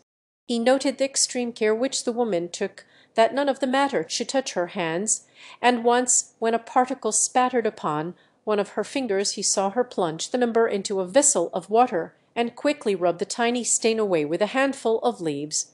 Tarzan knew nothing of poison, but his shrewd reasoning told him that it was this deadly stuff that killed, and not the little arrow, which was merely the messenger that carried it into the body of its victim. How he should like to have more of those little death-dealing slivers! If the woman would only leave her work for an instant, he could drop down, gather up a handful, and be back in the tree again before she drew 3 breaths. As he was trying to think out some plan to distract her attention, he heard a wild cry from across the clearing. He looked and saw a black warrior standing beneath the very tree in which he had killed the murderer of Kala an hour before. The fellow was shouting and waving his spear above his head. Now and again he would point to something on the ground before him. The village was in an uproar instantly. Armed men rushed from the interior of many a hut and raced madly across the clearing toward the excited sentry. After them trooped the old men and the women and children, until, in a moment, the village was deserted. Tarzan of the Apes knew that they had found the body of his victim, but that interested him far less than the fact that no one remained in the village to prevent his taking a supply of the arrows which lay below him. Quickly and noiselessly he dropped to the ground beside the cauldron of poison. For a moment he stood motionless, his quick, bright eyes scanning the interior of the palisade. No one was in sight. His eyes rested upon the open doorway of a nearby hut. He would take a look within, thought Tarzan, and so, cautiously, he approached the low thatched building. For a moment he stood without, listening intently. There was no sound, and he glided into the semi-darkness of the interior. Weapons hung against the walls, long spears, strangely shaped knives, a couple of narrow shields. In the center of the room was a cooking pot, and at the far end a litter of dry grasses covered by woven mats which evidently served the owners as beds and bedding. Several human skulls lay upon the floor. Tarzan of the Apes felt of each article, heft the spears, smelled of them, for he saw largely through his sensitive and highly trained nostrils. He determined to own one of these long, pointed sticks, but he could not take one on this trip because of the arrows he meant to carry. As he took each article from the walls, he placed it in a pile in the center of the room. On top of all he placed the cooking pot inverted, and on top of this he laid one of the grinning skulls, upon which he fastened the headdress of the dead Kilonga. Then he stood back, surveyed his work, and grinned. Tarzan of the Apes enjoyed a joke. But now he heard outside the sounds of many voices, and long mournful howls and mighty wailing. He was startled. And he remained too long. Quickly he reached the doorway and peered down the village street toward the village gate. The natives were not yet in sight, though he could plainly hear them approaching across the plantation. They must be very near. Like a flash he sprang across the opening to the pile of arrows. Gathering up all he could carry under one arm, he overturned the seething cauldron with a kick, and disappeared into the foliage above just as the first of the returning natives entered the gate at the far end of the village street.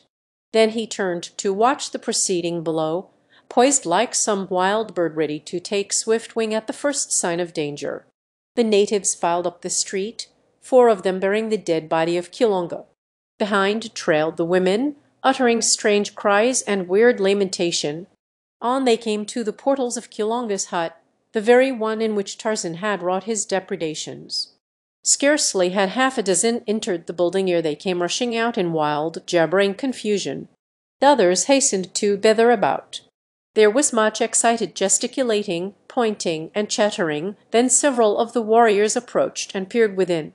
Finally an old fellow with many ornaments of metal about his arms and legs, and a necklace of dried human hands depending upon his chest, entered the hut. It was Mbonga, the king father of Kilonga. For a few moments all was silent.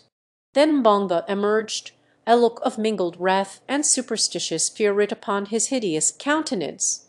He spoke a few words to the assembled warriors, and in an instant the men were flying through the little village, searching minutely every hut and corner within the palisades. Scarcely had the search commenced than the overturned cauldron was discovered, and with it the theft of the poisoned arrows. Nothing more they found, and it was a thoroughly awed and frightened group of savages which huddled around their king a few moments later. Mbonga could explain nothing of the strange events that had taken place. The finding of the still warm body of Kilonga on the very verge of their fields and within easy earshot of the village knifed and stripped at the door of his father's home was in itself sufficiently mysterious, but these last awesome discoveries within the village, within the dead Kilonga's own hut, filled their hearts with dismay and conjured in their poor brains only the most frightful of superstitious explanations. They stood in little groups, talking in low tones, and ever casting affrighted glances behind them from their great rolling eyes. Tarzan of the Apes watched them for a while from his lofty perch in the great tree. There was much in their demeanour which he could not understand, for of superstition he was ignorant, and of fear of any kind he had but a vague conception. The sun was high in the heavens. Tarzan had not broken fast this day, and it was many miles to where lay the toothsome remains of Horta the boar. So he turned his back upon the village of Mbonga and melted away into the leafy fastness of the forest. Chapter 11. King of the Apes. It was not yet dark when he reached the tribe, though he stopped to exhume and devour the remains of the wild boar he had cached the preceding day, and again to take Kilonga's bow and arrows from the tree top in which he had hidden them. It was a well-laden Tarzan who dropped from the branches into the midst of the tribe of Kerchak. With swelling chest he narrated the glories of his adventure and exhibited the spoils of conquest. Kerchak grunted and turned away, for he was jealous of this strange member of his band. In his little evil brain he sought for some excuse to wreak his hatred upon Tarzan. The next day Tarzan was practising with his bow and arrows at the first gleam of dawn. At first he lost nearly every bolt he shot, but finally he learned to guide the little shafts with fair accuracy, and ere a month had passed he was no mean shot, but his proficiency had cost him nearly his entire supply of arrows. The tribe continued to find the hunting good in the vicinity of the beach, and so Tarzan of the Apes varied his archery practice with further investigation of his father's choice though little store of books. It was during this period that the young English lord found hidden in the back of one of the cupboards in the cabin a small metal box. The key was in the lock, and a few moments of investigation and experimentation were rewarded with the successful opening of the receptacle. In it he found a faded photograph of a smooth-faced young man, a golden locket studded with diamonds, linked to a small gold chain, a few letters, and a small book. Tarzan examined these all minutely. The photograph he liked most of all, for the eyes were smiling and the face was open and frank. It was his father. The locket, too, took his fancy, and he placed the chain about his neck in imitation of the ornamentation he had seen to be so common among the black men he had visited. The brilliant stones gleamed strangely against his smooth brown hide. The letters he could scarcely decipher, for he had learned little or nothing of script, so he put them back in the box with the photograph and turned his attention to the book. This was almost entirely filled with fine script, but while the little bugs were all familiar to him, their arrangement and the combinations in which they occurred were strange and entirely incomprehensible. Tarzan had long since learned the use of the dictionary, but much to his sorrow and perplexity it proved of no avail to him in this emergency. Not a word of all that was writ in the book could he find, and so he put it back in the metal box, but with a determination to work out the mysteries of it later on. Little did he know that this book held between its covers the key to his origin, the answer to the strange riddle of his strange life. It was the diary of John Clayton, Lord Greystoke, kept in French, as had always been his custom. Tarzan replaced the box in the cupboard, but always thereafter he carried the features of the strong, smiling face of his father in his heart, and in his head a fixed determination to solve the mystery of the strange words in the little black book. At present he had more important business in hand, for his supply of arrows was exhausted, and he must needs journey to the Blackmen's village and renew it. Early the following morning he set out, and, travelling rapidly, he came before midday to the clearing. Once more he took up his position in the great tree, and, as before, he saw the women in the fields and the village street, and the cauldron of bubbling poison directly beneath him. For hours he lay awaiting his opportunity to drop down unseen and gather up the arrows for which he had come, but nothing now occurred to call the villagers away from their homes. The day wore on, and still Tarzan of the Apes crouched above the unsuspecting woman at the cauldron. Presently the workers in the fields returned. The hunting warriors emerged from the forest, and when all were within the palisade the gates were closed and barred. Many cooking pots were now in evidence about the village. Before each hut a woman presided over a boiling stew, while little cakes of plantain and cassava puddings were to be seen on every hand. Suddenly there came a hail from the edge of the clearing. Tarzan looked. It was a party of belated hunters returning from the north, and among them they half led, half carried a struggling animal. As they approached the village the gates were thrown open to admit them, and then, as the people saw the victim of the chase, a savage cry rose to the heavens, for the quarry was a man. As he was dragged, still resisting, into the village street, the women and children sat upon him with sticks and stones, and Tarzan of the Apes, young and savage beast of the jungle, wondered at the cruel brutality of his own kind. Sheeta, the leopard, alone of all the jungle folk, tortured his prey. The ethics of all the others meted a quick and merciful death to their victims. Tarzan had learned from his books but scattered fragments of the ways of human beings.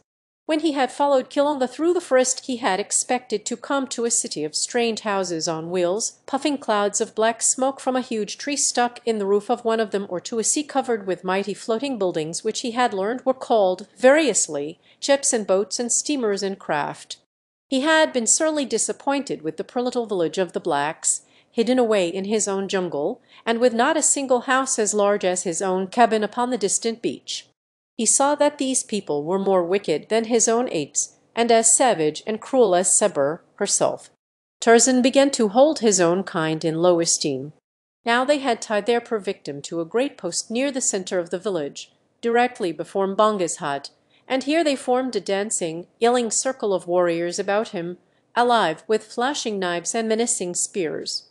In a larger circle squatted the women, yelling and beating upon drums. It reminded Tarzan of the dum-dum, and so he knew what to expect. He wondered if they would spring upon their meat while it was still alive.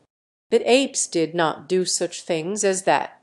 The circle of warriors about the cringing captive drew closer and closer to their prey as they danced in wild and savage abandon to the maddening music of the drums. Presently a spear reached out and pricked the victim. It was the signal for 50 others.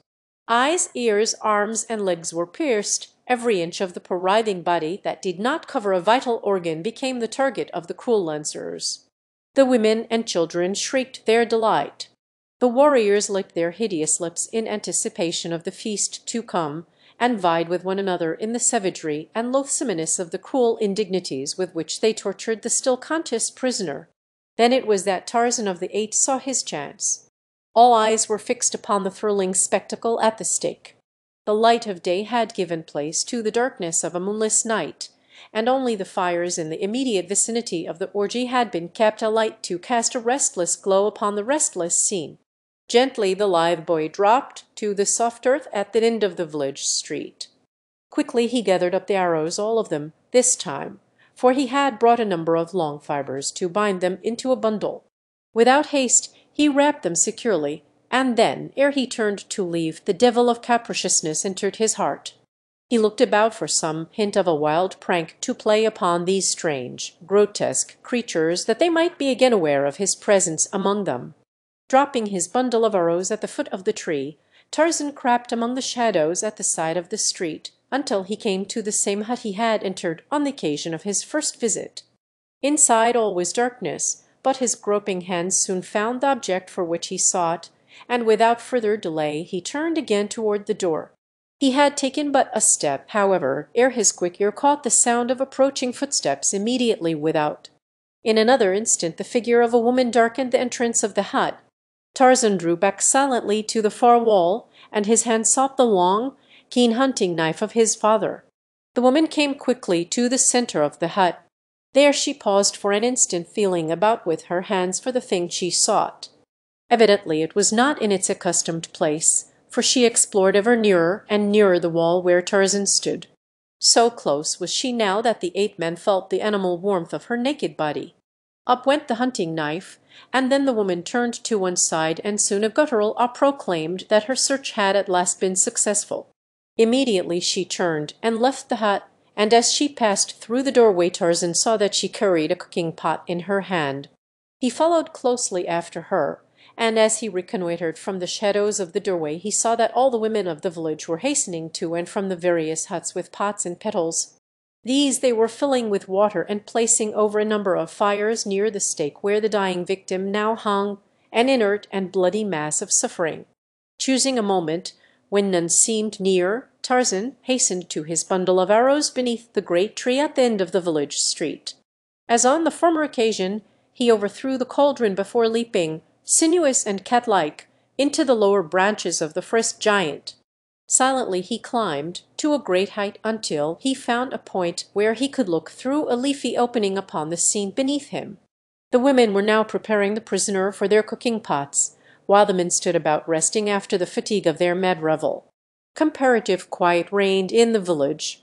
Tarzan raised aloft the thing he had pilfered from the hut, and, with a made true by years of fruit and coconut throwing, launched it toward the group of savages. Squarely among them it fell, striking one of the warriors full upon the head and felling him to the ground. Then it rolled among the women and stopped beside the half-butchered thing they were preparing to feast upon. All gazed in consternation at it for an instant, and then, with one accord, broke and ran for their huts. It was a grinning human skull which looked up at them from the ground. The dropping of the thing out of the open sky was a miracle well aimed to work upon their superstitious fears. Thus Tarzan of the Apes left them filled with terror at this new manifestation of the presence of some unseen and unearthly evil power which lurked in the forest about their village.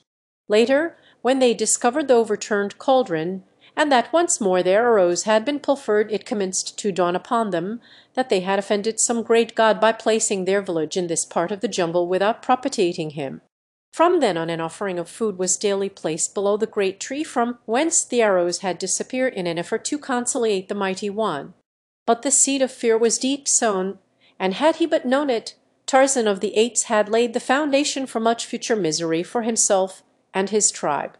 That night he slept in the forest not far from the village, and early the next morning set out slowly on his homeward march, hunting as he travelled. Only a few berries and an occasional grub-worm rewarded his search, and he was half famished when, looking up from a log he had been rooting beneath, he saw Sabur, the lioness, standing in the center of the trail not 20 paces from him. The great yellow eyes were fixed upon him with a wicked and baleful gleam, and the red tongue licked the longing lips as Sabur crouched, warming her stealthy way with belly flattened against the earth. Tarzan did not attempt to escape. He welcomed the opportunity for which, in fact, he had been searching for days past, now that he was armed with something more than a rope of grass. Quickly he unslung his bow and fitted a well-dogged arrow, and as Sabur sprang, the tiny missile leaped to meet her in midair. At the same instant Tarzan of the Apes jumped to one side, and as the great cat struck the ground beyond him another death-tipped arrow sunk deep into Sabur's loin. With a mighty roar the beast turned and charged once more, only to be met with a third arrow full in one eye, but this time she was too close to the ape-man for the latter to sidestep the onrushing body. Tarzan of the Apes went down beneath the great body of his enemy, but with gleaming knife drawn in striking home. For a moment they lay there, and then Tarzan realized that the inert mass lying upon him was beyond power ever again to injure man or ape. With difficulty he wriggled from beneath the great weight, and as he stood erect and gazed down upon the trophy of his skill, a mighty wave of exultation swept over him. With swelling breast he placed a foot upon the body of his powerful enemy, and throwing back his fine young head roared out the awful challenge of the victorious bull-ape. The forest echoed to the savage and triumphant paean. Birds fell still, and the larger animals and beasts of prey slunk stealthily away, for few there were of all the jungle who sought for trouble with the great anthropoids. And in London another Lord Greystoke was speaking to his kind in the House of Lords, but none trembled at the sound of his soft voice. Sabur proved unsavory eating even to Tarzan of the Apes, but hunger served as a most efficacious disguise to toughness and rank taste, and ere long, with well-filled stomach, the ape-man was ready to sleep again. First, however, he must remove the hide, for it was as much for this as for any other purpose that he had desired to destroy Sabur. Deftly he removed the great pelt, for he had practised often on smaller animals. When the task was finished he carried his trophy to the fork of a high tree, and there, curling himself securely in a crotch, he fell into deep and dreamless slumber. What with loss of sleep, arduous exercise, and a full belly, Tarzan of the Apes slept the sun around, awakening about noon of the following day. He straightway repaired to the carcass of Sabur, but was angered to find the bones picked clean by other hungry denizens of the jungle. Half an hour's leisurely progress through the forest brought to sight a young deer, and before the little creature knew that an enemy was near, a tiny arrow had lodged in its neck. So quickly the virus worked that at the end of a dozen leaps the deer plunged headlong into the undergrowth, dead. Again did Tarzan feast well, but this time he did not sleep. Instead, he hastened on toward the point where he had left the tribe, and when he had found them proudly exhibited the skin of Sabur, the lioness. "Look," he cried, "apes of Kerchak! See what Tarzan, the mighty killer, has done. Who else among you has ever killed one of Numa's people? Tarzan is mightiest amongst you, for Tarzan is no ape. Tarzan is," but here he stopped, for in the language of the anthropoids there was no word for man, and Tarzan could only write the word in English. He could not pronounce it. The tribe had gathered about to look upon the proof of his wondrous prowess, and to listen to his words. Only Kerchak hung back, nursing his hatred and his rage. Suddenly something sapped in the wicked little brain of the anthropoid. With a frightful roar the great beast sprang among the assemblage. Biting and striking with his huge hands, he killed and maimed a dozen ere the balance could escape to the upper terraces of the forest. Frothing and shrieking in the insanity of his fury, Kerchak looked about for the object of his greatest hatred, and there, upon a near-by limb, he saw him sitting. "Come down, Tarzan, great killer!" cried Kerchak. "Come down and feel the fangs of a greater. Do mighty fighters fly to the trees at the first approach of danger?" And then Kerchak emitted the volleying challenge of his kind. Quietly Tarzan dropped to the ground. Breathlessly the tribe watched from their lofty perches as Kerchak, still roaring, charged the relatively puny figure. Nearly 7 feet stood Kerchak on his short legs. His enormous shoulders were bunched and rounded with huge muscles. The back of his short neck was as a single lump of iron sign which bulged beyond the base of his skull, so that his head seemed like a small ball protruding from a huge mountain of flesh. His back-drawn, snarling lips exposed his great fighting fangs, and his little, wicked, bloodshot eyes gleamed in horrid reflection of his madness. Awaiting him stood Tarzan, himself a mighty muscled animal, but his 6 feet of height and his great rolling sinews seemed pitifully inadequate to the ordeal which awaited them. His bow and arrows lay some distance away where he had dropped them while showing Sabur's hide to his fellow apes, so that he confronted Kerchak now with only his hunting knife and his superior intellect to offset the ferocious strength of his enemy. As his antagonist came roaring toward him, Lord Greystoke tore his long knife from its sheath, and with an answering challenge as hurried and blood-curdling as that of the beast he faced, rushed swiftly to meet the attack. He was too shrewd to allow those long, hairy arms to encircle him, and just as their bodies were about to crash together, Tarzan of the Apes grasped one of the huge wrists of his assailant, and, springing lightly to one side, drove his knife to the hilt into Kerchak's body, below the heart. Before he could wrench the blade free again, the bull's quick lunge to seize him in those awful arms had torn the weapon from Tarzan's grasp. Kerchak aimed a terrific blow at the ape man's head with the flat of his hand, a blow which, had it landed, might easily have crushed in the side of Tarzan's skull. The man was too quick, and ducking beneath it, himself delivered a mighty one, with clenched fist, in the pit of Kerchak's stomach. The ape was staggered, and what with the mortal wound in his side had almost collapsed, when, with one mighty effort, he rallied for an instant just long enough to enable him to wrest his arm free from Tarzan's grasp and close in a terrific clinch with his wiry opponent. Straining the ape-man close to him, his great jaws sought Tarzan's throat, but the Yin Lord's sinewy fingers were at Kerchak's own before the cruel fangs could close on the sleek brown skin.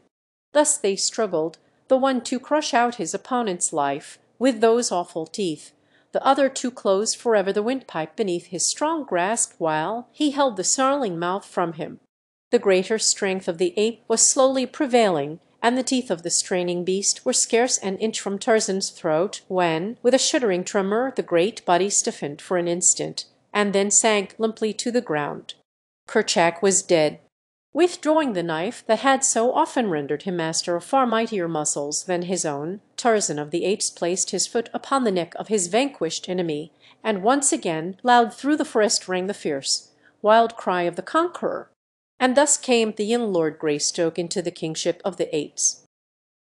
Chapter 12. Men's Reason. There was one of the tribe of Tarzan who questioned his authority, and that was Turkaz, the son of Tublat, but he so feared the keen knife and the deadly arrows of his new lord that he confined the manifestation of his objections to petty disobediences and irritating mannerisms. Tarzan knew, however, that he but waited his opportunity to wrest the kingship from him by some sudden stroke of treachery, and so he was ever on his guard against surprise. For months the life of the little band went on much as it had before, except that Tarzan's greater intelligence and his ability as a hunter were the means of providing for them more bountifully than ever before. Most of them, therefore, were more than content with the change in rulers. Tarzan led them by night to the fields of the black men, and there, warned by their chief's superior wisdom, they ate only what they required, nor ever did they destroy what they could not eat, as is the way of Manu, the monkey, and of most apes. So, while the blacks were wroth at the continued pilfering of their fields, they were not discouraged in their efforts to cultivate the land, as would have been the case had Tarzan permitted his people to lay waste the plantation wantonly. During this period Tarzan paid many nocturnal visits to the village, where he often renewed his supply of arrows. He soon noticed the food always standing at the foot of the tree which was his avenue into the palisade, and after a little he commenced to eat whatever the blacks put there. When the awestruck savages saw that the food disappeared overnight, they were filled with consternation and dread, for it was one thing to put food out to propitiate a god or a devil, but quite another thing to have the spirit really come into the village and eat it. Such a thing was unheard of, and it clouded their superstitious minds with all manner of vague fears. Nor was this all. The periodic disappearance of their arrows and the strange pranks perpetrated by unseen hands had wrought them to such a state that life had become a veritable burden in their new home, and now it was that Bonga and his headmen began to talk of abandoning the village and seeking a site further on in the jungle. Presently the black warriors began to strike farther and farther south into the heart of the forest when they went to hunt, looking for a site for a new village. More often was the tribe of Tarzan disturbed by these wandering huntsmen. Now was the quiet, fierce solitude of the primeval forest broken by new, strange cries. No longer was there safety for bird or beast. Men had come. Other animals passed up and down the jungle by day and by night fierce, cruel beasts, but their weaker neighbours only fled from their immediate vicinity to return again when the danger was past. With man it is different. When he comes, many of the larger animals instinctively leave the district entirely, seldom if ever to return, and thus it has always been with the great anthropoids. They flee men as men flees a pestilence. For a short time the tribe of Tarzan lingered in the vicinity of the beach because their new chief hated the thought of leaving the treasured contents of the little cabin forever. But when one day a member of the tribe discovered the blacks in great numbers on the banks of a little stream that had been their watering place for generations, and in the act of clearing a space in the jungle and erecting many huts, the apes would remain no longer, and so Tarzan led them inland for many marches to a spot as yet undefiled by the foot of a human being. Once every moon Tarzan would go swinging rapidly back through the swaying branches to have a day with his books and to replenish his supply of arrows.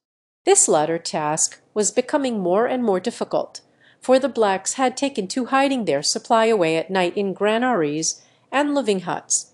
This necessitated watching by day on Tarzan's part to discover where the arrows were being concealed. Twice had he entered huts at night while the inmates lay sleeping upon their mats, and stolen the arrows from the very sides of the warriors. But this method he realized to be too fraught with danger, and so he commenced picking up solitary hunters with his long, deadly noose, stripping them of weapons and ornaments and dropping their bodies from a high tree into the village street during the still watches of the night. These various escapades again so terrorized the blacks that, had it not been for the monthly respite between Tarzan's visits, in which they had opportunity to renew hope that each fresh incursion would prove the last, they soon would have abandoned their new village. The blacks had not as yet come upon Tarzan's cabin on the distant beach, but the ape men lived in constant dread that, while he was away with the tribe, they would discover and despoil his treasure. So it came that he spent more and more time in the vicinity of his father's last home, and less with the tribe.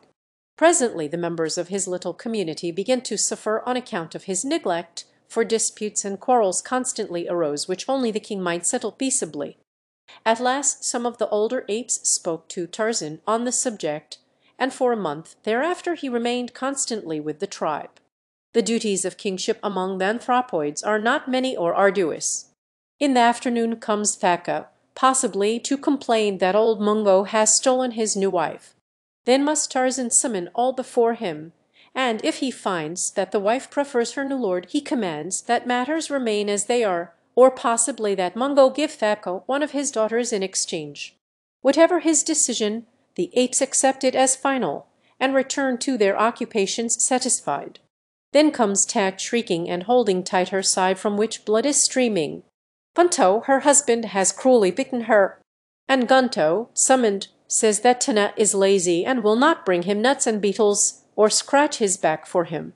So Tarzan scolds them both and threatens Gunto with a taste of the death-bearing slivers if he abuses Tana further, and Tana, for her part, is compelled to promise better attention to her wifely duties.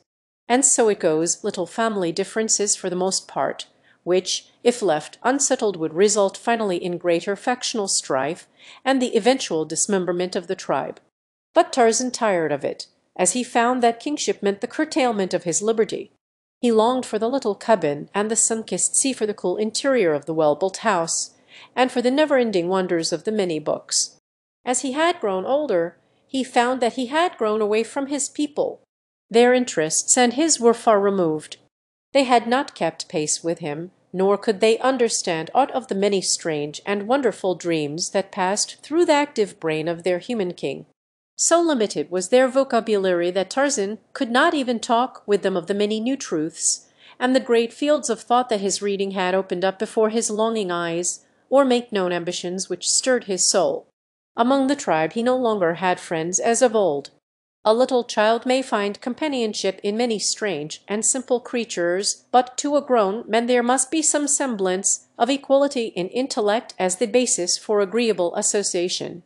Had Kala lived, Tarzan would have sacrificed all else to remain near her, but now that she was dead, and the playful friends of his childhood grown into fierce and surly brutes, he felt that he much preferred the peace and solitude of his cabin to the irksome duties of leadership amongst a horde of wild beasts.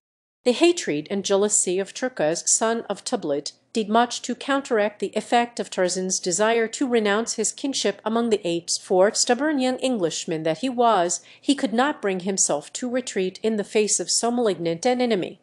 That Turquoise would be chosen leader in his stead he knew full well, for time and again the ferocious brute had established his claim to physical supremacy over the feeble apes who had dared resent his savage bullying. Tarzan would have liked to subdue the ugly beast without recourse to knife or arrows. So much had his great strength and agility increased in the period following his maturity that he had come to believe that he might master the redoubtable Turquoise in a hand-to-hand fight, were it not for the terrible advantage the anthropoid's huge fighting fangs gave him over the poorly armed Tarzan. The entire matter was taken out of Tarzan's hands one day by force of circumstances, and his future left open to him, so that he might go or stay without any stain upon his savage escutcheon. It happened thus: the tribe was feeding quietly, spread over a considerable area, when a great screaming arose some distance east of where Tarzan lay upon his belly beside a limpid brook, attempting to catch an elusive fish in his quick, brown hands. With one accord the tribe swung rapidly toward the frightened cries, and there found Turquoise holding an old female by the hair and beating her unmercifully with his great hands. As Tarzan approached he raised his hand aloft for Turquoise to desist, for the female was not his but belonged to a poor old ape whose fighting days were long over, and who therefore could not protect his family. Turquoise knew that it was against the laws of his kind to strike this woman of another, but being a bully, he had taken advantage of the weakness of the female's husband to chastise her because she had refused to give up to him a tender young rodent she had captured. When Turquoise saw Tarzan approaching without his arrows, he continued to belabor the poor woman in a studied effort to affront his hated chieftain. Tarzan did not repeat his warning signal, but instead rushed bodily upon the waiting Turquoise. Ever had the ape-men fought so terrible a battle since that long-gone day when Bolgani, the great king gorilla, had so horribly manhandled him ere the new-found knife had, by accident, pricked the savage heart? Tarzan's knife on the present occasion but barely offset the gleaming fangs of Turquoise, and what little advantage the ape had over the men in brute strength was almost balanced by the latter's wonderful quickness and agility. In the sum total of their points, however, the anthropoid had a shade the better of the battle, and had there been no other personal attribute to influence the final outcome, Tarzan of the Apes, the young Lord Greystoke, would have died as he had lived, an unknown savage beast in equatorial Africa. But there was that which had raised him far above his fellows of the jungle, that little spark which spells the whole vast difference between man and brute reason. This it was which saved him from death beneath the iron muscles and tearing fangs of Turquoise. Scarcely had they fought a dozen seconds ere they were rolling upon the ground, striking, tearing, and rending two great savage beasts battling to the death. Turquoise had a dozen knife wounds on head and breast, and Tarzan was torn and bleeding, his scalp in one place half torn from his head so that a great piece hung down over one eye, obstructing his vision. But so far the young Englishman had been able to keep those horrible fangs from his jugular, and now, as they fought less fiercely for a moment to regain their breath, Tarzan formed a cunning plan. He would work his way to the other's back, and, clinging there with tooth and nail, drive his knife home until Turquoise was no more. The maneuver was accomplished more easily than he had hoped, for the stupid beast, not knowing what Tarzan was attempting, made no particular effort to prevent the accomplishment of the design. But when, finally, he realized that his antagonist was fastened to him where his teeth and fists alike were useless against him, Turquoise rolled himself about upon the ground so violently that Tarzan could but cling desperately to the leaping, turning, twisting body, and ere he had struck a blow the knife was hurled from his hand by a heavy impact against the earth, and Tarzan found himself defenseless. During the rollings and squirmings of the next few minutes, Tarzan's hold was loosened a dozen times, until finally an accidental circumstance of those swift and ever-changing evolutions gave him a new hold with his right hand, which he realized was absolutely unassailable. His arm was passed beneath Turquoise's arm from behind, and his hand and forearm encircled the back of Turquoise's neck. It was the half-Nelson of modern wrestling which the untaught ape-man had stumbled upon, but superior reason showed him in an instant the value of the thing he had discovered. It was the difference to him between life and death, and so he struggled to encompass a similar hold with the left hand, and in a few moments Turquoise's bull neck was creaking beneath a full Nelson. There was no more lunging about now. The two lay perfectly still upon the ground, Tarzan upon Turkis's back. Slowly the bullet head of the ape was being forced lower and lower upon his chest. Tarzan knew what the result would be. In an instant the neck would break. Then there came to Turkis's rescue the same thing that had put him in these sore straits, a man's reasoning power. "If I kill him," thought Tarzan, "what advantage will it be to me? Will it not rob the tribe of a great fighter? And if Turkis be dead, he will know nothing of my supremacy, while alive he will ever be an example to the other apes. Pagoda," hissed Tarzan in Turpis's ear, which in ape tongue means, freely translated, "Do you surrender?" For a moment there was no reply, and Tarzan added a few more ounces of pressure, which elicited a horrified shriek of pain from the great beast. "Pagoda," repeated Tarzan. "Pagoda," cried Turkis. "Listen," said Tarzan, easing up a trifle, but not releasing his hold. "I am Tarzan, king of the apes, mighty hunter, mighty fighter. In all the jungle there is none so great. You have said Pagoda to me. All the tribe have heard.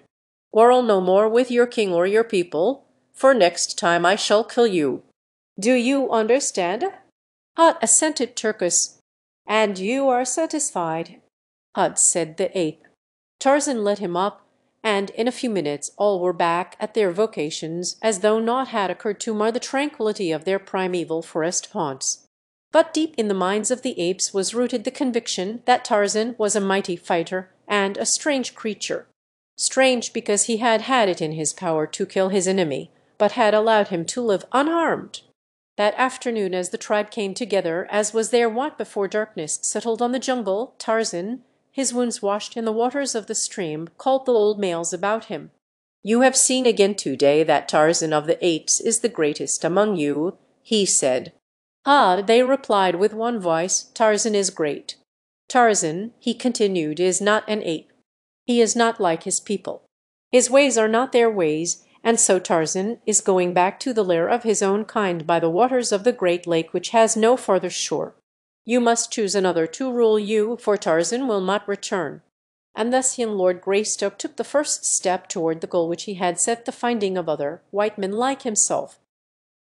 Chapter 13. His Own Kind. The following morning Tarzan, lame and sore from the wounds of his battle with Turkis, set out toward the west and the sea-coast. He travelled very slowly, sleeping in the jungle at night, and reaching his cabin late the following morning. For several days he moved about but little, only enough to gather what fruits and nuts he required to satisfy the demands of hunger. In 10 days he was quite sound again, except for a terrible half-healed scar, which, starting above his left eye, ran across the top of his head, ending at the right ear. It was the mark left by Turkis when he had torn the scalp away. During his convalescence Tarzan tried to fashion a mantle from the skin of Seber, which had lain all this time in the cabin. But he found the hide had dried as stiff as a board, and as he knew naught of tinning, he was forced to abandon his cherished plan. Then he determined to filch what few garments he could from one of the black men of Mbonga's village, for Tarzan of the Apes had decided to mark his evolution from the lower orders in every possible manner, and nothing seemed to him a more distinguishing badge of manhood than ornaments and clothing. To this end, therefore, he collected the various arm and leg ornaments he had taken from the black warriors who had succumbed to his swift and silent noose, and donned them all after the way he had seen them worn. About his neck hung the golden chain from which depended the diamond-encrusted locket of his mother, the Lady Ellis. At his back was a quiver of arrows slung from a leathern shoulder-belt, another piece of loot from some vanquished black. About his waist was a belt of tiny strips of rawhide fashioned by himself as a support for the home-made scabbard in which hung his father's hunting knife. The longbow which had been Kilonga's hung over his left shoulder. The young Lord Greystoke was indeed a strange and warlike figure, his mass of black hair falling to his shoulders behind, and cut with his hunting knife to a rude bang upon his forehead, that it might not fall before his eyes. His straight and perfect figure, muscled as the best of the ancient Roman gladiators must have been muscled, and yet with the soft and sinuous curves of a Greek god, told at a glance the wondrous combination of enormous strength with suppleness and speed.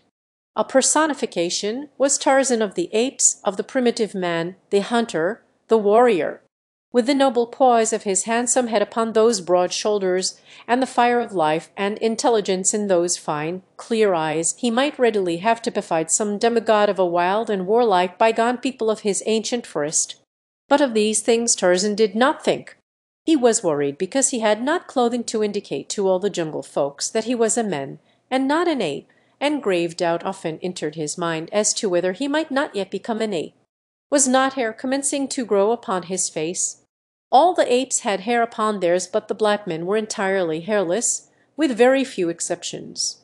True, he had seen pictures in his books of men with great masses of hair upon lip and cheek and chin, but nevertheless Tarzan was afraid. Almost daily he whetted his keen knife and scraped and whittled at his young beard to eradicate this degrading emblem of apehood. And so he learned to shave rudely and painfully, it is true, but nevertheless effectively. When he felt quite strong again after his bloody battle with Turquoise, Tarzan set off one morning towards Mbonga's village. He was moving carelessly along the winding jungle trail instead of making his progress through the trees, when suddenly he came face to face with a black warrior. The look of surprise on the savage face was almost comical, and before Tarzan could unsling his bow the fellow had turned and fled down the path, crying out in alarm as though to others before him. Tarzan took to the trees in pursuit, and in a few moments came in view of the men desperately striving to escape. There were 3 of them, and they were racing madly in single file through the dense undergrowth. Tarzan easily distanced them, nor did they see his silent passage above their heads, nor note the crouching figure squatted upon a low branch ahead of them beneath which the trail led them.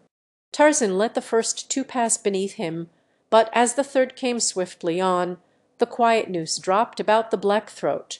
A quick jerk drew it taut. There was an agonized scream from the victim, and his fellows turned to see his struggling body rise as by magic slowly into the dense foliage of the trees above. With frightened shrieks they wheeled once more and plunged on in their efforts to escape. Tarzan dispatched his prisoner quickly and silently, removed the weapons and ornaments, and the greatest joy of all, a handsome deerskin breech-cloth, which he quickly transferred to his own person. Now indeed was he dressed as a man should be. None there was who could now doubt his high origin. How he should have liked to have returned to the tribe to parade before their envious gaze this wondrous finery. Taking the body across his shoulder, he moved more slowly through the trees toward the little palisaded village, for he again needed arrows. As he approached quite close to the enclosure he saw an excited group surrounding the 2 fugitives, who, trembling with fright and exhaustion, were scarce able to recount the uncanny details of their adventure. Mirando, they said, who had been ahead of them a short distance, had suddenly come screaming toward them, crying that a terrible white and naked warrior was pursuing him. The 3 of them had hurried toward the village as rapidly as their legs would carry them.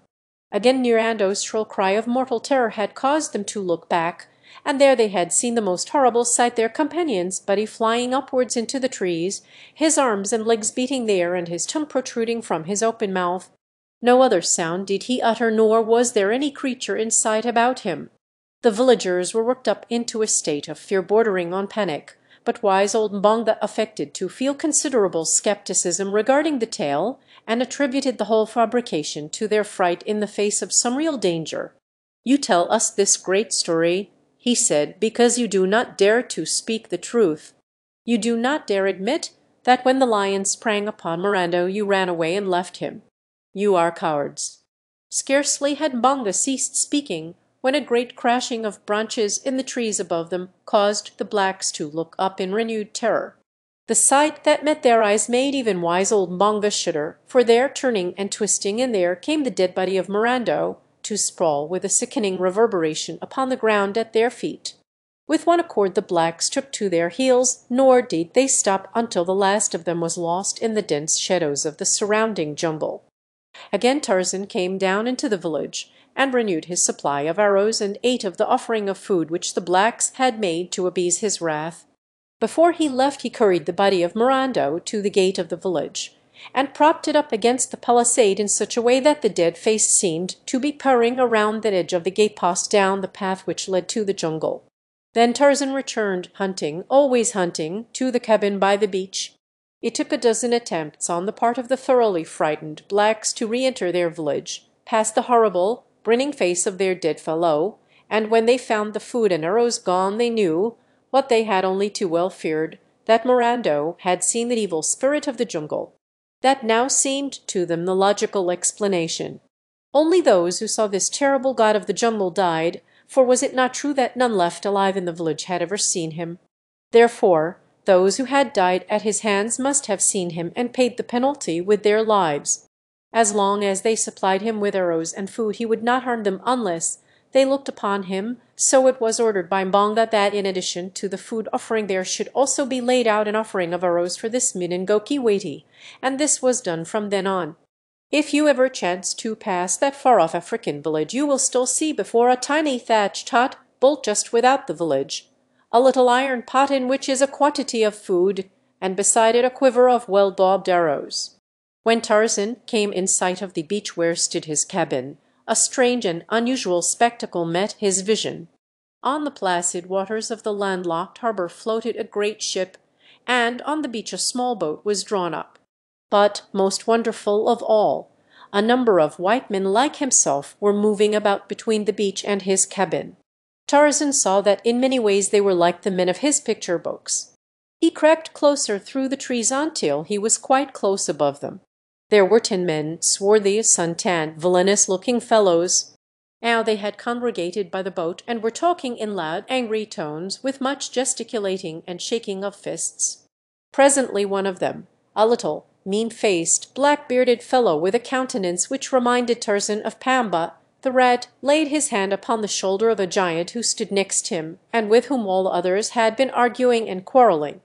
The little man pointed inland, so that the giant was forced to turn away from the others to look in the direction indicated. As he turned, the little, mean-faced man drew a revolver from his belt and shot the giant in the back.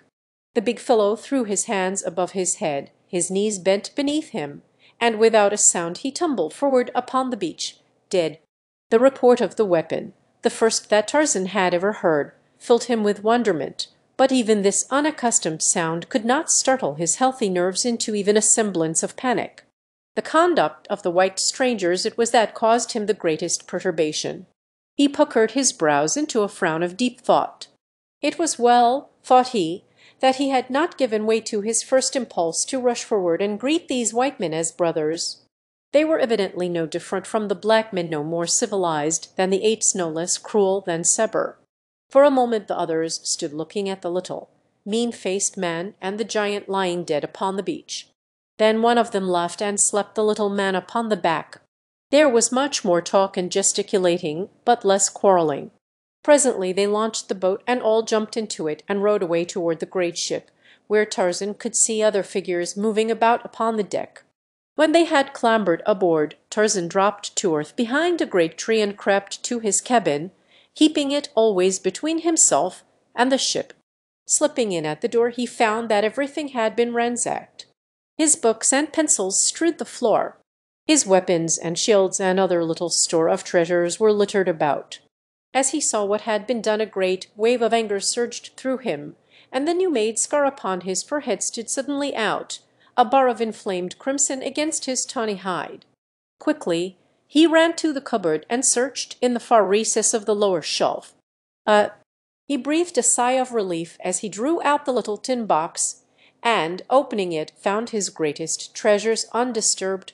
The photograph of the smiling, strong-faced young man and the little black puzzle book were safe. What was that? His quick ear had caught a faint but unfamiliar sound. Running to the window, Tarzan looked toward the harbour, and there he saw that a boat was being lowered from the great ship beside the one already in the water. Soon he saw many people clambering over the sides of the larger vessel and dropping into the boats. They were coming back in full force. For a moment longer Tarzan watched while a number of boxes and bundles were lowered into the waiting boats. Then, as they shoved off from the ship's side, the ape men snatched up a piece of paper and with a pencil printed on it for a few moments until it bore several lines of strong, well-made, almost letter-perfect characters. This notice he stuck upon the door with a small sharp splinter of wood. Then gathering up his precious tin box, his arrows, and as many bows and spears as he could carry, he hastened through the door and disappeared into the forest. When the two boats were beached upon the silvery sand, it was a strange assortment of humanity that clambered ashore. Some 20 souls in all there were, 15 of them rough and villainous appearing seamen. The others of the party were of different stamp. One was an elderly man, with white hair and large-rimmed spectacles. His slightly stooped shoulders were draped in an ill-fitting, though immaculate, frock coat, and a shiny salk hat added to the incongruity of his garb in an African jungle. The second member of the party to land was a tall young man in white ducks, while directly behind came another elderly man with a very high forehead and a fussy, excitable manner. After these came a huge negress clothed like Solomon as to colours. Her great eyes rolled in evident terror, first toward the jungle and then toward the cursing band of sailors who were removing the bales and boxes from the boats. The last member of the party to disembark was a girl of about 19, and it was the young man who stood at the boat's prow to lift her high and dry upon land. She gave him a brave and pretty smile of thanks, but no words passed between them. In silence the party advanced toward the cabin. It was evident that whatever their intentions, all had been decided upon before they left the ship, and so they came to the door, the sailors carrying the boxes and bales, followed by the 5 who were of so different a class. The men put down their burdens, and then one caught sight of the notice which Tarzan had posted. "Oh, mates," he cried, "what's here? This sign was not posted an hour ago, or I'll eat the cook." The others gathered about, craning their necks over the shoulders of those before them, but as few of them could read at all, and then only after the most laborious fashion, one finally turned to the little old man of the top hat and frock coat. "Aye, Professor," he called, "step forward and read the bloomin' notice." Thus addressed, the old man came slowly to where the sailors stood, followed by the other members of his party. Adjusting his spectacles, he looked for a moment at the placard, and then, turning away, strolled off muttering to himself, "Most remarkable, most remarkable." "Aye, old fossil," cried the man who had first called on him for assistance. "Did ye think we wanted of you to read the bloomin' notice to yourself? Come back here and read it out loud, you old barnacle." The old man stopped and, turning back, said, "Oh, yes, my dear sir, 1,000 pardons. It was quite thoughtless of me, yes, very thoughtless. Most remarkable, most remarkable." Again he faced the notice and read it through, and doubtless would have turned off again to ruminate upon it had not the sailor grasped him roughly by the collar and howled into his ear, "Read it out loud, you blithering old idiot." "Ah, yes indeed," replied the professor softly, and adjusting his spectacles, once more he read aloud, "This is the house of Tarzan, the killer of beasts and many black men.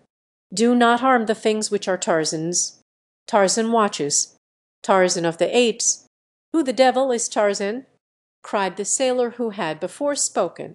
"He evidently speaks English," said the young man. "But what does Tarzan of the Apes mean?"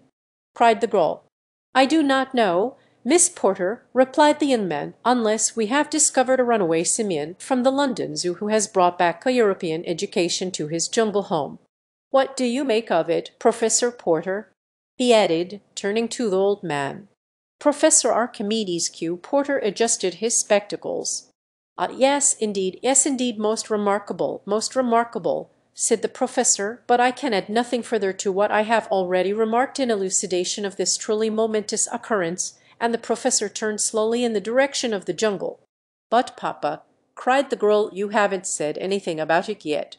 "Tut, tut, child, tut, tut," responded Professor Porter in a kindly and indulgent tone, "do not trouble your pretty head with such weighty and abstruse problems," and again he wandered slowly off in still another direction, his eyes bent upon the ground at his feet, his hands clasped behind him beneath the flowing tails of his coat. "I reckon the deafy old bounder don't know no more'n we do about it," growled the red-faced sailor.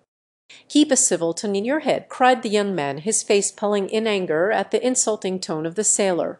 "You've murdered our officers and robbed us.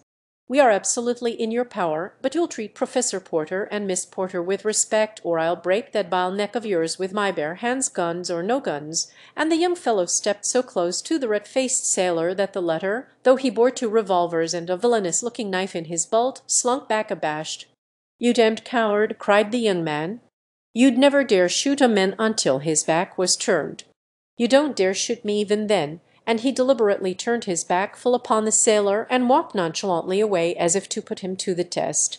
The sailor's hand crept slyly to the butt of one of his revolvers. His wicked eyes glared vengefully at the retreating form of the young Englishman. The gaze of his fellows was upon him, but still he hesitated. At heart he was even a greater coward than Mr. William Cecil Clayton had imagined. Two keen eyes had watched every move of the party from the foliage of a nearby tree. Tarzan had seen the surprise caused by his notice, and while he could understand nothing of the spoken language of these strange people, their gestures and facial expressions told him much. The act of the little rat-faced sailor in killing one of his comrades had aroused a strong dislike in Tarzan, and now that he saw him quarrelling with the fine-looking young man his animosity was still further stirred. Tarzan had never seen the effects of a firearm before, though his books had taught him something of them, but when he saw the red-faced one fingering the butt of his revolver he thought of the scene he had witnessed so short a time before, and naturally expected to see the young man murdered as had been the huge sailor earlier in the day. So Tarzan fitted a poisoned arrow to his bow and drew a bead upon the red-faced sailor, but the foliage was so thick that he soon saw the arrow would be deflected by the leaves or some small branch, and instead he launched a heavy spear from his lofty perch. Clayton had taken but a dozen steps. The red-faced sailor had half drawn his revolver. The other sailors stood watching the scene intently. Professor Porter had already disappeared into the jungle, whither he was being followed by the fussy Samuel T. Philander, his secretary and assistant. Esmeralda, the negress, was busy sorting her mistress' baggage from the pile of bales and boxes beside the cabin, and Miss Porter had turned away to follow Clayton when something caused her to turn again toward the sailor. And then three things happened almost simultaneously. The sailor jerked out his weapon and leveled it at Clayton's back. Miss Porter screamed a warning, and a long, metal-shod spear shot like a bolt from above and passed entirely through the right shoulder of the red-faced man. The revolver exploded harmlessly in the air, and the seaman crumpled up with a scream of pain and terror. Clayton turned and rushed back toward the scene. The sailors stood in a frightened group, with drawn weapons, peering into the jungle. The wounded men writhed and shrieked upon the ground. Clayton, unseen by any, picked up the fallen revolver and slipped it inside his shirt. Then he joined the sailors in gazing, mystified, into the jungle. "Who could it have been?" whispered Jane Porter, and the young man turned to see her standing, wide-eyed and wondering, close beside him. "I dare say Tarzan of the Apes is watching us all right," he answered in a dubious tone. "I wonder, now, who that spear was intended for. If for Sipes, then our ape friend is a friend indeed. By Jove, where are your father and Mr. Philander? There's someone or something in that jungle, and it's armed, whatever it is. Oh, Professor!" "Mr. Philander!" young Clayton shouted. There was no response. "What's to be done, Miss Porter?" continued the young man, his face clouded by a frown of worry and indecision.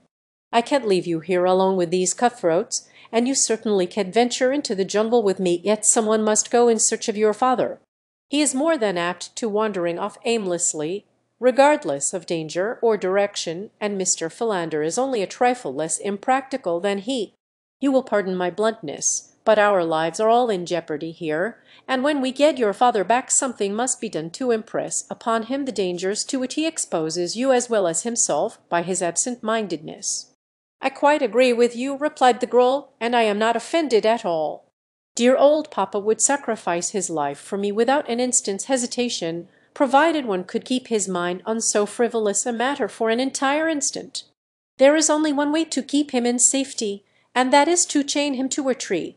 The poor dear is so impractical." "I have it!" suddenly exclaimed Clayton. "You can use a revolver, can't you?" "Is why?" "I have one. With it you and Esmeralda will be comparatively safe in this cabin while I am searching for your father and Mr. Philander. Come, call the woman, and I will hurry on." They can't have gone far. Jane did as he suggested, and when he saw the door close safely behind them, Clayton turned toward the jungle. Some of the sailors were drawing the spear from their wounded comrade, and, as Clayton approached, He asked if he could borrow a revolver from one of them while he searched the jungle for the professor. The rat-faced one, finding he was not dead, had regained his composure, and with a volley of oaths directed at Clayton refused in the name of his fellows to allow the young men any firearms. This man, Snipes, had assumed the role of chief since he had killed their former leader, and so little time had elapsed that none of his companions had as yet questioned his authority. Clayton's only response was a shrug of the shoulders, but as he left them he picked up the spear which had transfixed Snipes, and thus primitively armed, the son of the then Lord Greystoke strode into the dense jungle. Every few moments he called aloud the names of the wanderers. The watchers in the cabin by the beach heard the sound of his voice growing ever fainter and fainter, until at last it was swallowed up by the myriad noises of the primeval wood. When Professor Archimedes Q. Porter and his assistant, Samuel T. Philander, after much insistence on the part of the latter, had finally turned their steps toward camp, they were as completely lost in the wild and tangled labyrinth of the mad jungle as two human beings well could be, though they did not know it.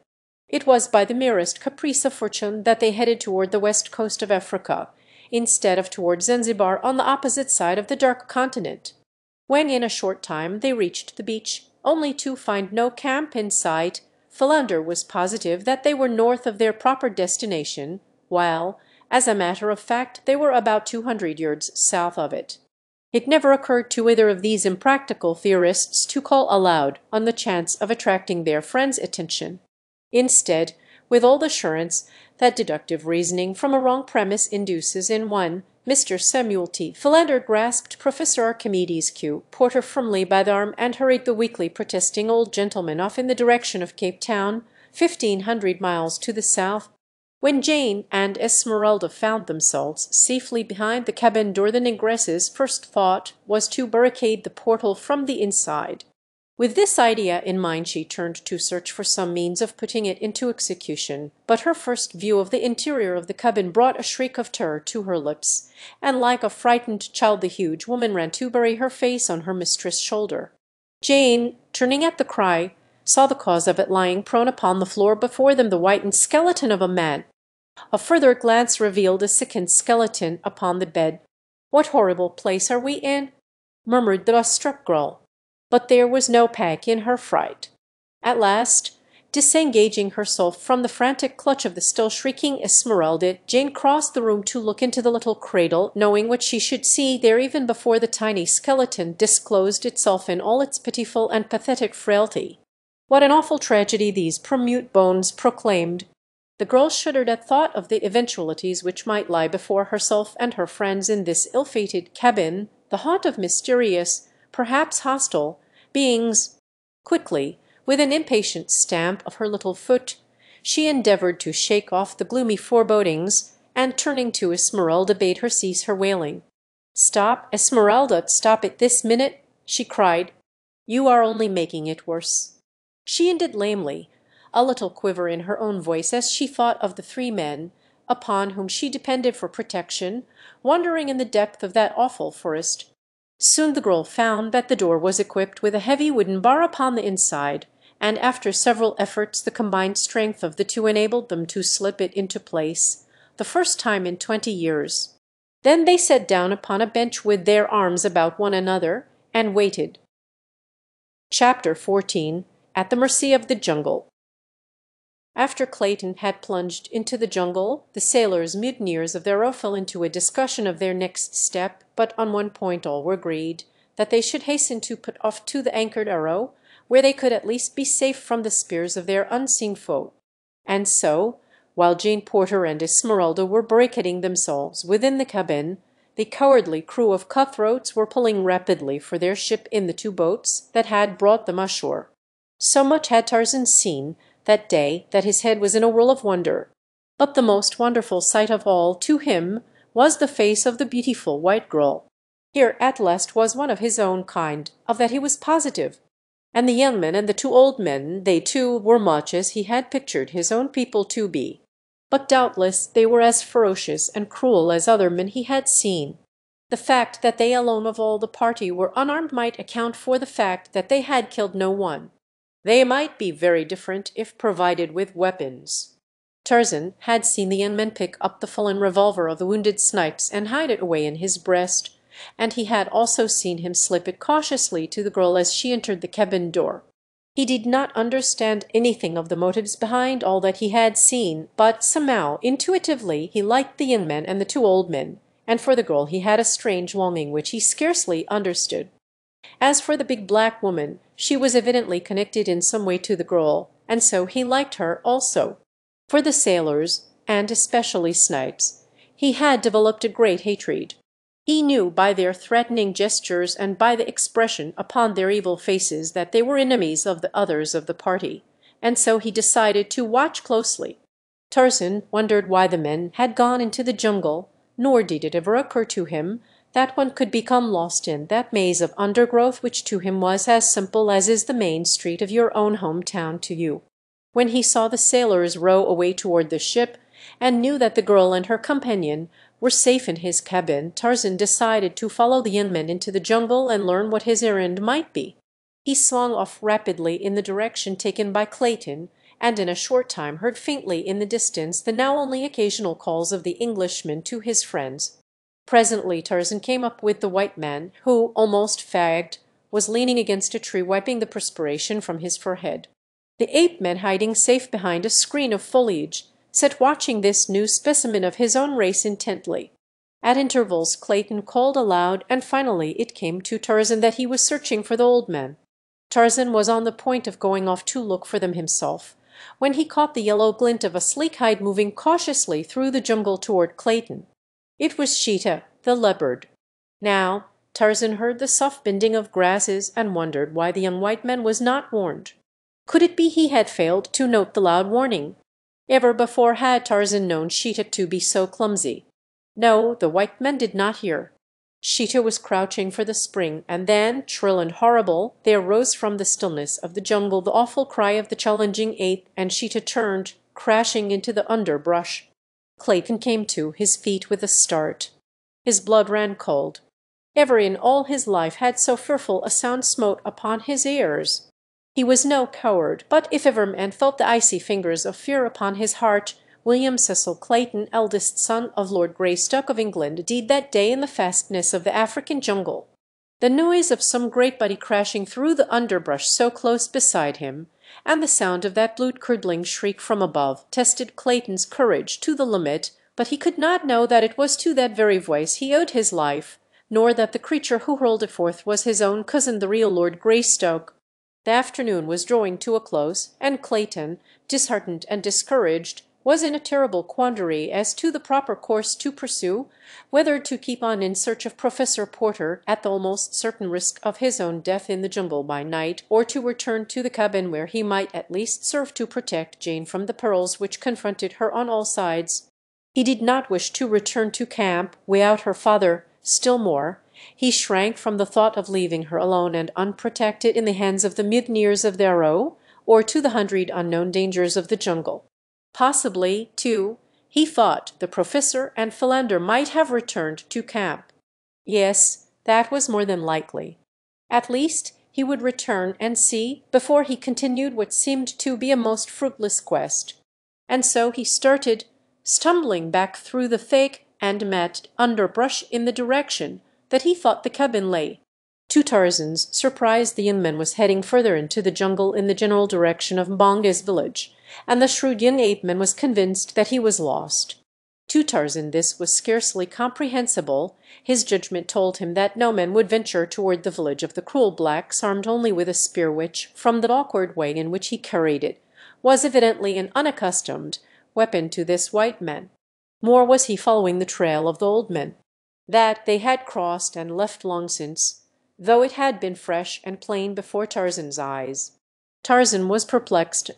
The fierce jungle would make easy prey of this unprotected stranger in a very short time if he were not guided quickly to the beach.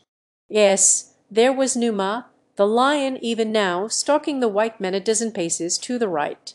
Clayton heard the great body purling his course, and now there rose upon the evening air the beast's thunderous roar. The man stopped with upraised spear and faced the brush from which issued the awful sound. The shadows were deepening, darkness was settling in. God, to die here alone, beneath the fangs of wild beasts, to be torn and rended, to feel the hot breath of the brute on his face as the great paw crushed down upon his breast? For a moment all was still. Clayton stood rigid, with raised spear. Presently a faint rustling of the bush apprised him of the stealthy creeping of the thing behind. It was gathering for the spring. At last he saw it, not 20 feet away, the long, lithe, muscular body and tawny head of a huge black-maned lion. The beast was upon its belly, moving forward very slowly. As its eyes met Clayton's it stopped, and deliberately, cautiously gathered its hind quarters behind it. In agony the men watched, fearful to launch his spear, powerless to fly. He heard a noise in the tree above him. Some new danger? He thought, but he dared not take his eyes from the yellow-green herbs before him. There was a sharp twang as of a broken banjo string, and at the same instant an arrow appeared in the yellow hide of the crouching lion. With a roar of pain and anger the beast sprang, but somehow Clayton stumbled to one side, and as he turned again to face the infuriated king of beasts, he was appalled at the sight which confronted him. Almost simultaneously with the lion's turning to renew the attack, a half-naked giant dropped from the tree above squarely on the brute's back. With lightning speed an arm that was banded layers of iron muscle encircled the huge neck, and the great beast was raised from behind, roaring and pawing the erased as easily as Clayton would have lifted a pet dog. The scene he witnessed there in the twilight depths of the African jungle was burned forever into the Englishman's brain. The man before him was the embodiment of physical perfection and giant strength, yet it was not upon these he depended in his battle with the great cat, for mighty as were his muscles, they were as nothing by comparison with Numa's. To his agility, to his brain, and to his long keen knife he owed his supremacy. His right arm encircled the lion's neck, while the left hand plunged the knife time and again into the unprotected side behind the left shoulder. The infuriated beast pulled up and backwards until he stood upon his hind legs, struggled impotently in this unnatural position. Had the battle been of a few seconds longer duration the outcome might have been different, but it was all accomplished so quickly that the lion had scarce time to recover from the confusion of its surprise ere it sank lifeless to the ground. Then the strange figure which had vanquished it stood erect upon the carcass, and throwing back the wild and handsome head, gave out the fearsome cry which a few moments earlier had so startled Clayton. Before him he saw the figure of a young man, naked except for a loin-cloth and a few barbaric ornaments about arms and legs, on the breast a priceless diamond locket gleaming against a smooth brown skin. The hunting knife had been returned to its homely sheath, and the man was gathering up his bow and quiver from where he had tossed them when he leaped to attack the lion. Clayton spoke to the stranger in English, thanking him for his brave rescue and complimenting him on the wondrous strength and dexterity he had displayed, but the only answer was a steady stare and a faint shrug of the mighty shoulders, which might betoken either disparagement of the service rendered or ignorance of Clayton's language. When the bow and quiver had been slung to his back, the wild man, for such Clayton now thought him, once more drew his knife and deftly carved a dozen large strips of meat from the lion's carcass. Then, squatting upon his haunches, he proceeded to eat, first motioning Clayton to join him. The strong white teeth sank into the raw and dripping flesh in apparent relish of the meal, but Clayton could not bring himself to share the uncooked meat with his strange host. Instead, he watched him, and presently there dawned upon him the conviction that this was Tarzan of the Apes, whose notice he had seen posted upon the cabin door that morning. If so, he must speak English. Again Clayton attempted speech with the ape-man, but the replies, now vocal, were in a strange tongue, which resembled the chattering of monkeys mingled with the growling of some wild beast. No, this could not be Tarzan of the Apes, for it was very evident that he was an utter stranger to English. When Tarzan had completed his repast, he rose and, pointing a very different direction from that which Clayton had been pursuing, started off through the jungle toward the point he had indicated. Clayton, bewildered and confused, hesitated to follow him, for he thought he was but being led more deeply into the mazes of the forest, but the ape-man, seeing him disinclined to follow, returned, and, grasping him by the coat, dragged him along until he was convinced that Clayton understood what was required of him. Then he left him to follow voluntarily. The Englishman, finally concluding that he was a prisoner, saw no alternative open but to accompany his captor, and thus they travelled slowly through the jungle while the sable mantle of the impenetrable forest night fell about them, and the stealthy footfalls of padded paws mingled with the breaking of twigs and the wild calls of the savage life that Clayton felt closing in upon him. Suddenly Clayton heard the faint report of a firearm, a single shot, and then silence. In the cabin by the beach two thoroughly terrified women clung to each other as they crouched upon the low bench in the gathering darkness. The negress sobbed hysterically, bemoaning the evil day that had witnessed her departure from her dear Maryland, while the white girl, dry-eyed and outwardly calm, was torn by inward fears and forebodings. She feared not more for herself than for the three men whom she knew to be wandering in the abysmal depths of the savage jungle, from which she now heard issuing the almost incessant shrieks and roars, barkings and growlings of its terrifying and fearsome denizens as they sought their prey. And now there came the sound of a heavy body brushing against the side of the cabin. She could hear the great padded paws upon the ground outside. For an instant all was silence, even the bedlam of the forest died to a faint murmur. Then she distinctly heard the beast outside sniffing at the door not 2 feet from where she crouched. Instinctively the girl shuddered and shrank closer to the black woman. "Hush!" she whispered. "Hush, Esmeralda!" for the woman's sobs and groans seemed to have attracted the thing that stalked there just beyond the thin wall. A gentle scratching sound was heard on the door. The brute tried to force an entrance, but presently this ceased, and again she heard the great pads creeping stealthily around the cabin. Again they stopped beneath the window on which the terrified eyes of the girl now glued themselves. "God!" she murmured, for now, silhouetted against the moonlit sky beyond, she saw framed in the tiny square of the latticed window the head of a huge lioness.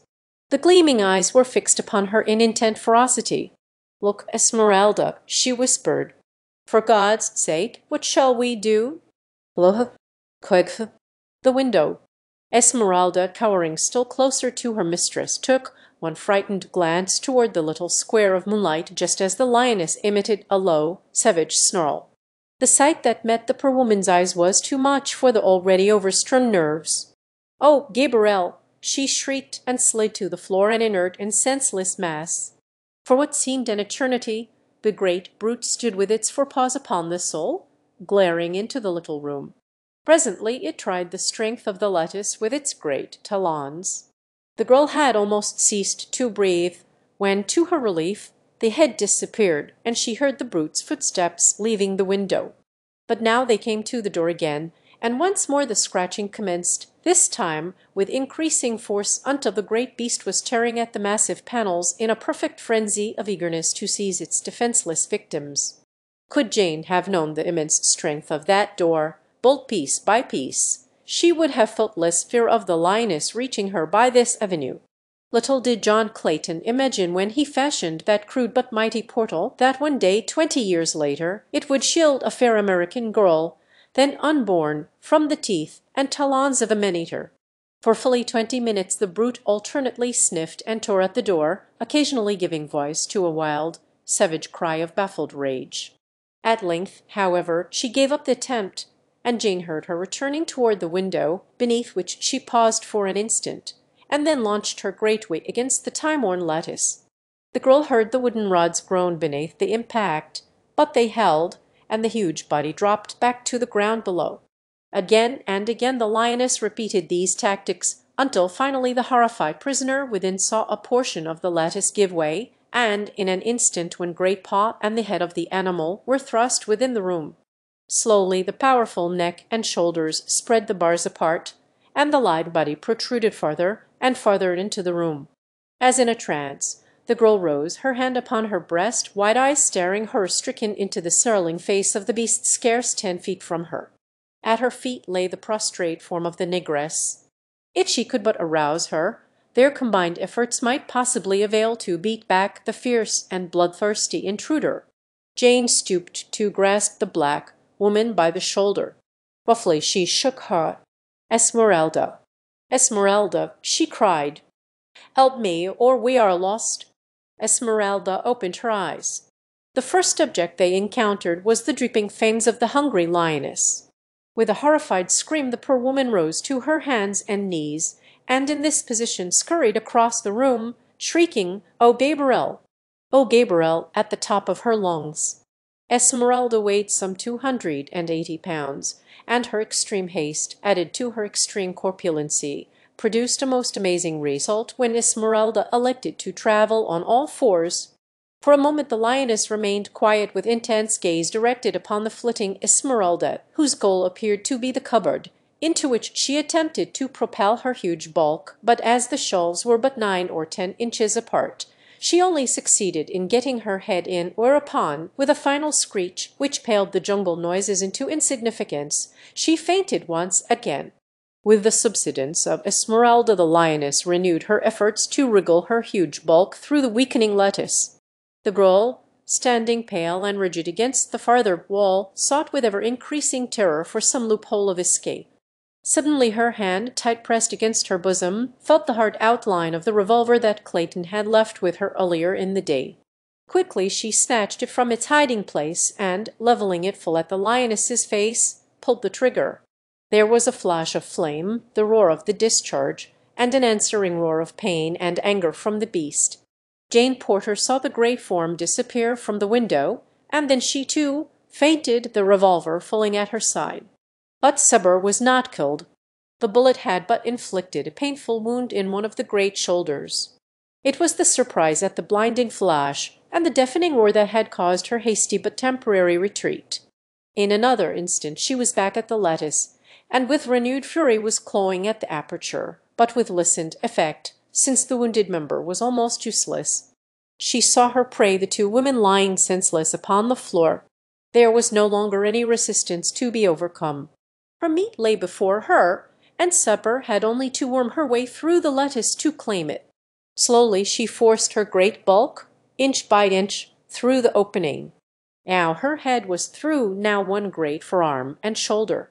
Carefully she drew up the wounded member to insinuate it gently beyond the tight pressing bars. A moment more and both shoulders, through the long, sinuous body and the narrow hips would glide quickly after. It was on this side that Jane Porter again opened her eyes. Chapter 15. The Forest God. When Clayton heard the report of the firearm he fell into an agony of fear and apprehension.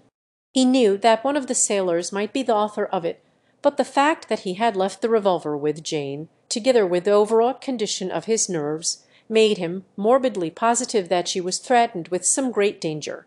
Perhaps even now she was attempting to defend herself against some savage man or beast.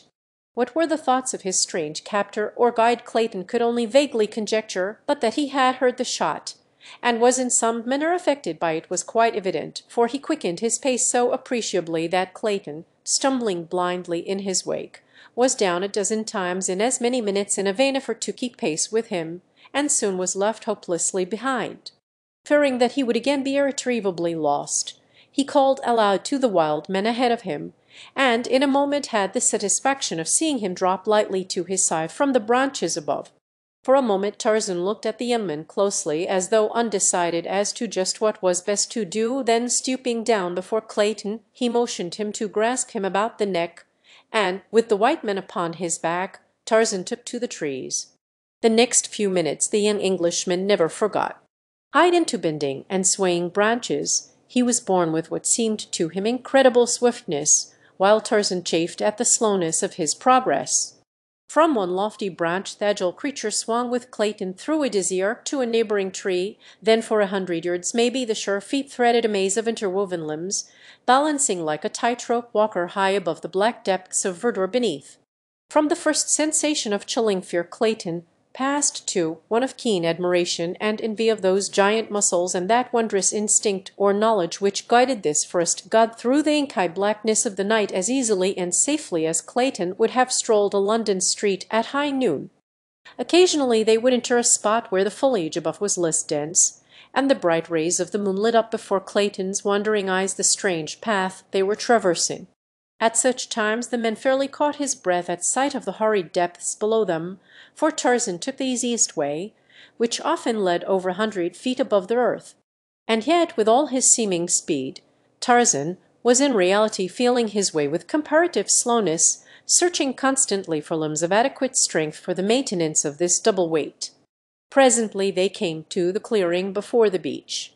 Tarzan's quick ears had heard the strange sounds of Sabra's efforts to force her way through the lattice, and it seemed to Clayton that they dropped a straight 100 feet to earth, so quickly did Tarzan descend. Yet when they struck the ground it was with scarce a jar, and as Clayton released his hold on the ape-man he saw him dart like a squirrel for the opposite side of the cabin. The Englishman sprang quickly after him just in time to see the hind quarters of some huge animal about to disappear through the window of the cabin.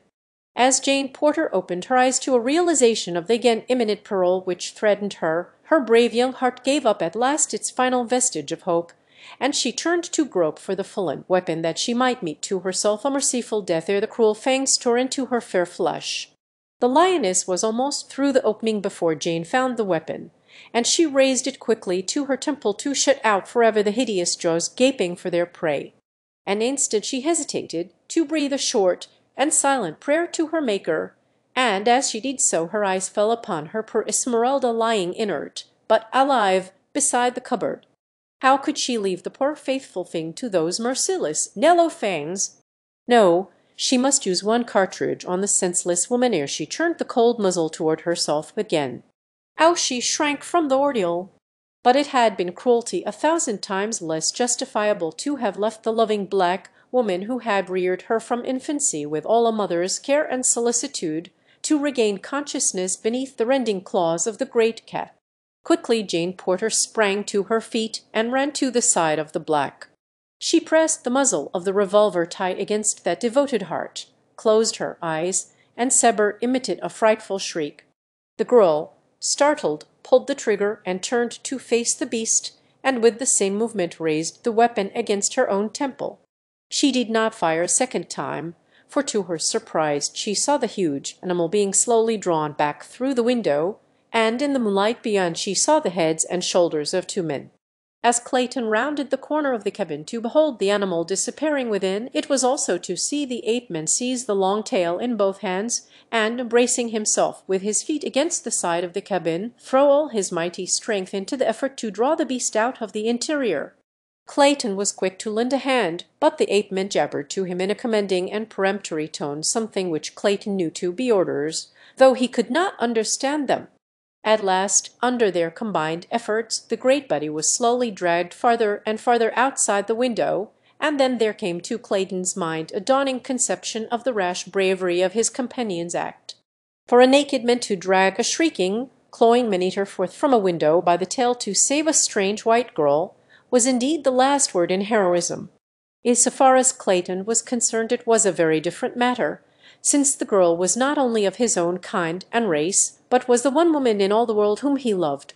Though he knew that the lioness would make short work of both of them, he pulled with a will to keep it from Jane Porter. And then he recalled the battle between this man and the great, black-maned lion which he had witnessed a short time before, and he commenced to feel more assurance. Tarzan was still issuing orders which Clayton could not understand. He was trying to tell the stupid white man to plunge his poisoned arrows into Sabre's back and sides, and to reach the savage heart with the long, thin hunting knife that hung at Tarzan's hip, but the man would not understand, and Tarzan did not dare release his hold to do the things himself, for he knew that the puny white man never could hold mighty Sabre alone for an instant. Slowly the lioness was emerging from the window. At last her shoulders were out, and then Clayton saw an incredible thing. Tarzan, racking his brains for some means to cope single-handed with the infuriated beast, had suddenly recalled his battle with Turquoise, and as the great shoulders came clear of the window, so that the lioness hung upon the sill only by her forepaws, Tarzan suddenly released his hold upon the brute. With the quickness of a striking rattler he launched himself full upon Sabre's back, his strong young arms seeking and gaining a full Nelson upon the beast as he had learned it that other day during his bloody, wrestling victory over Turquoise. With a roar the lioness turned completely over upon her back, falling full upon her enemy, but the black-haired giant only closed tighter his hold. Pawing and tearing at earth and air, Sabre rolled and threw herself this way and that in an effort to dislodge this strange antagonist, but ever tighter and tighter drew the iron bands that were forcing her head lower and lower upon her tawny breast. Higher crept the steel forearms of the ape men about the back of Seber's neck. Weaker and weaker became the lioness's efforts. At last Clayton saw the immense muscles of Tarzan's shoulders and biceps leap into corded knots beneath the silver moonlight. There was a long-sustained and supreme effort on the ape-man's part, and the vertebrae of Seber's neck parted with a sharp snap. In an instant Tarzan was upon his feet, and for the second time that day Clayton heard the bull ape's savage roar of victory. Then he heard Jane's agonized cry, "Cecil, mister." Clayton— "Oh, what is it? What is it?" Running quickly to the cabin door, Clayton called out that all was right, and shouted to her to open the door. As quickly as she raised the great bar and fairly dragged Clayton within. "What was that awful noise?" she whispered, shrinking close to him. "It was the cry of the kill from the throat of the man who has just saved your life, Miss Porter. Wait, I will fetch him so you may thank him." The frightened girl would not be left alone, so she accompanied Clayton to the side of the cabin where lay the dead body of the lioness. Tarzan of the Apes was gone. Clayton called several times, but there was no reply, and so the two returned to the greater safety of the interior. "What a frightful sound!" cried Jane. "I shudder at the mere thought of it. Do not tell me that a human throat voiced that hideous and fearsome shriek." "But it did, Miss Porter," replied Clayton, "or at least, if not a human throat, that of a forest god." And then he told her of his experiences with this strange creature, of how twice the wild man had saved his life, of the wondrous strength and agility and bravery of the brown skin and the handsome face. "I cannot make it out at all," he concluded. "At first I thought he might be Tarzan of the Apes, but he neither speaks nor understands English, so that theory is untenable." "Well, whatever he may be," cried the girl, "we owe him our lives, and may God bless him and keep him in safety in his wild and savage jungle." "Amen," said Clayton fervently. "For the good Lord's sake, ain't I dead?" The two turned to see Esmeralda sitting upright upon the floor, her great eyes rolling from side to side as though she could not believe their testimony as to her whereabouts. And now, for Jane Porter, the reaction came, and she threw herself upon the bench, sobbing with hysterical laughter. Chapter 16, most remarkable. Several miles south of the cabin, upon a strip of sandy beach, stood two old men, arguing. Before them stretched the broad Atlantic. At their backs was the dark continent. Close around them loomed the impenetrable blackness of the jungle. Savage beasts roared and growled, noises hideous and weird assailed their ears. They had wandered for miles in search of their camp, but always in the wrong direction. They were as hopelessly lost as though they suddenly had been transported to another world. At such a time, indeed, every fibre of their combined intellects must have been concentrated upon the vital question of the minute, the life and death question to them of retracing their steps to camp. Samuel T. Philander was speaking.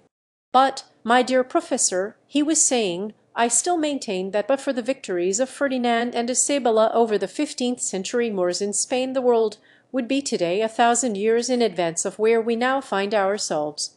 The Moors were essentially a tolerant, broad-minded, liberal race of agriculturists, artisans, and merchants, the very type of people that has made possible such civilization as we find today in America and Europe, while the Spaniards— Tut, tut, dear Mr. Philander," interrupted Professor Porter, "their religion positively precluded the possibilities you suggest. Moslamism was, is, and always will be a blight on that scientific progress which has marked bless me." "Professor," interjected Mr. Philander, who had turned his gaze toward the jungle, "there seems to be someone approaching." "Professor Archimedes Q." Porter turned in the direction indicated by the near-sighted Mr. Philander. "Tut, tut, Mr. Philander," he chided. "How often must I urge you to seek that absolute concentration of your mental faculties which alone may permit you to bring to bear the highest powers of intellectuality upon the momentous problems which naturally fall to the lot of great minds? And now I find you guilty of a most flagrant breach of courtesy in interrupting my learned discourse to call attention to a mere quadruped of the genus Felis. As I was saying, Mr. Heavens, Professor, a lion!" cried Mr. Philander, straining his weak eyes toward the dim figure outlined against the dark tropical underbrush. "Yes, yes, Mr. Philander, if you insist upon employing slang in your discourse, a lion. But as I was saying, bless me, Professor, again interrupted Mr. Philander, permit me to suggest that doubtless the Moors who were conquered in the 15th century will continue in that most regrettable condition for the time being at least, even though we postpone discussion of that world calamity until we may attain the enchanting view of yon Felice carnivora which distance proverbially is credited with lending. In the meantime the lion had approached with quiet dignity to within 10 paces of the two men, where he stood curiously watching them. The moonlight flooded the beach, and the strange group stood out in bold relief against the yellow sand. Most reprehensible," exclaimed Professor Porter, with a faint trace of irritation in his voice. "Ever, Mr. Philander, never before in my life have I known one of these animals to be permitted to roam at large from its cage. I shall most certainly report this outrageous breach of ethics to the directors of the adjacent zoological garden." "Quite right, Professor," agreed Mr. Philander, "and the sooner it is done the better. Let us start now." Seizing the Professor by the arm, Mr. Philander set off in the direction that would put the greatest distance between themselves and the lion. They had proceeded but a short distance when a backward glance revealed to the horrified gaze of Mr. Philander that the lion was following them. He tightened his grip upon the protesting Professor and increased his speed. "As I was saying, Mr. Philander," repeated Professor Porter. Mr. Philander took another hasty glance rearward. The lion also had quickened his gait, and was doggedly maintaining an unvarying distance behind them. "He is following us," gasped Mr. Philander, breaking into a run. "Tut, tut, Mr. Philander," remonstrated the Professor, "this unseemly haste is most unbecoming to men of letters. What will our friends think of us, who may chance to be upon the street and witness our frivolous antics? Pray let us proceed with more decorum." Mr. Philander stole another observation astern. The lion was bounding along in easy leaps scarce 5 paces behind. Mr. Philander dropped the Professor's arm and broke into a mad orgy of speed that would have done credit to any varsity track team. "As I was saying, Mr. Philander," screamed Professor Porter, as, metaphorically speaking, he himself threw her into high. He, too, had caught a fleeting backward glimpse of cruel yellow eyes and half-open mouth within startling proximity of his person. With streaming coat-tails and shiny sulk at Professor Archimedes' cue, Porter fled through the moonlight close upon the heels of Mr. Samuel T. Philander. Before them a point of the jungle ran out toward a narrow promontory, and it was for the haven of the trees he saw there that Mr. Samuel T. Philander directed his prodigious leaps and bounds, while from the shadows of this same spot peered 2 keen eyes in interested appreciation of the race. It was Tarzan of the Apes who watched, with face agrin, this odd game of follow the leader. He knew the 2 men were safe enough from attack in so far as the lion was concerned. The very fact that Numa had foregone such easy prey at all convinced the wise forest craft of Tarzan that Numa's belly already was full. The lion might stalk them until hungry again, but the chances were that if not angered he would soon tire of the sport and slink away to his jungle lair. Really, the one great danger was that one of the men might stumble and fall, and then the yellow devil would be upon him in a moment, and the joy of the kill would be too great a temptation to withstand. So Tarzan swung quickly to a lower limb in line with the approaching fugitives, and as Mr. Samuel T. Philander came panting and blowing beneath him, all ready to struggle up to the safety of the limb, Tarzan reached down and, grasping him by the collar of his coat, yanked him to the limb by his side. Another moment brought the Professor within the sphere of the friendly grip, and he too was drawn upward to safety just as the baffled Numa, with a roar, leaped to recover his vanishing quarry. For a moment the 2 men clung panting to the great branch, while Tarzan squatted with his back to the stem of the tree, watching them with mingled curiosity and amusement. It was the Professor who first broke the silence. "I am deeply pained, Mr. Philander, that you should have evinced such a paucity of manly courage in the presence of one of the lower orders, and by your crass timidity have caused me to exert myself to such an unaccustomed degree in order that I might resume my discourse. As I was saying, Mr. Philander, when you interrupted me, the Moor's Professor Archimedes Q. Porter," broke in Mr. Philander in icy tones, The time has arrived when patience becomes a crime and mayhem appears garbed in the mantle of virtue. You have accused me of cowardice. You have insinuated that you ran only to overtake me, not to escape the clutches of the lion. Have a care, Professor Archimedes Q. Porter. I am a desperate man, goaded by long-suffering patience, the wormwool term. Tut, tut, Mr. Philander, tut, tut, cautioned Professor Porter. You forget yourself. I forget nothing as yet, Professor Archimedes Q. Porter, but, believe me, sir, I am tottering on the verge of forgetfulness as to your exalted position in the world of science, and your grey hairs. The professor sat in silence for a few minutes, and the darkness hid the grim smile that wreathed his wrinkled countenance. Presently he spoke. "Look here, Skinny Philander," he said in belligerent tones, "if you are looking for scrap, peel off your coat and come on down on the ground, and I'll punch your head just as I did 60 years ago in the alley back of Porky Evans' barn." "Ark," gasped the astonished Mr. Philander. "Lordy, how good that sounds! When you're human, Ark, I love you, but somehow it seems as though you had forgotten how to be human for the last 20 years." The professor reached out a thin, trembling old hand through the darkness until it found his old friend's shoulder. "Forgive me, Skinny," he said softly. "It hasn't been quite 20 years, and God alone knows how hard I have tried to be human for Jane's sake, and yours too, since he took my other Jane away." Another old hand stole up from Mr. Philander's side to clasp the one that lay upon his shoulder, and no other message could better have translated the one heart to the other. They did not speak for some minutes. The lion below them paced nervously back and forth. The third figure in the tree was hidden by the dense shadows near the stem. He, too, was silent, motionless as a graven image. "You certainly pulled me up into this tree just in time," said the professor at last. "I want to thank you. You saved my life." "But I didn't pull you up here, Professor," said Mr. Philander. "Bless me.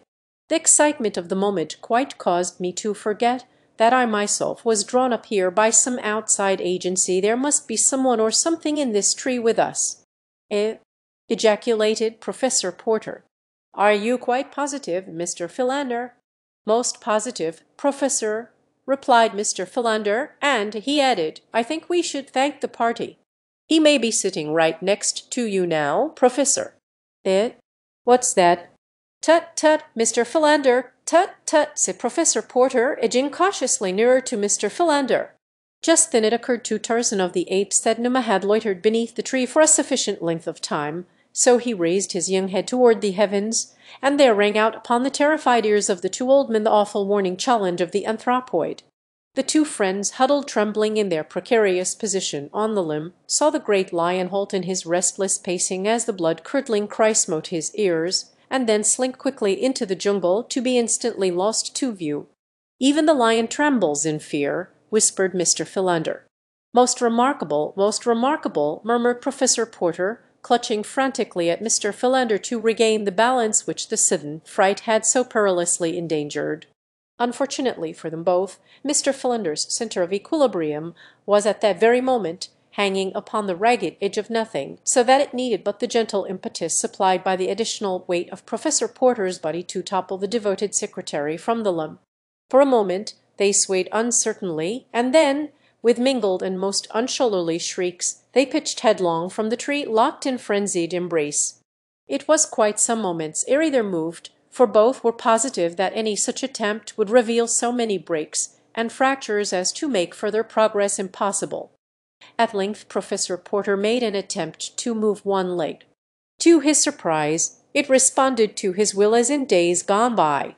He now drew up its mate and stretched it forth again. Most remarkable," he murmured. "Thank God, Professor," whispered Mr. Philander fervently. "You are not dead, then?"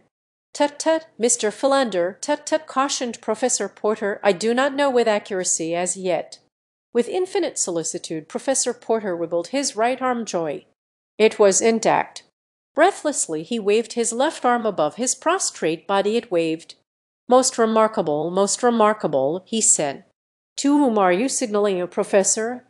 asked Mr. Philander in an excited tone. Professor Porter deigned to make no response to this puerile inquiry. Instead he raised his head gently from the ground, nodding it back, and for the half-dozen times. Most remarkable, he breathed. It remains intact. Mr. Philander had not moved from where he had fallen. He had not dared the attempt. How indeed could one move when one's arms and legs and back were broken?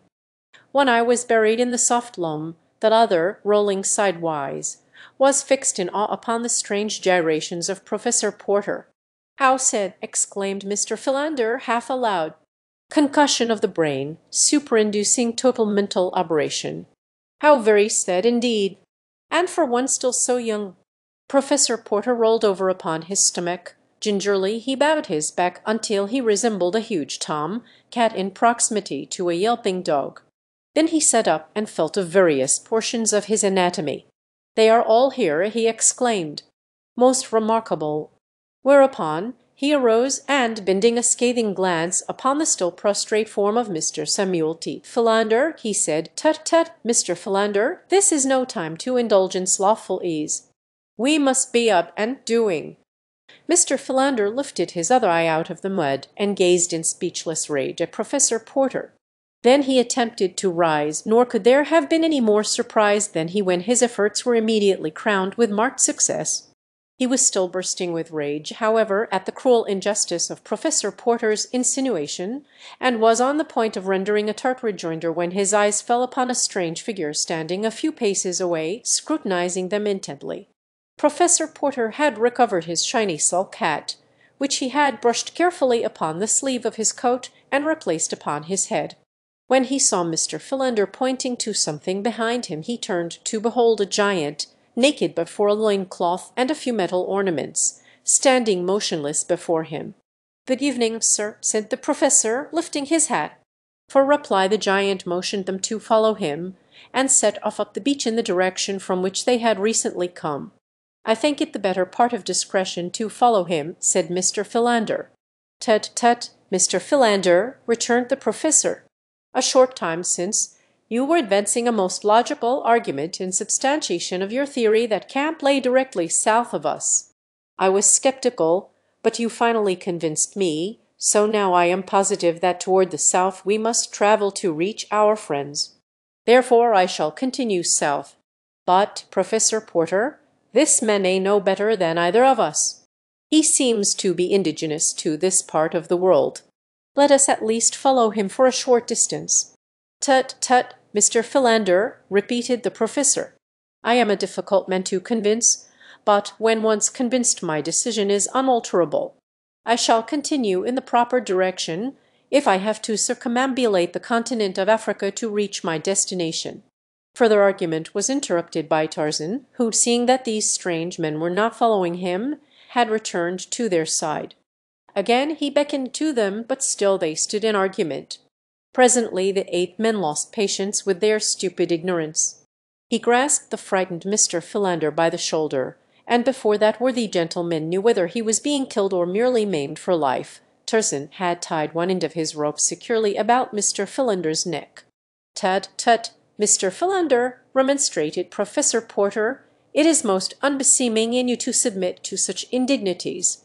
But scarcely were the words out of his mouth ere he, too, had been seized and securely bound by the neck with the same rope. Then Tarzan set off toward the north, leading the now thoroughly frightened professor and his secretary. In deathly silence they proceeded for what seemed hours to the 2 tired and hopeless old men, but presently as they topped a little rise of ground they were overjoyed to see the cabin lying before them, not 100 yards distant. Here Tarzan released them, and, pointing toward the little building, vanished into the jungle beside them. Most remarkable, guessed the professor. "But you see, Mr. Philander, that I was quite right, as usual, and but for your stubborn wilfulness we should have escaped a series of most humiliating, not to say dangerous accidents. Pray allow yourself to be guided by a more mature and practical mind hereafter when in need of wise counsel." Mr. Samuel T. Philander was too much relieved at the happy outcome to their adventure to take umbrage at the professor's cruel fling. Instead, he grasped his friend's arm and hastened him forward in the direction of the cabin. It was a much relieved party of castaways that found itself once more united. Dawn discovered them, still recounting their various adventures, and speculating upon the identity of the strange guardian and protector they had found on this savage shore. Esmeralda was positive that it was none other than an angel of the Lord, sent down especially to watch over them. "Had you seen him devour the raw meat of the lion, Esmeralda," laughed Clayton, "you would have thought him a very material angel." "There was nothing heavenly about his voice," said Jane Porter, with a little shudder at recollection of the awful roar which had followed the killing of the lioness. "Nor did it precisely comport with my preconceived ideas of the dignity of divine messengers," remarked Professor Porter, when the gentleman tied two highly respectable and erudite scholars neck to neck and dragged them through the jungle as though they had been cows. Chapter 17. Burials. As it was now quite light, the party, none of whom had eaten or slept since the previous morning, began to bestir themselves to prepare food. The mutineers of the Arrow had landed a small supply of dried meats, canned soups and vegetables, crackers, flour, tea, and coffee for the 5 they had marooned, and these were hurriedly drawn upon to satisfy the craving of long famished appetites. The next task was to make the cabin habitable, and to this end it was decided to at once remove the gruesome relics of the tragedy which had taken place there on some bygone day. Professor Porter and Mr. Philander were deeply interested in examining the skeletons. The 2 larger, they stated, had belonged to a male and female of one of the higher white races. The smallest skeleton was given but passing attention, as its location in the crib left no doubt as to its having been the infant offspring of this unhappy couple.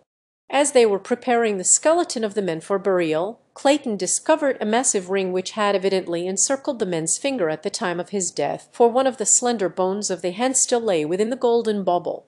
Picking it up to examine it, Clayton gave a cry of astonishment, for the ring bore the crest of the House of Greystoke.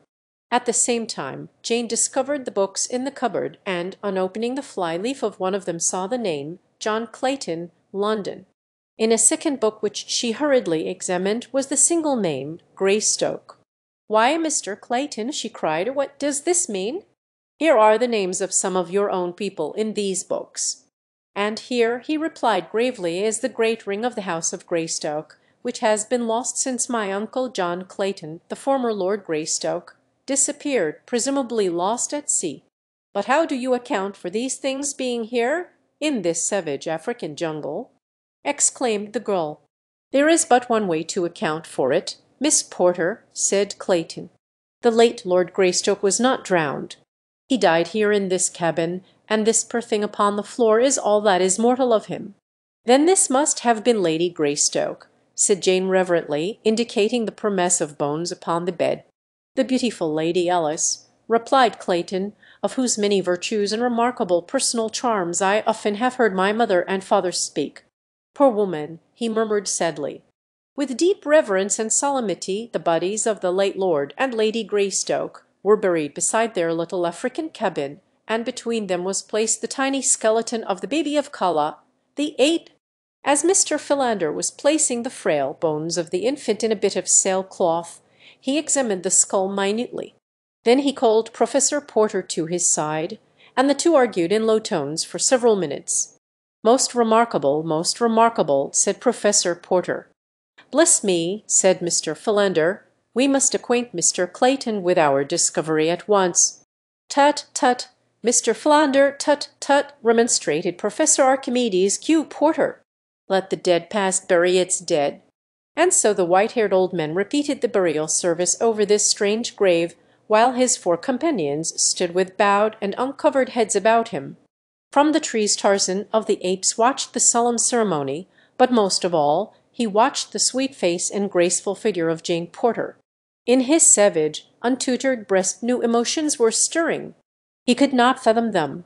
He wondered why he felt so great an interest in these people, why he had gone to such pains to save the 3 men. But he did not wonder why he had torn sabre from the tender flesh of the strange girl. Surely the men were stupid and ridiculous and cowardly. Even Manu, the monkey, was more intelligent than they. If these were creatures of his own kind, he was doubtful if his past pride in blood was warranted. But the girl, that was a different matter. He did not reason here. He knew that she was created to be protected, and that he was created to protect, He wondered why they had dug a great hole in the ground merely to bury dry bones. Surely there was no sense in that, no one wanted to steal dry bones. Had there been meat upon them he could have understood, for thus alone might one keep his meat from Dango, the hyena, and the other robbers of the jungle. When the grave had been filled with earth the little party turned back toward the cabin, and Esmeralda, still weeping copiously for the two she had never heard of before today, and who had been dead 20 years, chanced to glance toward the harbour. Instantly her tears ceased. "Look at them low-down white trash out there," she shrilled, pointing toward Darrow. "They all's a desecrating us right here on this here perverted island." And sure enough, Darrow was being worked toward the open sea slowly through the harbour's entrance. "They promised to leave us firearms and ammunition," said Clayton. "The merciless beasts." "It is the work of that fellow they call Snipes, I am sure," said Jane. "King was a scoundrel, but he had a little sense of humanity. If they had not killed him I know that he would have seen that we were properly provided for before they left us to our fate." "I regret that they did not visit us before sailing," said Professor Porter. "I had proposed requesting them to leave the treasure with us, as I shall be a ruined man if that is lost." Jane looked at her father sadly. "Never mind, dear," she said. "It wouldn't have done any good, because it is solely for the treasure that they killed their officers and landed us upon this awful shore." "Tut, tut, child, tut, tut," replied Professor Porter. "You are a good child, but inexperienced in practical matters," and Professor Porter turned and walked slowly away toward the jungle, his hands clasped beneath his long coat-tails and his eyes bent upon the ground. His daughter watched him with a pathetic smile upon her lips, and then turning to Mr. Philander, she whispered, "Please don't let him wander off again as he did yesterday. We depend upon you, you know, to keep a close watch upon him." "He becomes more difficult to handle each day," replied Mr. Philander, with a sigh and a shake of his head.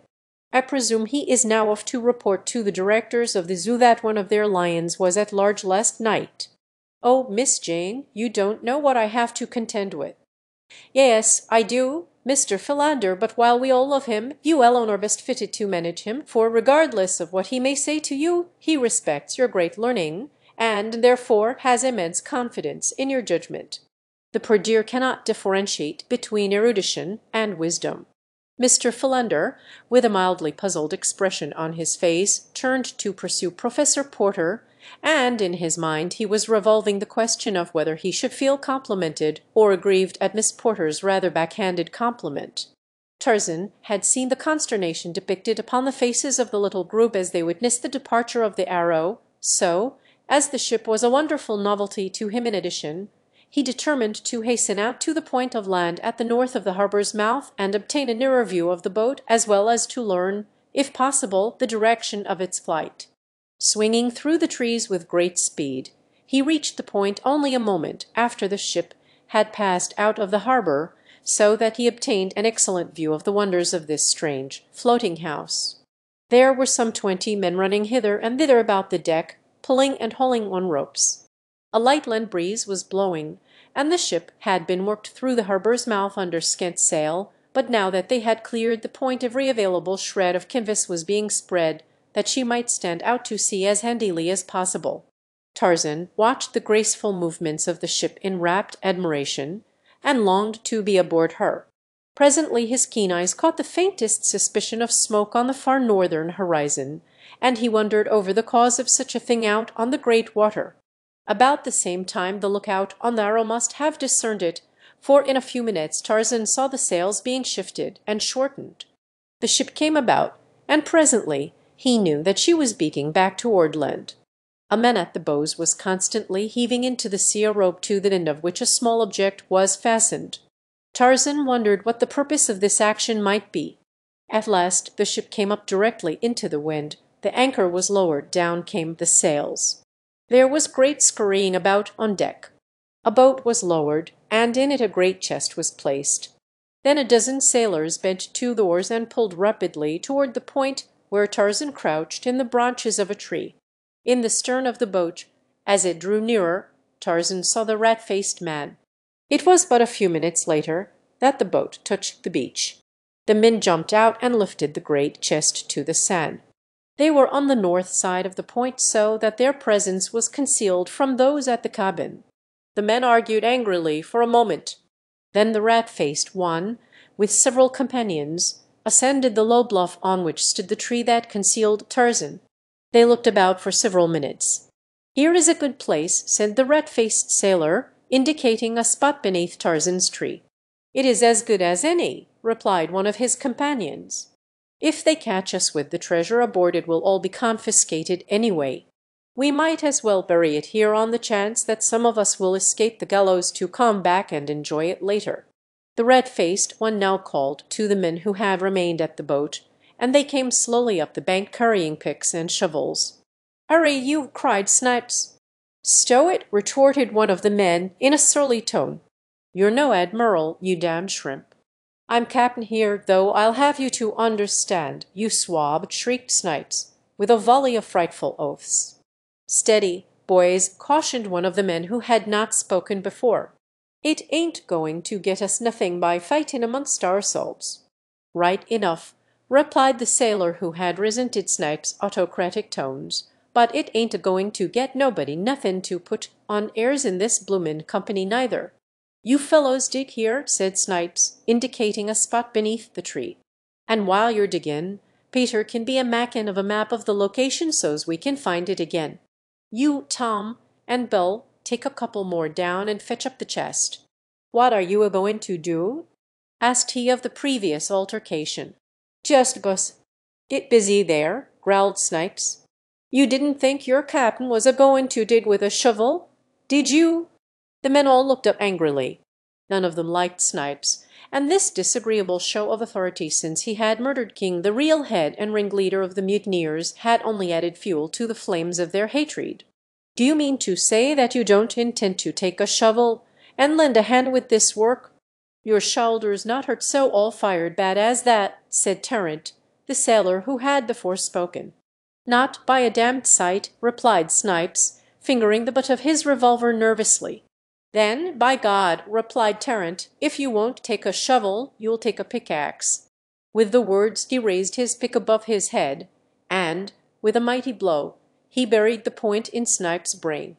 For a moment the men stood silently looking at the result of their fellow's grim humour. Then one of them spoke. "Served the skunk jolly well right," he said. One of the others commenced to ply his pick to the ground. The soil was soft and he threw aside the pick and grasped a shovel, then the others joined him. There was no further comment on the killing, but the men worked in a better frame of mind than they had since Snipes had assumed command.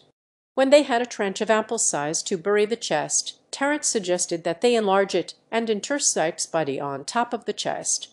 "It might help full any as a pint to be diggin' bouts," he explained.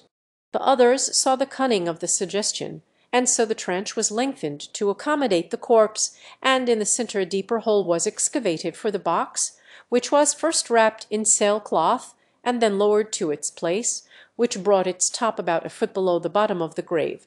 Earth was shovelled in and tramped down about the chest until the bottom of the grave stood level and uniform. Two of the men rolled the rat-faced corpse unceremoniously into the grave, after first stripping it of its weapons and various other articles which the several members of the party coveted for their own. They then filled the grave with earth and tramped upon it until it would hold no more. The balance of the loose earth was thrown far and wide, and a mass of dead undergrowth spread in as natural a manner as possible over the new-made grave to obliterate all signs of the ground having been disturbed. Their work done, the sailors returned to the small boat and pulled off rapidly toward the Arrow. The breeze had increased considerably, and as the smoke upon the horizon was now plainly discernible in considerable volume, the mutineers lost no time in getting under full sail and bearing away toward the southwest. Tarzan, an interested spectator of all that had taken place, sat speculating on the strange actions of these peculiar creatures. Men were indeed more foolish and more cruel than the beasts of the jungle. How fortunate was he who lived in the peace and security of the great forest. Tarzan wondered what the chest they had buried contained.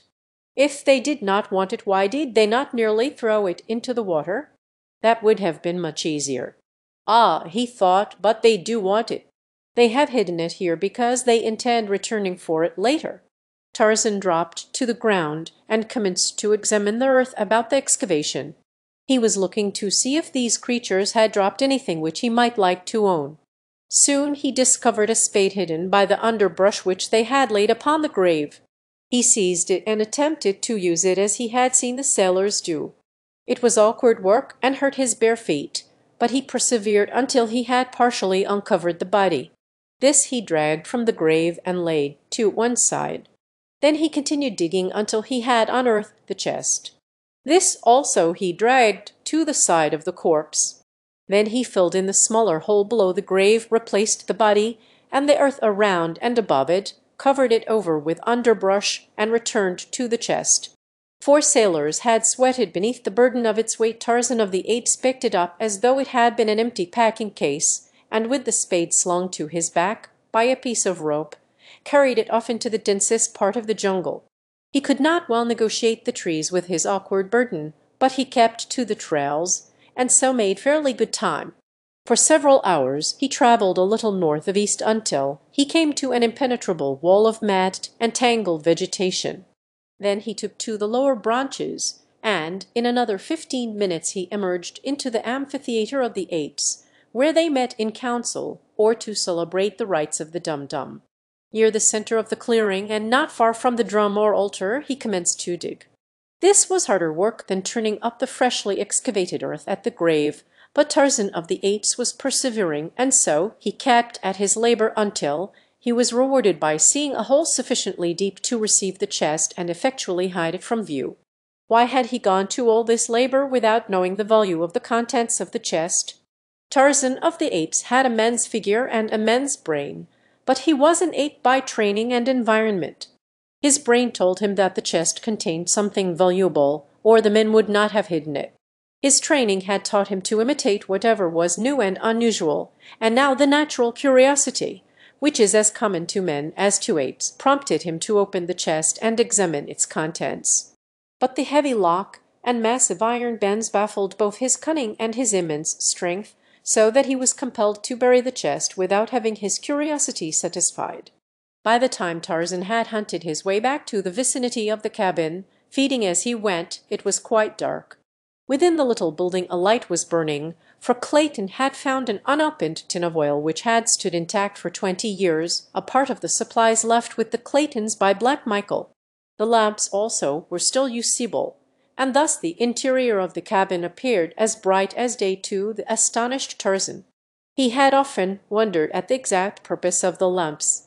His reading and the pictures had told him what they were, but he had no idea of how they could be made to produce the wondrous sunlight that some of his pictures had portrayed them as diffusing upon all surrounding objects. As he approached the window nearest the door, he saw that the cabin had been divided into 2 rooms by a rough partition of boughs and sailcloth.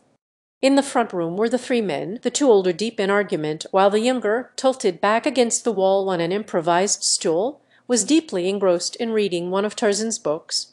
Tarzan was not particularly interested in the men, however, so he sought the other window. There was the girl. How beautiful her features! How delicate her snowy skin!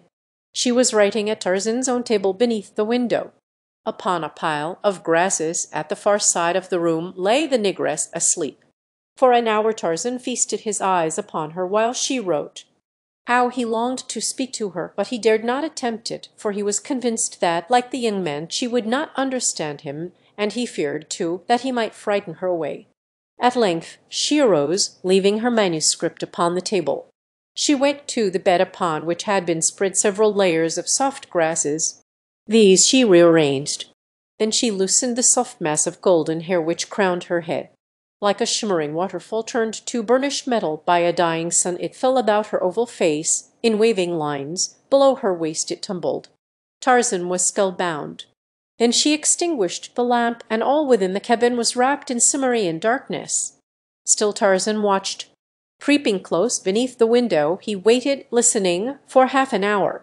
At last he was rewarded by the sounds of the regular breathing within which denotes sleep. Cautiously he intruded his hand between the meshes of the lattice until his whole arm was within the cabin. Carefully he felt upon the desk. At last he grasped the manuscript upon which Jane Porter had been writing, and as cautiously withdrew his arm and hand holding the precious treasure. Tarzan folded the sheets into a small parcel which he tucked into the quiver with his arrows. Then he melted away into the jungle as softly and as noiselessly as a shadow. Chapter 18. The Jungle Toll. Early the following morning Tarzan awoke, and his first thought of the new day, as the last of yesterday, was of the wonderful writing which lay hidden in his quiver. Hurriedly he brought it forth, hoping against hope that he could read what the beautiful white girl had written there the preceding evening. At the first glance he suffered a bitter disappointment. Never before had he so yearned for anything as now he did for the ability to interpret a message from that golden-haired divinity who had come so suddenly and so unexpectedly into his life. What did it matter if the message were not intended for him? It was an expression of her thoughts, and that was sufficient for Tarzan of the Apes. And now to be baffled by strange, uncouth characters the like of which he had never seen before. Why, they even dipped in the opposite direction from all that he had ever examined, either in printed books or the difficult script of the few letters he had found. Even the little bugs of the black book were familiar friends, though their arrangement meant nothing to him, but these bugs were new and unheard of. For 20 minutes he pored over them, when suddenly they commenced to take familiar though distorted shapes. They were his old friends, but badly crippled. Then he began to make out a word here and a word there. His heart leaped for joy. He could read it, and he would. In another half-hour he was progressing rapidly, and, but for an exceptional word now and again, he found it very plain sailing. Here is what he read: west coast of Africa, about 10 south latitude. So Mr. Clayton says. February 3, 1909. Dearest Hazel, it seems foolish to write you a letter that you may never see, but I simply must tell somebody of our awful experiences since we sailed from Europe on the ill-fated Arrow. If we never return to civilization, as now seems only too likely, this will at least prove a brief record of the events which led up to our final fate, whatever it may be. As you know, we were supposed to have set out upon a scientific expedition to the Congo. Papa was presumed to entertain some wondrous theory of an unthinkably ancient civilization, the remains of which lay buried somewhere in the Congo Valley. But after we were well under sail the truth came out. It seems that an old bookworm who has a book and curio shop in Baltimore discovered between the leaves of a very old Spanish manuscript a letter written in 1550 detailing the adventures of a crew of mutineers of a Spanish galleon bound from Spain to South America, with a vast treasure of doubloons and pieces of 8, I suppose, for they certainly sound weird and Purity. The writer had been one of the crew, and the letter was to his son, who was, at the very time the letter was written, master of a Spanish merchantman. Many years had elapsed since the events the letter narrated had transpired, and the old man had become a respected citizen of an obscure Spanish town, but the love of gold was still so strong upon him that he risked all to acquaint his son with the means of attaining fabulous wealth for them both. The writer told how, when but a week out from Spain, the crew had mutinied and murdered every officer and men who opposed them, but they defeated their own ends by this very act, for there was none left competent to navigate a ship at sea. They were blown hither and thither for 2 months, until sick and dying of scurvy, starvation, and thirst, they had been wrecked on a small islet. The galleon was washed high upon the beach where she went to pieces, but not before the survivors, who numbered but 10 souls, had rescued one of the great chests of treasure. This they buried well upon the island, and for 3 years they lived there in constant hope of being rescued. One by one they sickened and died, until only one man was left, the writer of the letter. The men had built a boat from the wreckage of the galleon, but having no idea where the island was located, they had not dared to put to sea. When all were dead except himself, however, the awful loneliness so weighed upon the mind of the sole survivor that he could endure it no longer, and choosing to risk death upon the open sea rather than madness on the lonely isle, he set sail in his little boat after nearly a year of solitude. Fortunately he sailed due north, and within a week was in the track of the Spanish merchantmen plying between the West Indies and Spain, and was picked up by one of these vessels homeward bound. The story he told was merely one of shipwreck in which all but a few had perished, the balance, except himself, dying after they reached the island. He did not mention the mutiny or the chest of buried treasure. The master of the merchantman assured him that from the position at which they had picked him up, and the prevailing winds for the past week, he could have been on no other island than one of the Cape Verde group, which lie off the west coast of Africa in about 16 or 17 north latitude. His letter described the island minutely, as well as the location of the treasure, and was accompanied by the crudest, funniest little old map you ever saw, with trees and rocks all marked by scrolly X's to show the exact spot where the treasure had been buried. When Papa explained the real nature of the expedition, my heart sank, for I know so well how visionary and impractical the poor dear has always been that I feared that he had again been duped, especially when he told me he had paid $1,000 for the letter and map. To add to my distress, I learned that he had borrowed $10,000 more from Robert Kendler, and had given his notes for the amount. Mr. Kendler had asked for no security, and you know, dearie, what that will mean for me if Papa can't meet them. Oh, how I detest that man! We all tried to look on the bright side of things, but Mr. Philander and Mr. Clayton, he joined us in London just for the adventure, both felt as skeptical as I. Well, to make a long story short, we found the island and the treasure, great iron-bound oak chest, wrapped in many layers of oiled sailcloth, and as strong and firm as when it had been buried nearly 200 years ago. It was simply filled with gold coin, and was so heavy that 4 men bent underneath its weight. The horrid thing seems to bring nothing but murder and misfortune to those who have anything to do with it, for 3 days after we sailed from the Cape Verde Islands our own crew mutinied and killed every one of their officers. Oh, it was the most terrifying experience one could imagine. I cannot even write of it.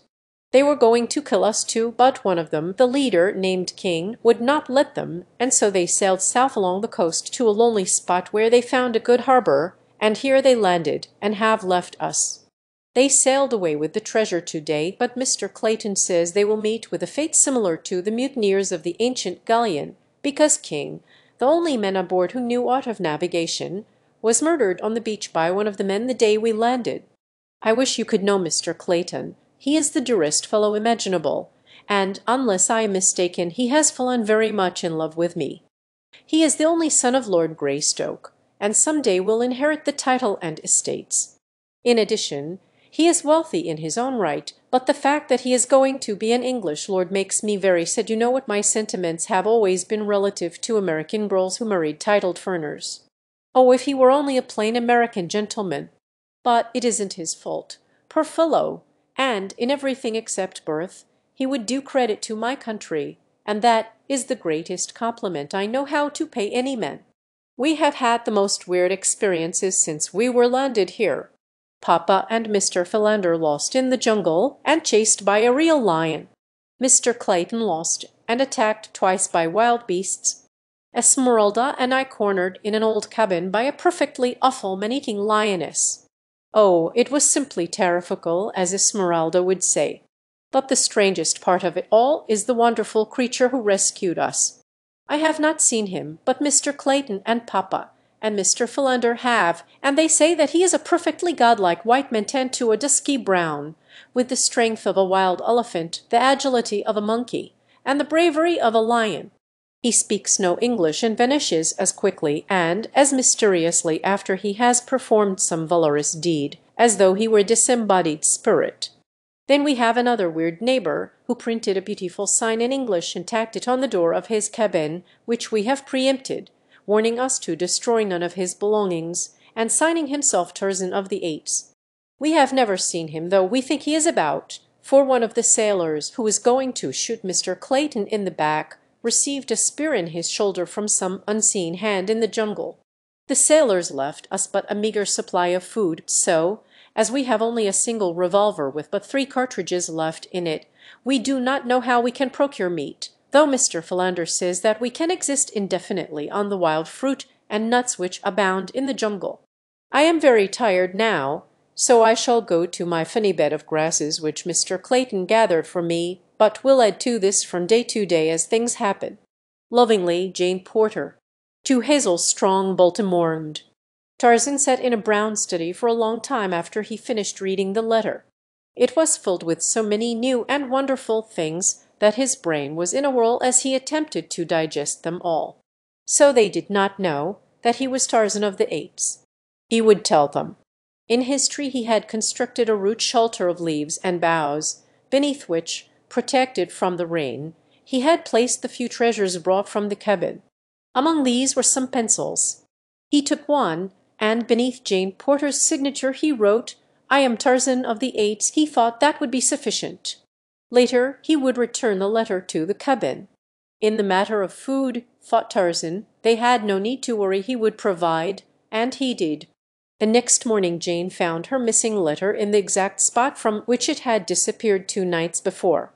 She was mystified, but when she saw the printed words beneath her signature, she felt a cold, clammy chill run up her spine. She showed the letter, or rather the last sheet with the signature, to Clayton. "And to think," she said, "that unkay thing was probably watching me all the time that I was writing oo. It makes me shudder just to think of it. But he must be friendly," reassured Clayton, "for he has returned your letter, nor did he offer to harm you, and unless I am mistaken, he left a very substantial memento of his friendship outside the cabin door last night, for I just found the carcass of a wild boar there as I came out. From then on scarcely a day passed that did not bring its offering of game or other food. Sometimes it was a young deer, again a quantity of strange, cooked food, cassava cakes pilfered from the village of Mbonga, or a boar, or leopard, and once a lion. Tarzan derived the greatest pleasure of his life in hunting meat for these strangers. It seemed to him that no pleasure on earth could compare with laboring for the welfare and protection of the beautiful white girl. Some day he would venture into the camp in daylight and talk with these people through the medium of the little bugs which were familiar to them and to Tarzan. But he found it difficult to overcome the timidity of the wild thing of the forest, and so day followed day without seeing a fulfillment of his good intentions. The party in the camp, emboldened by familiarity, wandered farther and yet farther into the jungle in search of nuts and fruit. Scarcely a day passed that did not find Professor Porter straying in his preoccupied indifference toward the jaws of death. Mr. Samuel T. Philander, never what one might call robust, was worn to the shadow of a shadow through the ceaseless worry and mental distraction resultant from his Herculean efforts to safeguard the professor. A month passed. Tarzan had finally determined to visit the camp by daylight. It was early afternoon. Clayton had wandered to the point at the harbor's mouth to look for passing vessels. Here he kept a great mass of wood, high piled, ready to be ignited as a signal should a steamer or a sail top the far horizon. Professor Porter was wandering along the beach south of the camp, with Mr. Philander at his elbow, urging him to turn his steps back before the two became again the sport of some savage beast. The others gone, Jane and Esmeralda had wandered into the jungle to gather fruit, and in their search were led farther and farther from the cabin. Tarzan waited in silence before the door of the little house until they should return. His thoughts were of the beautiful white girl. They were always of her now. He wondered if she would fear him, and the thought all but caused him to relinquish his plan. He was rapidly becoming impatient for her return, that he might feast his eyes upon her, and be near her, perhaps touch her. The ape-man knew no god, but he was as near to worshipping his divinity as mortal man ever comes to worship. While he waited, he passed the time printing a message to her. Whether he intended giving it to her he himself could not have told, but he took infinite pleasure in seeing his thoughts expressed in print in which he was not so uncivilized after all. He wrote, "I am Tarzan of the Apes. I want you. I am yours. You are mine. We live here together always in my house. I will bring you the best of fruits, the tenderest deer, the finest meats that roam the jungle. I will hunt for you. I am the greatest of the jungle fighters. I will fight for you. I am the mightiest of the jungle fighters. You are Jane Porter. I saw it in your letter. When you see this you will know that it is for you and that Tarzan of the Apes loves you." As he stood straight as a young Indian by the door waiting after he had finished the message, there came to his keen ears a familiar sound. It was the passing of a great ape through the lower branches of the forest. For an instant he listened intently, and then from the jungle came the agonized scream of a woman, and Tarzan of the Apes, dropping his first love letter upon the ground, shot like a panther into the forest. Clayton also heard the scream, and Professor Porter and Mr. Philander, and in a few minutes they came panting to the cabin, calling out to each other a volley of excited questions as they approached. A glance within confirmed their worst fears. Jane and Esmeralda were not there. Instantly Clayton, followed by the two old men, plunged into the jungle, calling the girl's name aloud. For half an hour they stumbled on, until Clayton, by merest chance, came upon the prostrate form of Esmeralda. He stopped beside her, feeling for her pulse and then listening for her heartbeats. She lived. He shook her. Esmeralda, he shrieked in her ear. Esmeralda, for God's sake, where is Miss Porter? What has happened? Esmeralda. Slowly Esmeralda opened her eyes. She saw Clayton. She saw the jungle about her. "Oh, Gabriel!" she screamed and fainted again. By this time Professor Porter and Mr. Philander had come up. "What shall we do, Mr. Clayton?" asked the old professor. "Where shall we look? God could not have been so cruel as to take my little girl away from me now." "We must arouse Esmeralda first," replied Clayton. "She can tell us what has happened." "Esmeralda," he cried again, shaking the black woman roughly by the shoulder. "Oh, Gabriel, I want to die," cried the poor woman, but with eyes fast closed. "Let me die, dear Lord. Don't let me see that awful face again." "Come, come, Esmeralda," cried Clayton. "The Lord isn't here, it's Mr. Clayton. Open your eyes." Esmeralda did as she was bade. "Oh, Gabriel, thank the Lord," she said. "Where's Miss Porter?" "What happened?" questioned Clayton. "Ain't Miss Jane here?"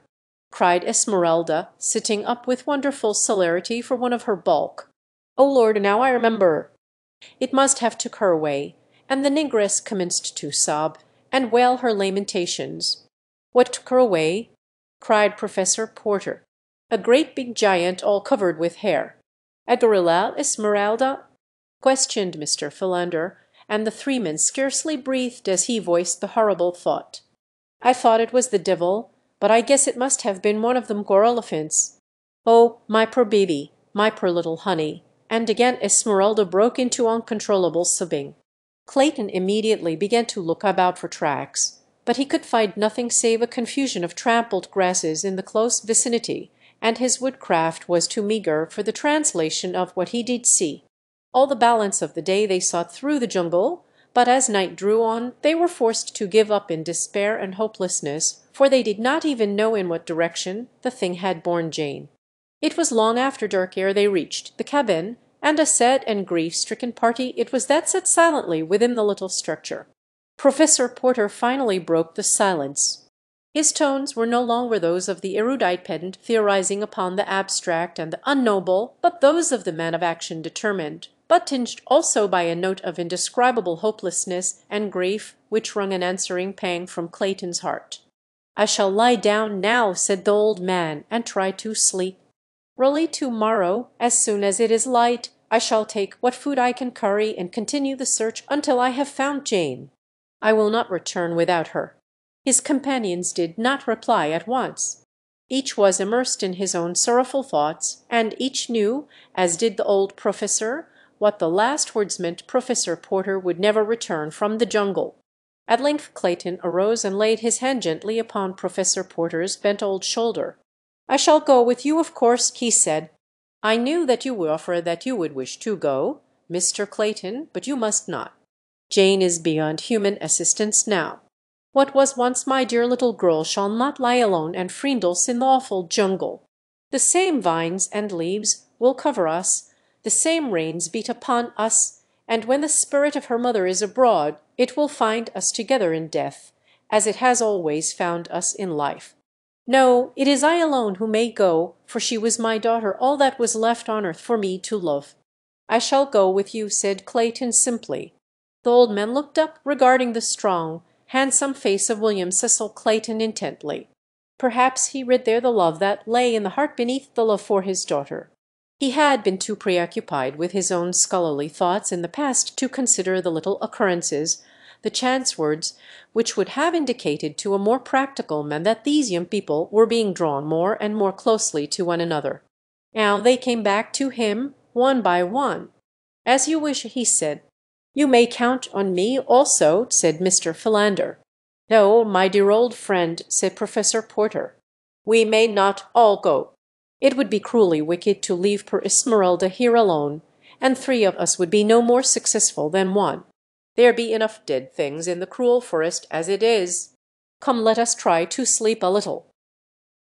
Chapter 19. The Call of the Primitive. From the time Tarzan left the tribe of great anthropoids in which he had been raised, it was torn by continual strife and discord. Turcus proved a cruel and capricious king, so that, one by one, many of the older and weaker apes, upon whom he was particularly prone to vent his brutish nature, took their families and sought the quiet and safety of the far interior. But at last those who remained were driven to desperation by the continued truculence of Turcus, and it so happened that one of them recalled the parting admonition of Tarzan: "If you have a chief who is cruel, do not do as the other apes do, and attempt, any one of you, to pit yourself against him alone. But instead, let 2 or 3 or 4 of you attack him together. Then, if you will do this, no chief will dare to be other than he should be, for 4 of you can kill any chief who may ever be over you." And the ape who recalled this wise counsel repeated it to several of his fellows, so that when Turcus returned to the tribe that day he found a warm reception awaiting him. There were no formalities. As Turcus reached the group, 5 huge, hairy beasts sprang upon him. At heart he was an arrant coward, which is the way with bullies among apes as well as among men, so he did not remain to fight and die, but tore himself away from them as quickly as he could and fled into the sheltering boughs of the forest. 2 more attempts he made to rejoin the tribe, but on each occasion he was set upon and driven away. At last he gave it up and turned, foaming with rage and hatred, into the jungle. For several days he wandered aimlessly, nursing his spite and looking for some weak thing on which to vent his pent anger. It was in this state of mind that the horrible, man-like beast, swinging from tree to tree, came suddenly upon 2 women in the jungle. He was right above them when he discovered them. The first intimation Jane Porter had of his presence was when the great hairy body dropped to the earth beside her, and she saw the awful face and the snarling, hideous mouth thrust within a foot of her. One piercing scream escaped her lips as the brute hand clutched her arm. Then she was dragged toward those awful fangs which yawned at her throat. But ere they touched that fair skin another mood claimed the anthropoid. The tribe had tapped his women. He must find others to replace them. This hairless white ape would be the first of his new household, and so he threw her roughly across his broad, hairy shoulders and leaped back into the trees, bearing Jane away. Esmeralda's scream of terror had mingled once with that of Jane, and then, as was Esmeralda's manner under stress of emergency which required presence of mind, she swooned. But Jane did not once lose consciousness. It is true that that awful face, pressing close to hers, and the stench of the foul breath beating upon her nostrils, paralyzed her with terror, but her brain was clear, and she comprehended all that transpired. With what seemed to her marvelous rapidity, the brute bore her through the forest, but still she did not cry out or struggle. The sudden advent of the ape had confused her to such an extent that she thought now that he was bearing her toward the beach.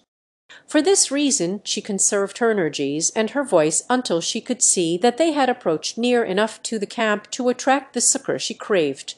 She could not have known it, but she was being borne farther and farther into the impenetrable jungle. The scream that had brought Clayton and the 2 older men stumbling through the undergrowth had led Tarzan of the Apes straight to where Esmeralda lay, but it was not Esmeralda in whom his interest centered, though pausing over her he saw that she was unhurt. For a moment he scrutinized the ground below and the trees above, until the ape, that was in him by virtue of training and environment, combined with the intelligence that was his by right of birth, told his wondrous woodcraft the whole story as plainly as though he had seen the thing happen with his own eyes. And then he was gone again into the swaying trees, following the high-flung spur which no other human eye could have detected, much less translated. At thousands, where the anthropoid swings from one tree to another, there is most to mark the trail, but least to point the direction of the quarry, for there the pressure is downward always toward the small end of the branch, whether the ape be leaving or entering a tree. Nearer the center of the tree, where the signs of passage are fainter, the direction is plainly marked. Here, on this branch, a caterpillar has been crushed by the fugitive's great foot, and Tarzan knows instinctively where that same foot would touch in the next stride. Here he looks to find a tiny particle of the demolished larva, ofttimes not more than a speck of moisture. Again, a minute bit of bark has been upchurned by the scraping hand, and the direction of the break indicates the direction of the passage. Or some great limb, or the stem of the tree itself has been brushed by the hairy body, and a tiny shred of hair tells him by the direction from which it is wedged beneath the bark that he is on the right trail. Nor does he need to check his speed to catch these seemingly faint records of the fleeing beast. To Tarzan they stand out boldly against all the myriad other scars and bruises and signs upon the leafy way. But strongest of all is the scent, for Tarzan is pursuing up the wind, and his trained nostrils are as sensitive as a hound's. There are those who believe that the lower orders are specially endowed by nature with better olfactory nerves than men, but it is merely a matter of development. Men's survival does not hinge so greatly upon the perfection of his senses. His power to reason has relieved them of many of their duties, and so they have to some extent atrophied, as have the muscles which move the ears and scalp merely from disuse. The muscles are there, about the ears and beneath the scalp, and so are the nerves which transmit sensations to the brain, but they are underdeveloped because they are not needed. Not so with Tarzan of the Apes. From early infancy his survival had depended upon acuteness of eyesight, hearing, smell, touch, and taste far more than upon the more slowly developed organ of reason. The least developed of all in Tarzan was the sense of taste, for he could eat luscious fruits or raw flesh, long buried, with almost equal appreciation, but in that he differed but slightly from more civilized epicures. Almost silently the ape men sped on in the track of Turkis and his prey, but the sound of his approach reached the ears of the fleeing beast and spurred it on to greater speed. 3 miles were covered before Tarzan overtook them, and then Turkis, seeing that further flight was futile, dropped to the ground in a small open glade, that he might turn and fight for his prize or be free to escape unhampered if he saw that the pursuer was more than a match for him. He still grasped Jane in one great arm as Tarzan bounded like a leopard into the arena which nature had provided for this primeval-like battle. When Turkis saw that it was Tarzan who pursued him, he jumped to the conclusion that this was Tarzan's woman, since they were of the same kind, white and hairless, and so he rejoiced at this opportunity for double revenge upon his hated enemy. To Jane the strange apparition of this godlike man was as wine to sick nerves. From the description which Clayton and her father and Mr. Philander had given her, she knew that it must be the same wonderful creature who had saved them, and she saw in him only a protector and a friend. But as Turkis pushed her roughly aside to meet Tarzan's charge, and she saw the great proportions of the ape and the mighty muscles and the fierce fangs, her heart quailed. How could any vanquish such a mighty antagonist? Like two charging bulls they came together, and like two wolves sought each other's throat. Against the long canines of the ape was pitted the thin blade of the man's knife. Jane, her lithe young form flattened against the trunk of a great tree, her hands tight pressed against her rising and falling bosom, and her eyes wide with mingled horror, fascination, fear, and admiration, watched the primordial ape battle with the primeval man for possession of a woman for her. As the great muscles of the man's back and shoulders knotted beneath the tension of his efforts, and the huge biceps and forearm held at bay those mighty tusks, the veil of centuries of civilization and culture was swept from the blurred vision of the Baltimore girl. When the long knife drank deep a dozen times of Turkis' heart's blood, and the great carcass rolled lifeless upon the ground, it was a primeval woman who sprang forward with outstretched arms toward the primeval man who had fought for her and won her. And Tarzan? He did what no red-blooded man needs lessons in doing. He took his woman in his arms and smothered her upturned, panting lips with kisses. For a moment Jane lay there with half-closed eyes. For a moment, the first in her young life, she knew the meaning of love. But as suddenly as the veil had been withdrawn it dropped again, and an outraged conscience suffused her face with its scarlet mantle, and a mortified woman thrust Tarzan of the Apes from her and buried her face in her hands. Tarzan had been surprised when he had found the girl he had learned to love after Vade, and abstract manner a willing prisoner in his arms. Now he was surprised that she repulsed him. He came close to her once more and took hold of her arm. She turned upon him like a tigress, striking his great breast with her tiny hands. Tarzan could not understand it. A moment ago and it had been his intention to hasten Jane back to her people, but that little moment was lost now in the dim and distant past of things which were but can never be again, and with it the good intentions had gone to join the impossible. Since then Tarzan of the Apes had felt a warm, live form close pressed to his. Hot, sweet breath against his cheek and mouth had fanned a new flame to life within his breast, and perfect lips had clung to his in burning kisses that had seared a deep brand into his soul, a brand which marked a new Tarzan. Again he laid his hand upon her arm. Again she repulsed him.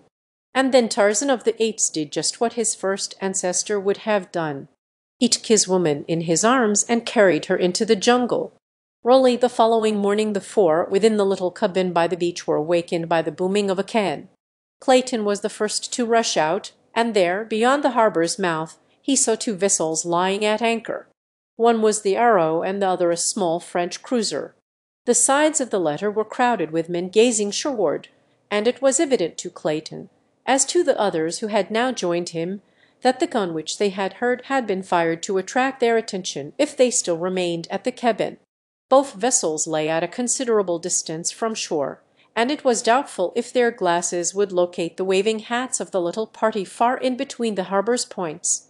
Esmeralda had removed her red apron and was waving it frantically above her head, but Clayton, still fearing that even this might not be seen, hurried off toward the northern point where lay his signal pyre ready for the match. It seemed an age to him, as to those who waited breathlessly behind, ere he reached the great pile of dry branches and underbrush. As he broke from the dense wood and came in sight of the vessels again, he was filled with consternation to see that the Arrow was making sail and that the cruiser was already under way. Quickly lighting the pyre in a dozen places, he hurried to the extreme point of the promontory, where he stripped off his shirt, and, tying it to a fallen branch, stood waving it back and forth above him.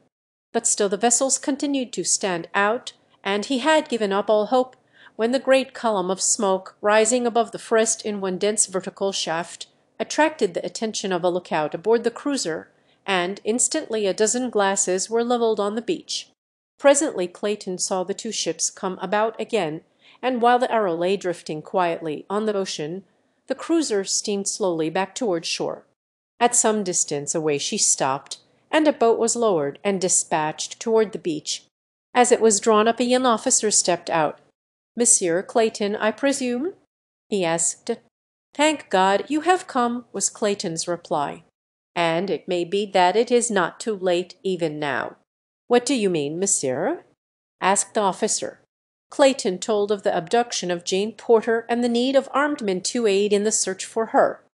"Mon Dieu!" exclaimed the officer sadly. "Yesterday, and it would not have been too late. Today, and it may be better that the poor lady were never found. It is horrible, monsieur. It is too horrible." Other boats had now put off from the cruiser, and Clayton, having pointed out the harbor's entrance to the officer, entered the boat with him, and its nose was turned toward the little landlocked bay into which the other craft followed. Soon the entire party had landed where stood Professor Porter, Mr. Philander, and the weeping Esmeralda. Among the officers in the last boats to put off from the cruiser was the commander of the vessel, and when he had heard the story of Jane's abduction, he generously called for volunteers to accompany Professor Porter and Clayton in their search. Not an officer or a man was there of those brave and sympathetic Frenchmen who did not quickly beg leave to be one of the expedition. The commander selected 20 men and 2 officers, Lieutenant Darnot and Lieutenant Charpentier. A boat was dispatched to the cruiser for provisions, ammunition, and carbines. The men were already armed with revolvers. Then, to Clayton's inquiries as to how they had happened to anchor off shore and fire a signal gun, the commander, Captain Dufran, explained that a month before they had sighted the Arrow bearing southwest under considerable canvas, and that when they had signalled her to come about she had but crowded on more sail. They had kept her hull up until sunset, firing several shots after her, but the next morning she was nowhere to be seen. They had then continued to cruise up and down the coast for several weeks, and had about forgotten the incident of the recent chase, when early one morning a few days before the lookout had described a vessel labouring in the trough of a heavy sea and evidently entirely out of control. As they steamed nearer to the derelict they were surprised to note that it was the same vessel that had run from them a few weeks earlier. Her forestaysail and mizzen spanker were set as though an effort had been made to hold her head up into the wind, but the sheets had parted, and the sails were tearing to ribbons in the half-gale of wind. In the high sea that was running it was a difficult and dangerous task to attempt to put a prize crew aboard her, and as no signs of life had been seen above deck, it was decided to stand by until the wind and sea abated, but just then a figure was seen clinging to the rail and feebly waving a mute signal of despair toward them. Immediately a boat's crew was ordered out, and an attempt was successfully made to board the Arrow. The sight that met the Frenchmen's eyes as they clambered over the ship's side was appalling. A dozen dead and dying men rolled hither and thither upon the pitching deck, the living intermingled with the dead. 2 of the corpses appeared to have been partially devoured as though by wolves. The prize crew soon had the vessel under proper sail once more, and the living members of the ill-starred company carried below to their hammocks. The dead were wrapped in tarpaulins and lashed on deck to be identified by their comrades before being consigned to the deep. None of the living was conscious when the Frenchmen reached the Arrow's deck. Even the poor devil who had waved the single despairing signal of distress had lapsed into unconsciousness before he had learned whether it had availed or not. It did not take the French officer long to learn what had caused the terrible condition aboard, for when water and brandy were sought to restore the men, it was found that there was none, nor even food of any description. He immediately signalled to the cruiser to send water, medicine, and provisions, and another boat made the perilous trip to the Arrow. When restoratives had been applied several of the men regained consciousness, and then the whole story was told. That part of it we know up to the sailing of the Arrow after the murder of Snipes and the burial of his body above the treasure chest. It seems that the pursuit by the cruiser had so terrorized the mutineers that they had continued out across the Atlantic for several days after losing her, but on discovering the meagre supply of water and provisions aboard, they had turned back toward the east. With no one on board who understood navigation, discussions soon arose as to their whereabouts, and as 3 days' sailing to the east did not raise land, they bore off to the north, fearing that the high north winds that had prevailed had driven them south of the southern extremity of Africa. They kept on a north-northeasterly course for 2 days, when they were overtaken by a calm which lasted for nearly a week. Their water was gone, and in another day they would be without food. Conditions changed rapidly from bad to worse. One man went mad and leaped overboard. Soon another opened his veins and drank his own blood. When he died they threw him overboard also, though there were those among them who wanted to keep the corpse on board. Hunger was changing them from human beasts to wild beasts. 2 days before they had been picked up by the cruiser they had become too weak to handle the vessel, and that same day 3 men died. On the following morning it was seen that one of the corpses had been partially devoured. All that day the men lay glaring at each other like beasts of prey, and the following morning 2 of the corpses lay almost entirely stripped of flesh. The men were but little stronger for their ghoulish repast, for the want of water was by far the greatest agony with which they had to contend. And then the cruiser had come. When those who could had recovered, the entire story had been told to the French commander, but the men were too ignorant to be able to tell him at just what point on the coast the professor and his party had been marooned, so the cruiser had steamed slowly along within sight of land, firing occasional signal guns and scanning every inch of the beach with glasses. They had anchored by night so as not to neglect a particle of the shore line, and it had happened that the preceding night had brought them off the very beach where lay the little camp they sought. The signal guns of the afternoon before had not been heard by those on shore, it was presumed, because they had doubtless been in the thick of the jungle searching for Jane Porter, where the noise of their own crashing through the underbrush would have drowned the report of a far distant gun. By the time the 2 parties had narrated their several adventures, the cruiser's boat had returned with supplies and arms for the expedition. Within a few minutes the little body of sailors and the 2 French officers together with Professor Porter and Clayton, set off upon their hopeless and ill-fated quest into the untracked jungle. Chapter 20. Heredity. When Jane realized that she was being borne away a captive by the strange first creature who had rescued her from the clutches of the Apes, she struggled desperately to escape, but the strong arms that held her as easily as though she had been but a day-old babe only pressed a little more tightly. So presently she gave up the futile effort and lay quietly, looking through half-closed lids at the face of the man who strode easily through the tangled undergrowth with her. The face above her was one of extraordinary beauty, a perfect type of the strongly masculine, unmarred by dissipation or brutal or degrading passions. For though Tarzan of the Apes was a killer of men and of beasts, he killed as the hunter kills, dispassionately, except on those rare occasions when he had killed for hate, though not the brooding, malevolent hate which marks the features of its own with hideous lines. When Tarzan killed, he more often smiled than scowled, and smiles are the foundation of beauty. One thing the girl had noticed particularly when she had seen Tarzan rushing upon Turcas, the vivid scarlet band upon his forehead from above the left eye to the scalp, but now as she scanned his features she noticed that it was gone, and only a thin white line marked the spot where it had been. As she lay more quietly in his arms, Tarzan slightly relaxed his grip upon her. Once he looked down into her eyes and smiled, and the girl had to close her own to shut out the vision of that handsome, winning face. Presently Tarzan took to the trees, and Jane, wondering that she felt no fear, began to realize that in many respects she had never felt more secure in her whole life than now as she lay in the arms of this strong, wild creature, being born, God alone knew where or to what fate, deeper and deeper into the savage fastness of the untamed forest.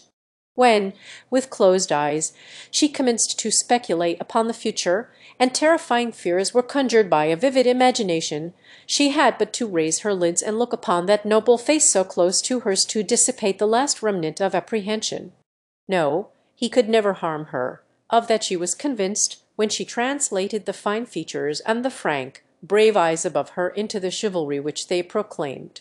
On and on they went through what seemed to Jane a solid mass of verdure, yet ever there appeared to open before this forest god a passage, as by magic, which closed behind them as they passed. Scarce a branch scraped against her, yet above and below, before and behind, the view presented naught but a solid mass of inextricably interwoven branches and creepers.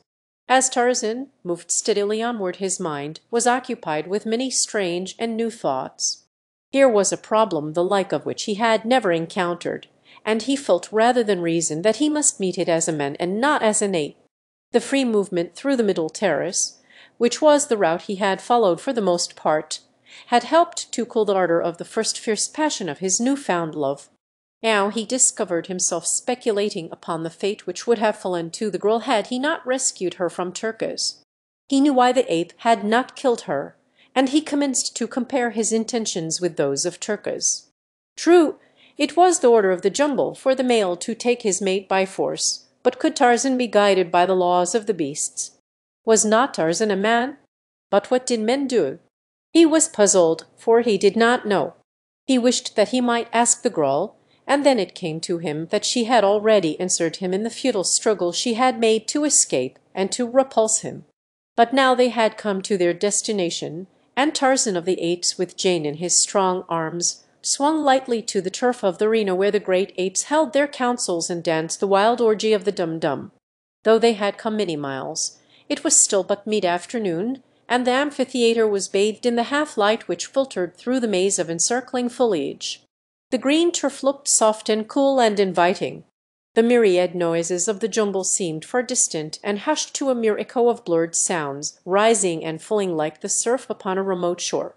A feeling of dreamy peacefulness stole over Jane as she sank down upon the grass where Tarzan had placed her, and as she looked up at his great figure towering above her, there was added a strange sense of perfect security. As she watched him from beneath half-closed lids, Tarzan crossed the little circular clearing toward the trees upon the further side. She noted the graceful majesty of his carriage, the perfect symmetry of his magnificent figure, and the poise of his well-shaped head upon his broad shoulders. What a perfect creature! There could be naught of cruelty or baseness beneath that godlike exterior. ever, she thought, had such a man strode the earth since God created the first in his own image. With a bound Tarzan sprang into the trees and disappeared. Jane wondered where he had gone. Had he left her there to her fate in the lonely jungle? She glanced nervously about. Every vine and bush seemed but the lurking place of some huge and horrible beast waiting to bury gleaming fangs into her soft flesh. Every sound she magnified into the stealthy creeping of a sinuous and malignant body. How different now that he had left her! For a few minutes that seemed hours to the frightened girl, she sat with tense nerves waiting for the spring of the crouching thing that was to end her misery of apprehension. She almost prayed for the cruelty that would give her unconsciousness and surcease from the agony of fear.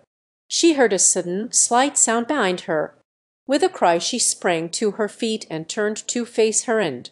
There stood Tarzan, his arms filled with ripe and luscious fruit. Jane reeled and would have fallen had not Tarzan, dropping his burden, caught her in his arms.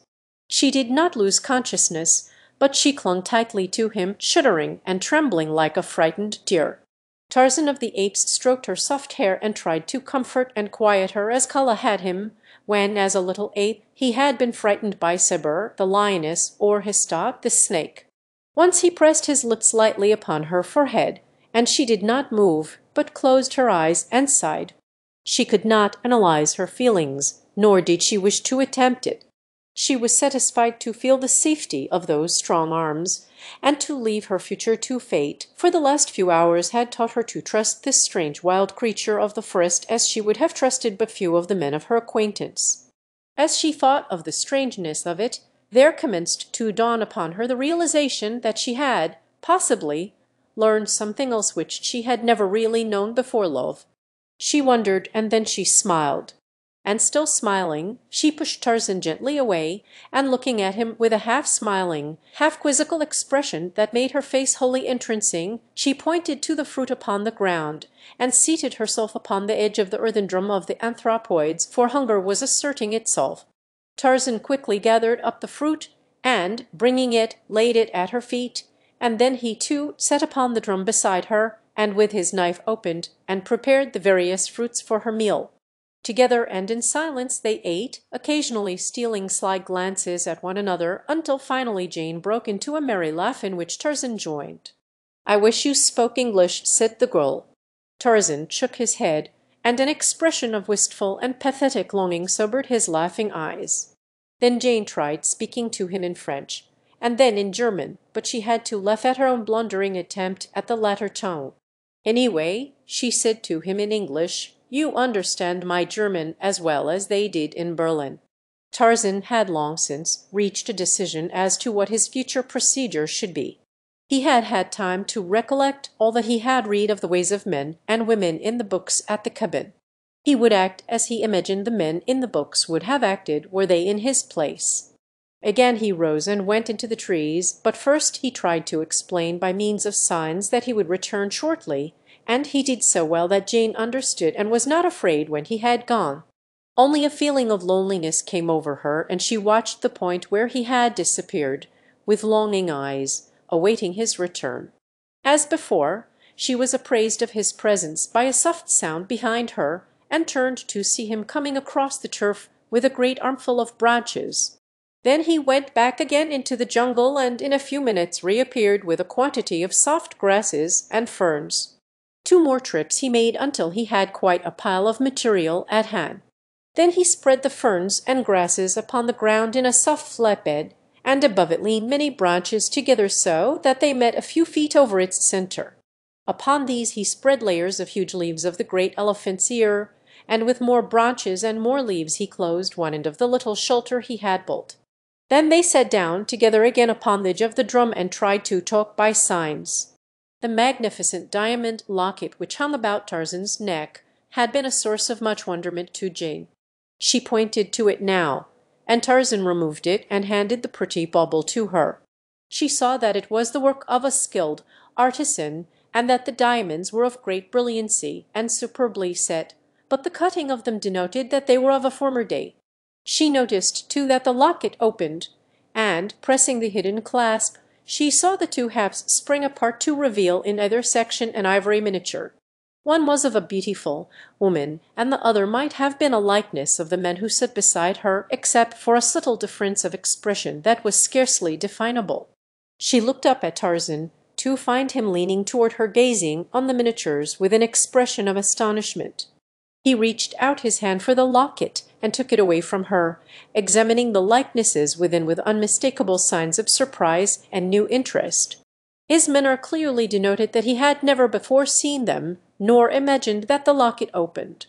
This fact caused Jane to indulge in further speculation, and it taxed her imagination to picture how this beautiful ornament came into the possession of a wild and savage creature of the unexplored jungles of Africa. Still more wonderful was how it contained the likeness of one who might be a brother, or, more likely, the father of this woodland demigod, who was even ignorant of the fact that the locket opened. Tarzan was still gazing with fixity at the two faces. Presently he removed the quiver from his shoulder, and emptying the arrows upon the ground, reached into the bottom of the bed-like receptacle and drew forth a flat object wrapped in many soft leaves and tied with bits of long grass. Carefully he unwrapped it, removing layer after layer of leaves, until at length he held a photograph in his hand. Pointing to the miniature of the man within the locket, he handed the photograph to Jane, holding the open locket beside it. The photograph only served to puzzle the girl still more, for it was evidently another likeness of the same man whose picture rested in the locket beside that of the beautiful young woman. Tarzan was looking at her with an expression of puzzled bewilderment in his eyes as she glanced up at him. He seemed to be framing a question with his lips. The girl pointed to the photograph, and then to the miniature, and then to him, as though to indicate that she thought the likenesses were of him, but he only shook his head, and then, shrugging his great shoulders, he took the photograph from her, and having carefully rewrapped it, placed it again in the bottom of his quiver. For a few moments he sat in silence, his eyes bent upon the ground, while Jane held the little locket in her hand, turning it over and over in an endeavour to find some further clue that might lead to the identity of its original owner. At length a simple explanation occurred to her. The locket had belonged to Lord Greystoke, and the likenesses were of himself and Lady Ellis. This wild creature had simply found it in the cabin by the beach. How stupid of her not to have thought of that solution before! But to account for the strange likeness between Lord Greystoke and this first god, that was quite beyond her, and it is not strange that she could not imagine that this naked savage was indeed an English nobleman. At length Tarzan looked up to watch the girl as she examined the locket. He could not fathom the meaning of the faces within, but he could read the interest and fascination upon the face of the live young creature by his side. She noticed that he was watching her, and thinking that he wished his ornament again, she held it out to him. He took it from her, and taking the chain in his two hands, he placed it about her neck, smiling at her expression of surprise at his unexpected gift. Jane shook her head vehemently, and would have removed the golden links from about her throat, but Tarzan would not let her. Taking her hands in his, when she insisted upon it, he held them tightly to prevent her. At last she desisted, and with a little laugh raised the locket to her lips. Tarzan did not know precisely what she meant, but he guessed correctly that it was her way of acknowledging the gift, and so he rose, and taking the locket in his hand, stooped gravely like some courtier of old, and pressed his lips upon it where hers had rested. It was a stately and gallant little compliment, performed with the grace and dignity of utter unconsciousness of self. It was the whole mark of his aristocratic birth, the natural outcropping of many generations of fine breeding, and hereditary instinct of graciousness which a lifetime of uncouth and savage training and environment could not eradicate. It was growing dark now, and so they ate again of the fruit which was both food and drink for them. Then Tarzan rose, and leading Jane to the little bower he had erected, motioned her to go within. For the first time in hours a feeling of fear swept over her, and Tarzan felt her draw away as though shrinking from him. Contact with this girl for half a day had left a very different Tarzan from the one on whom the morning's sun had risen. Now, in every fibre of his being, heredity spoke louder than training. He had not in one swift transition become a polished gentleman from a savage ape-man, but at last the instincts of the former predominated, and over all was the desire to please the woman he loved and to appear well in her eyes. So Tarzan of the Apes did the only thing he knew to assure Jane of her safety. He removed his hunting knife from its sheath and handed it to her hilt first, again motioning her into the bower. The girl understood, and taking the long knife, she entered, and lay down upon the soft grasses while Tarzan of the Apes stretched himself upon the ground across the entrance. And thus the rising sun found them in the morning. When Jane awoke, she did not at first recall the strange events of the preceding day, and so she wondered at her odd surroundings, the little leafy bower, the soft grasses of her bed, the unfamiliar prospect from the opening at her feet. Slowly the circumstances of her position crept one by one into her mind. And then a great wonderment arose in her heart, a mighty wave of thankfulness and gratitude that though she had been in such terrible danger, yet she was unharmed. She moved to the entrance of the shelter to look for Tarzan. He was gone, but this time no fear assailed her, for she knew that he would return. In the grass at the entrance to her bower she saw the imprint of his body where he had lain all night to guard her. She knew that the fact that he had been there was all that had permitted her to sleep in such peaceful security. With him near, who could entertain fear? She wondered if there was another man on earth with whom a girl could feel so safe in the heart of this savage African jungle. Even the lions and panthers had no fears for her now. She looked up to see his lithe form drop softly from a nearby tree. As he caught her eyes upon him, his face lighted with that frank and radiant smile that had won her confidence the day before. As he approached her, Jane's heart beat faster and her eyes brightened as they had never done before at the approach of any man. He had again been gathering fruit, and this he laid at the entrance of her bower.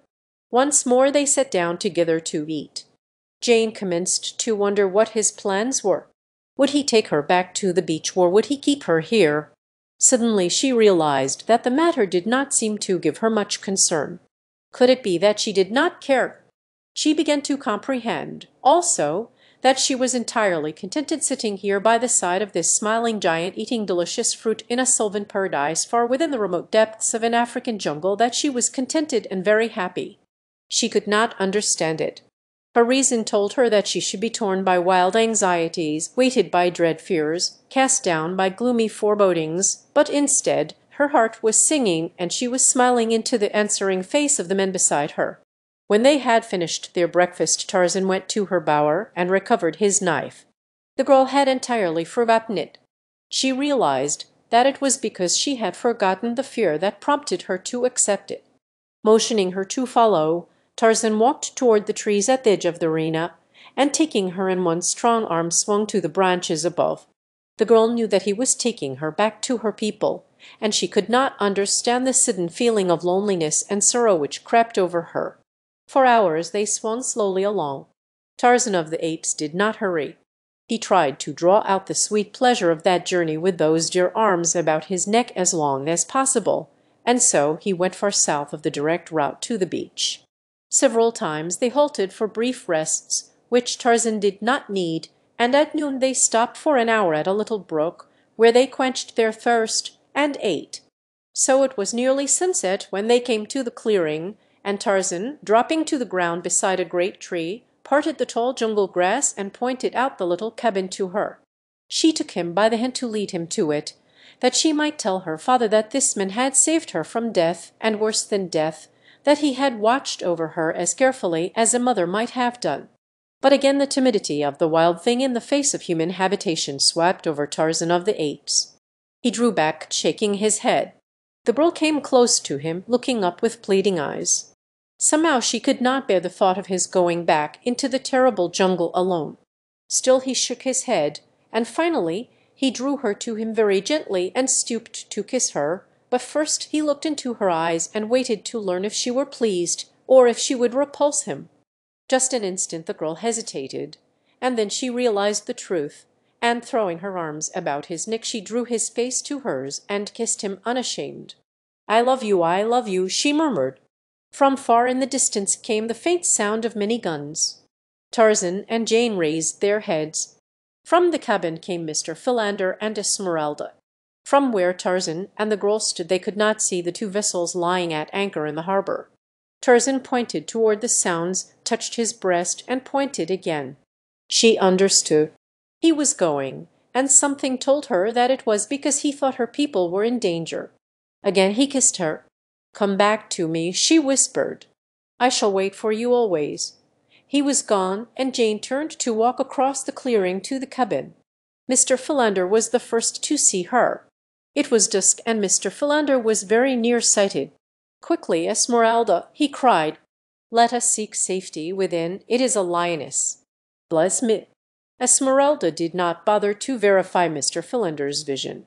His tone was enough. She was within the cabin, and had slammed and bolted the door before he had finished pronouncing her name. The bless me was startled out of Mr. Philander by the discovery that Esmeralda, in the exuberance of her haste, had fastened him upon the same side of the door as was the close approaching lioness. He beat furiously upon the heavy portal. "Esmeralda! Esmeralda!" he shrieked. "Let me in. I am being devoured by a lion." Esmeralda thought that the noise upon the door was made by the lioness in her attempts to pursue her, so, after her custom, she fainted. Mr. Philander cast a frightened glance behind him. Powers! The thing was quite close now. He tried to scramble up the side of the cabin, and succeeded in catching a fleeting hold upon the thatched roof. For a moment he hung there, clawing with his feet like a cat on a clothesline, but presently a piece of the thatch came away, and Mr. Philander, preceding it, was precipitated upon his back. At the instant he felt a remarkable item of natural history leaped to his mind. If one feigns death, lions and lionesses are supposed to ignore one, according to Mr. Philander's faulty memory. So Mr. Philander lay as he had fallen, frozen into the horrid semblance of death. As his arms and legs had been extended stiffly upward as he came to earth upon his back, the attitude of death was anything but impressive. Jane had been watching his antics in mild-eyed surprise. Now she laughed a little choking gurgle of a laugh, but it was enough. Mr. Philander rolled over upon his side and peered about. At length he discovered her. "Jane!" he cried. "Jane Porter! Bless me!" He scrambled to his feet and rushed toward her. He could not believe that it was she, and alive. "Bless me! Where did you come from? Where in the world have you been?" "How mercy, Mr. Philander," interrupted the girl. "I can never remember so many questions." "Well, well," said Mr. Philander. "Bless me! I am so filled with surprise and exuberant delight at seeing you safe and well again that I scarcely know what I am saying, really. But come, tell me all that has happened to you." Chapter 21: The Village of Torture. As the little expedition of sailors toiled through the dense jungle searching for signs of Jane Porter, the futility of their venture became more and more apparent, but the grief of the old man and the hopeless eyes of the young Englishman prevented the kind-hearted Darnot from turning back. He thought that there might be a bare possibility of finding her body, or the remains of it, for he was positive that she had been devoured by some beast of prey. He deployed his men into a skirmish line from the point where Esmeralda had been found, and in this extended formation they pushed their way, sweating and panting, through the tangled vines and creepers. It was slow work. Noon found them but a few miles inland. They halted for a brief rest then, and after pushing on for a short distance further, one of the men discovered a well-marked trail. It was an old elephant track, and Darnot, after consulting with Professor Porter and Clayton, decided to follow it. The path wound through the jungle in a northeasterly direction, and along it the column moved in single file.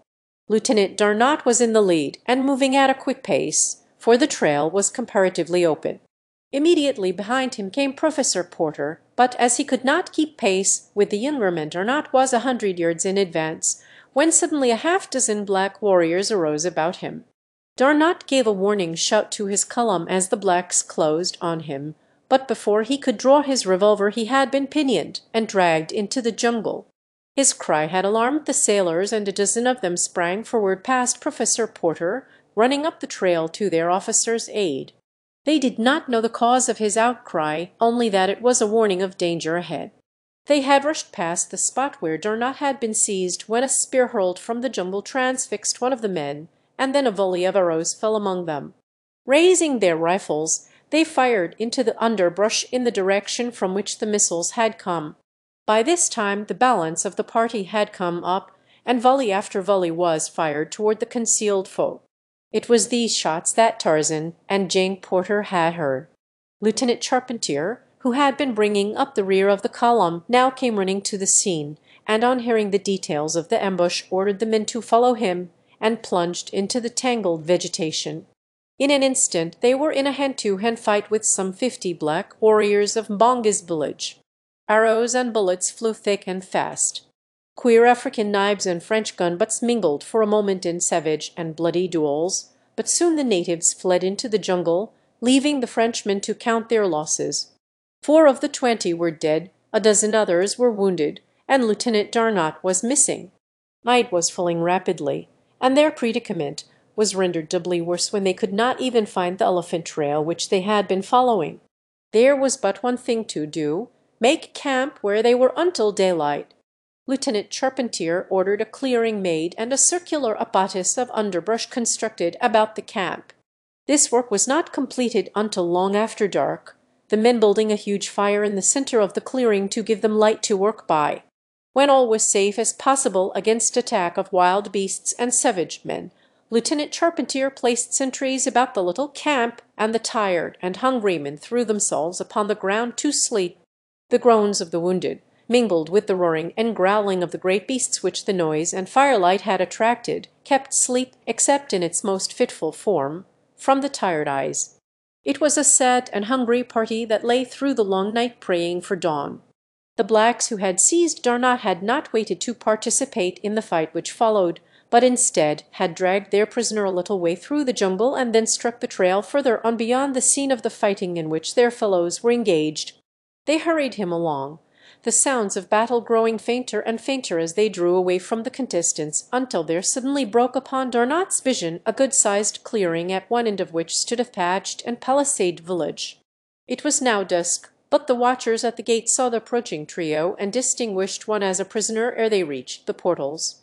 A cry went up within the palisade. A great throng of women and children rushed out to meet the party. And then began for the French officer the most terrifying experience which men can encounter upon earth, the reception of a white prisoner into a village of African cannibals. To add to the fiendishness of their cruel savagery was the poignant memory of still crueler barbarities practised upon them and theirs by the white officers of that arch-hypocrite, Leopold I of Belgium, because of whose atrocities they had fled the Congo Free State, a pitiful remnant of what once had been a mighty tribe.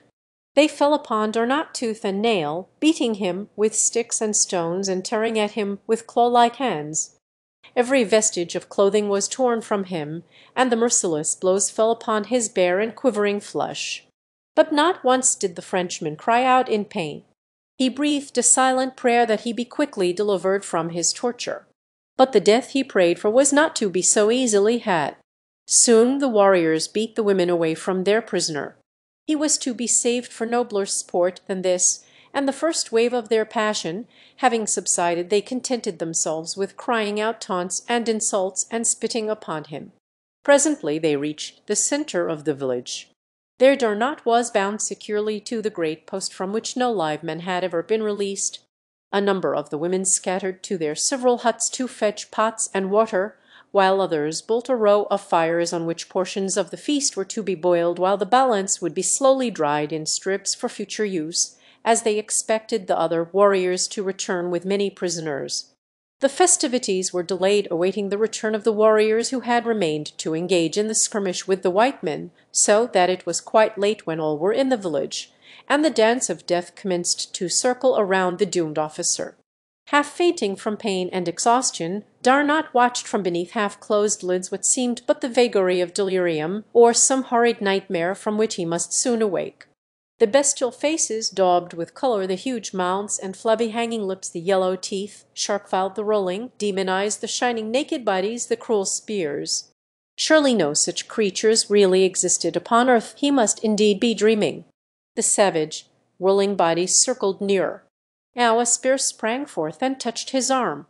The sharp pain and the feel of hot, trickling blood assured him of the awful reality of his hopeless position.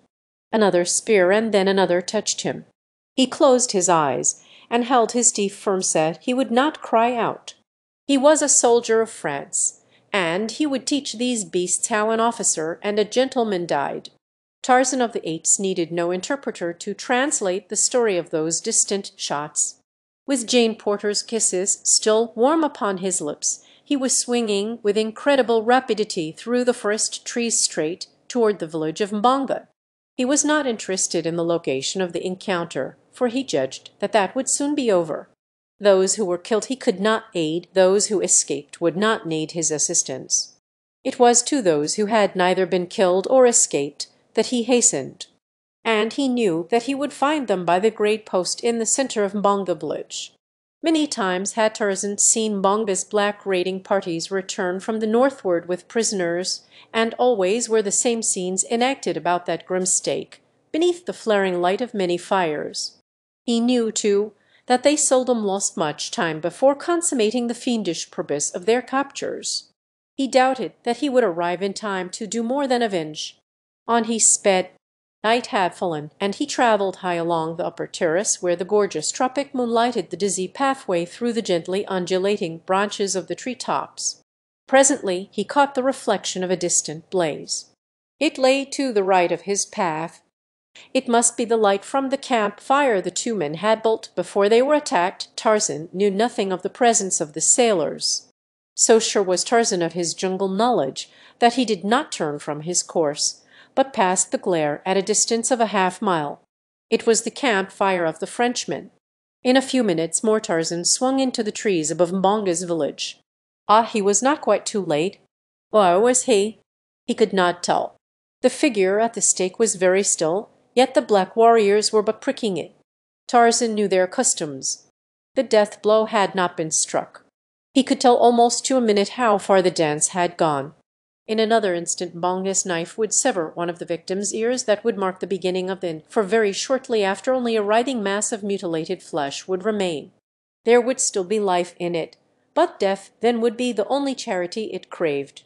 The stakes to 40 feet from the nearest tree. Tarzan coiled his rope. Then there rose suddenly above the fiendish cries of the dancing demons the awful challenge of the ape men. The dancers halted as though turned to stone.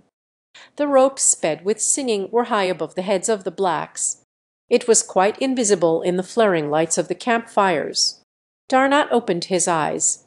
A huge black, standing directly before him, lunged backward as though felled by an invisible hand.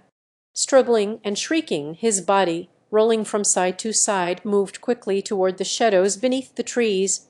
The blacks, their eyes protruding in horror, watched spellbound. Once beneath the trees, the body rose straight into the air, and, as it disappeared into the foliage above, the terrified negroes, screaming with fright, broke into a mad race for the village gate. Darnot was left alone. He was a brave man, but he had felt the short hair's bristle upon the nape of his neck when that uncanny cry rose upon the air. As the writhing body of the black soared, as though by unearthly power, into the dense foliage of the forest, Darnot felt an icy shiver run along his spine, as though death had risen from a dark grave and laid a cold and clammy finger on his flesh. As Darnot watched the spot where the body had entered the tree, he heard the sounds of movement there. The branches swayed as though under the weight of a man's body. There was a crash, and the black came sprawling to earth again, to lie very quietly where he had fallen. Immediately after him came a white body, but this one alighted erect. Darnot saw a clean-limbed young giant emerge from the shadows into the firelight and come quickly toward him. What could it mean? Who could it be? Some new creature of torture and destruction, doubtless. Darnot waited. His eyes never left the face of the advancing man, nor did the other's frank, clear eyes waver beneath Darnot's fixed gaze. Darnot was reassured, but still without much hope, though he felt that that face could not mask a cruel heart. Without a word Tarzan of the Apes cut the bonds which held the Frenchman. Weak from suffering and loss of blood, he would have fallen but for the strong arm that caught him. He felt himself lifted from the ground. There was a sensation as of flying, and then he lost consciousness. Chapter 22. The Search Party. When dawn broke upon the little camp of Frenchmen in the heart of the jungle, it found a sad and disheartened group. As soon as it was light enough to see their surroundings, Lieutenant Charpentier sent men in groups of 3 in several directions to locate the trail, and in 10 minutes it was found, and the expedition was hurrying back toward the beach. It was slow work, for they bore the bodies of 6 dead men, 2 more having succumbed during the night, and several of those who were wounded required support to move even very slowly. Charpentier had decided to return to camp for reinforcements, and then make an attempt to track down the natives and rescue Darnot. It was late in the afternoon when the exhausted men reached the clearing by the beach, but for 2 of them the return brought so great a happiness that all their suffering and heartbreaking grief was forgotten on the instant. As the little party emerged from the jungle, the first person that Professor Porter and Cecil Clayton saw was Jane, standing by the cabin door. With a little cry of joy and relief she ran forward to greet them, throwing her arms about her father's neck and bursting into tears for the first time since they had been cast upon this hideous and adventurous shore. Professor Porter strove manfully to suppress his own emotions, but the strain upon his nerves and weakened vitality were too much for him, and at length, burying his old face in the girl's shoulder, he sobbed quietly like a tired child. Jane led him toward the cabin, and the Frenchmen turned toward the beach from which several of their fellows were advancing to meet them. Clayton, wishing to leave father and daughter alone, joined the sailors and remained talking with the officers until their boat pulled away toward the cruiser whither Lieutenant Charpentier was bound to report the unhappy outcome of his adventure.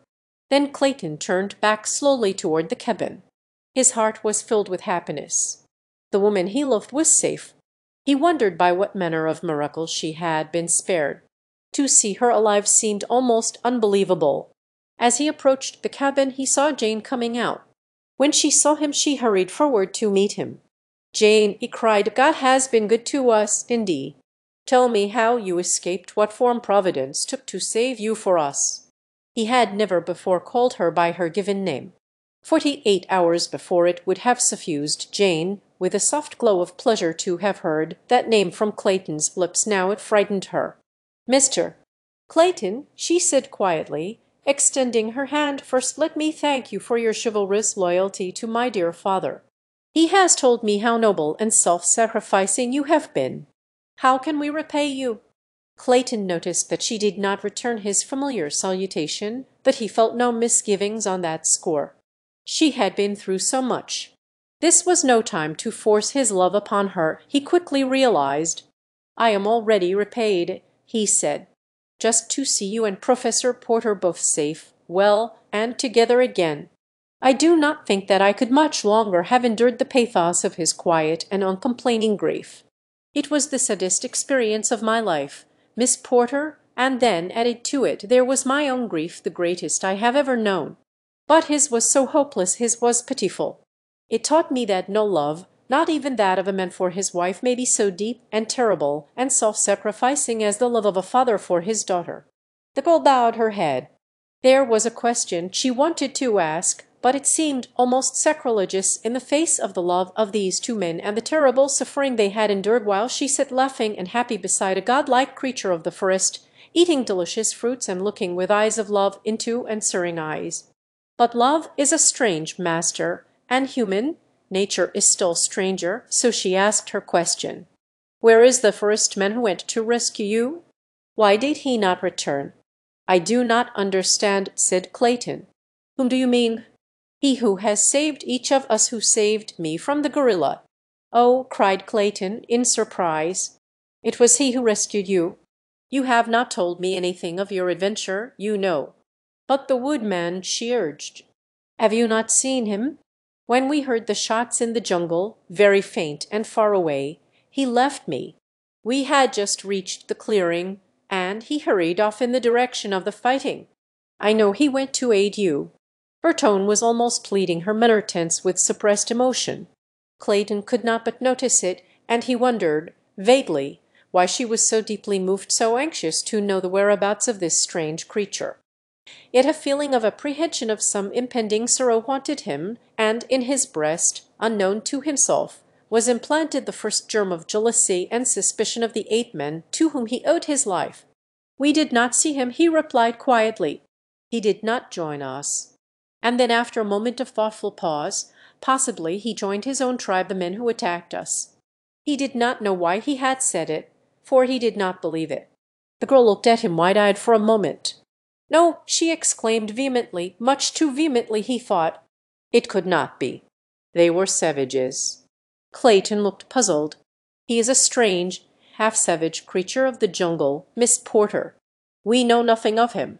He neither speaks nor understands any European tongue, and his ornaments and weapons are those of the West Coast savages. Clayton was speaking rapidly. There are no other human beings than savages within hundreds of miles. Miss Porter. He must belong to the tribes which attacked us, or to some other equally savage. He may even be a cannibal. Jane blanched. I will not believe it, she half whispered. It is not true. You shall see, she said, addressing Clayton, that he will come back, and that he will prove that you are wrong. You do not know him as I do. I tell you that he is a gentleman. Clayton was a generous and chivalrous man, but something in the girl's breathless defense of the first man stirred him to unreasoning jealousy, so that for the instant he forgot all that they owed to this wild demigod, and he answered her with a half-sneer upon his lip. Possibly you are right, Miss Porter, he said, but I do not think that any of us need worry about our carrion-eating acquaintance. The chances are that he is some half-demented castaway who will forget us more quickly, but no more surely, than we shall forget him. He is only a beast of the jungle, Miss Porter. The girl did not answer, but she felt her heart shrivel within her. She knew that Clayton spoke merely what he thought, and for the first time she began to analyze the structure which supported her new-found love, and to subject its object to a critical examination. Slowly she turned and walked back to the cabin. She tried to imagine her would God by her side in the saloon of an ocean liner. She saw him eating with his hands, tearing his food like a beast of prey, and wiping his greasy fingers upon his thighs. She shuddered. She saw him as she introduced him to her friend's uncouth, illiterate abhor, and the girl winced. She had reached her room now, and as she sat upon the edge of her bed of ferns and grasses, with one hand resting upon her rising and falling bosom, she felt the hard outlines of the man's locket. She drew it out, holding it in the palm of her hand for a moment, with tear-blurred eyes bent upon it. Then she raised it to her lips, and crushing it there buried her face in the soft ferns, sobbing. "Beast," she murmured. "Then God make me a beast, for, man or beast, I am yours." She did not see Clayton again that day. Esmeralda brought her supper to her, and she sent word to her father that she was suffering from the reaction following her adventure. The next morning Clayton left early with the relief expedition in search of Lieutenant Darnot. There were 200 armed men this time, with 10 officers and 2 surgeons, and provisions for a week. They carried bedding and hammocks, the latter for transporting their sick and wounded. It was a determined and angry company, a punitive expedition as well as one of relief. They reached the site of the skirmish of the previous expedition shortly after noon, for they were now traveling a known trail, and no time was lost in exploring. From there on the elephant track led straight to Mbonga's village. It was but 2 o'clock when the head of the column halted upon the edge of the clearing. Lieutenant Charpentier, who was in command, immediately sent a portion of his force through the jungle to the opposite side of the village. Another detachment was dispatched to a point before the village gate, while he remained with the balance upon the south side of the clearing. It was arranged that the party which was to take its position to the north, and which would be the last to gain its station, should commence the assault, and that their opening volley should be the signal for a concerted rush from all sides in an attempt to curry the village by storm at the first charge. For half an hour the men with Lieutenant Charpentier crouched in the dense foliage of the jungle, waiting the signal. To them it seemed like hours. They could see natives in the fields, and others moving in and out of the village gate. At length the signal came, a sharp rattle of musketry, and like one man, an answering volley tore from the jungle to the west and to the south. The natives in the field dropped their implements and broke medley for the palisade. The French bullets mowed them down, and the French sailors bounded over their prostrate bodies straight for the village gate. So sudden and unexpected the assault had been that the whites reached the gates before the frightened natives could bar them, and in another minute the village street was filled with armed men fighting hand to hand in an inextricable tangle. For a few moments the blacks held their ground within the entrance to the street, but the revolvers, rifles, and cutlasses of the Frenchmen crumpled the native spearmen and struck down the black archers with their bows half drawn. Soon the battle turned to a wild rout, and then to a grim massacre, for the French sailors had seen bits of Darnat's uniform upon several of the black warriors who opposed them. They spared the children and those of the women whom they were not forced to kill in self-defence, but when at length they stopped, parting, blood-covered and sweating, it was because there lived to oppose them no single warrior of all the savage village of Monga. Carefully they ransacked every hat and corner of the village, but no sign of Darnat could they find. They questioned the prisoners by signs, and finally one of the sailors who had served in the French Congo found that he could make them understand the bastard tongue that passes for language between the whites and the more degraded tribes of the coast, but even then they could learn nothing definite regarding the fate of Darnat. Only excited gestures and expressions of fear could they obtain in response to their inquiries concerning their fellow, and at last they became convinced that these were but evidences of the guilt of these demons who had slaughtered and eaten their comrade 2 nights before. At length all hope left them, and they prepared to camp for the night within the village. The prisoners were herded into 3 huts where they were heavily guarded. Sentries were posted at the barred gates, and finally the village was wrapped in the silence of slumber, except for the wailing of the native women for their dead. The next morning they set out upon the return march. Their original intention had been to burn the village, but this idea was abandoned, and the prisoners were left behind, weeping and moaning, but with roofs to cover them and a palisade for refuge from the beasts of the jungle. Slowly the expedition retraced its steps of the preceding day. 10 loaded hammocks retarded its pace. In 8 of them lay the more seriously wounded, while 2 swung beneath the weight of the dead. Clayton and Lieutenant Charpentier brought up the rear of the column, the Englishmen silent in respect for the other's grief, for Darnat and Charpentier had been inseparable friends since boyhood. Clayton could not but realize that the Frenchman felt his grief the more keenly because Darnat's sacrifice had been so futile, since Jane had been rescued before Darnat had fallen into the hands of the savages, and again because the service in which he had lost his life had been outside his duty and for strangers and aliens. But when he spoke of it to Lieutenant Charpentier, the latter shook his head. "No, monsieur," he said, "Darnat would have chosen to die thus. I only grieve that I could not have died for him, or at least with him. I wish that you could have known him better, monsieur. He was indeed an officer and a gentleman, a title conferred on many, but deserved by so few. He did not die futilely, for his death in the cause of a strange American girl will make us, his comrades, face our ends the more bravely, however they may come to us." Clayton did not reply, but within him rose a new respect for Frenchmen which remained undimmed ever after. It was quite late when they reached the cabin by the beach.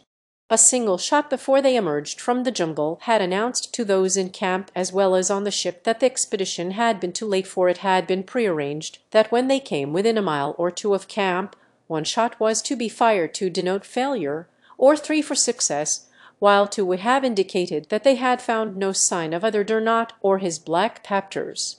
So it was a solemn party that awaited their coming, and few words were spoken as the dead and wounded men were tenderly placed in boats and rowed silently toward the cruiser. Clayton, exhausted from his 5 days of laborious marching through the jungle and from the effects of his 2 battles with the blacks, turned toward the cabin to seek a mouthful of food and then the comparative ease of his bed of grasses after 2 nights in the jungle. By the cabin door stood Jane. "The poor lieutenant," she asked. "Did you find no trace of him?" "We were too late, Miss Porter," he replied sadly. "Tell me what had happened," she asked. "I cannot, Miss Porter, it is too horrible." "You do not mean that they had tortured him?" She whispered. "We do not know what they did to him before they killed him," he answered, his face drawn with fatigue and the sorrow he felt for poor Darnat, and he emphasized the word before. "Before they killed him." "What do you mean?" They are not. She was thinking of what Clayton had said of the forest men's probable relationship to this tribe, and she could not frame the awful word. "Yes, Miss Porter, they were cannibals," he said almost bitterly, for to him too had suddenly come the thought of the forest men, and the strange, unaccountable jealousy he had felt 2 days before swept over him once more. And then in sudden brutality that was as unlike Clayton as courteous consideration is unlike an ape, he blurted out, "When your first god left you he was doubtless hurrying to the feast." He was sorry ere the words were spoken, though he did not know how cruelly they had cut the girl. His regret was for his baseless disloyalty to one who had saved the lives of every member of his party, and offered harm to none. The girl's head went high. "There could be but one suitable reply to your assertion, Mr. Clayton," she said icily, "and I regret that I am not a man, that I might make it." She turned quickly and entered the cabin. Clayton was an Englishman, so the girl had passed quite out of sight before he deduced what reply a man would have made. "Upon my word," he said ruefully, "she called me a liar.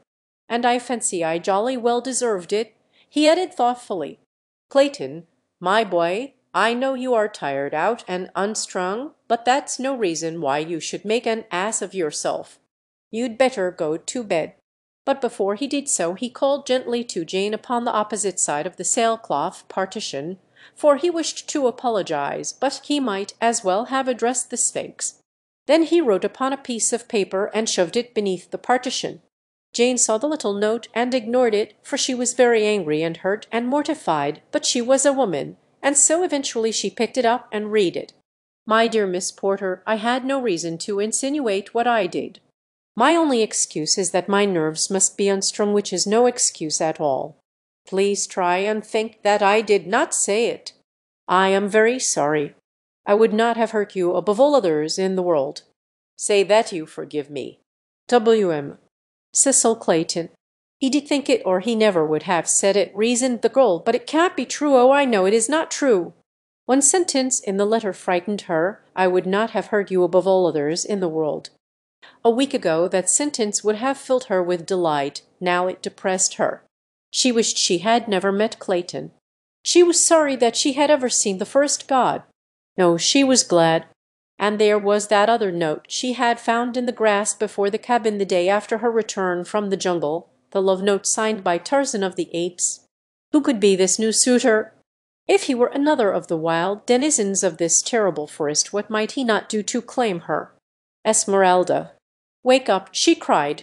"You make me so irritable, sleeping there peacefully when you know perfectly well that the world is filled with sorrow." "Gabriel," screamed Esmeralda, sitting up. "What is it now?" "A hypnocorus." "Where is he, Miss Jane?"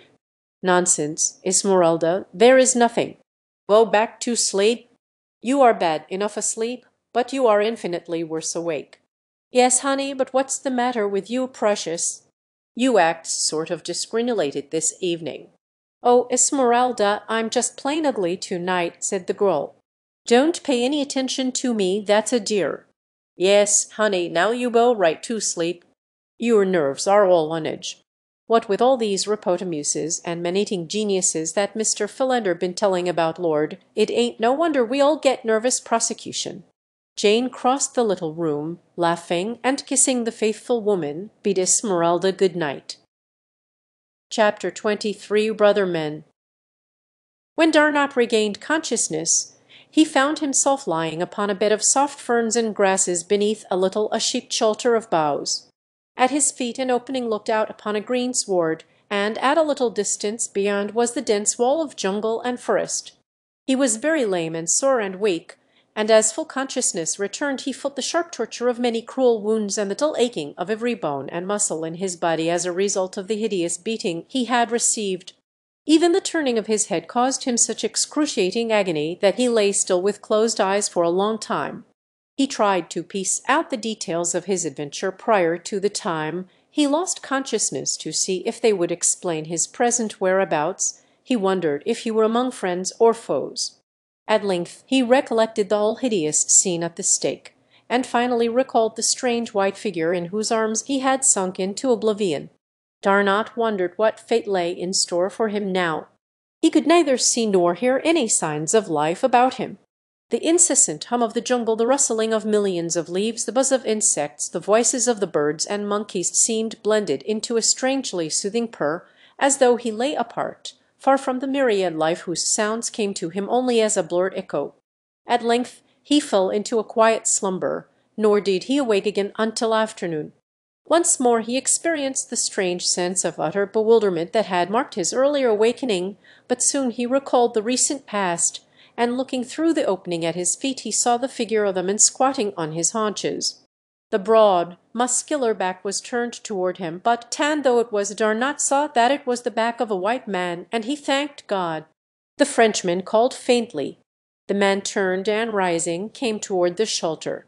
His face was very handsome, the handsomest, thought Darnot, that he had ever seen. Stooping, he crawled into the shelter beside the wounded officer, and placed a cool hand upon his forehead. Darnot spoke to him in French, but the man only shook his head sadly, it seemed to the Frenchman. Then Darnot tried English, but still the man shook his head.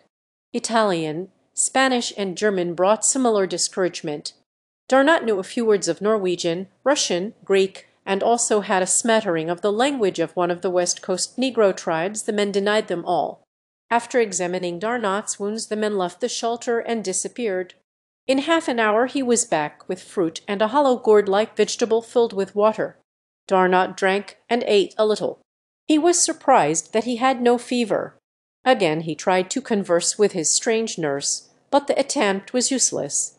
Suddenly the men hastened from the shelter, only to return a few minutes later with several pieces of bark and, wonder of wonders, a lead pencil. Squatting beside Darnot he wrote for a minute on the smooth inner surface of the bark, then he handed it to the Frenchman.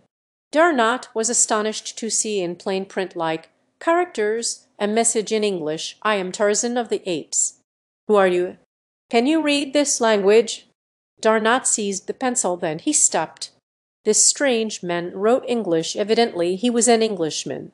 "Yes," said Darnot, "I read English. I speak it also. Now we may talk. First let me thank you for all that you have done for me." The man only shook his head and pointed to the pencil and the bark. "Mon Dieu!" cried Darnot. "If you are English, why is it then that you cannot speak English?" And then in a flash it came to him the man was a mute, possibly a deaf mute. So Darnot wrote a message on the bark in English. "I am Paul Darnot, lieutenant in the Navy of France. I thank you for what you have done for me. You have saved my life, and all that I have is yours. May I ask how it is that one who writes English does not speak it?" Tarzan's reply filled Darnot with still greater wonder. "I speak only the language of my tribe, the great apes who were Kerchaks, and a little of the languages of Tantor the elephant and Numa the lion, and of the other folks of the jungle I understand. With a human being I have never spoken, except once with Jane Porter, by signs. This is the first time I have spoken with another of my kind through written words." Darnot was mystified. It seemed incredible that there lived upon earth a full-grown man who had never spoken with a fellow man, and still more preposterous that such a one could read and write. He looked again at Tarzan's message, except once with Jane Porter. That was the American girl who had been carried into the jungle by a gorilla. A sudden light commenced to dawn on Darnot. This then was the gorilla. He seized the pencil and wrote, "Where is Jane Porter?" And Tarzan replied, "Below, back with her people in the cabin of Tarzan of the Apes." "She is not dead, then?" "Where was she? What happened to her?" "She is not dead.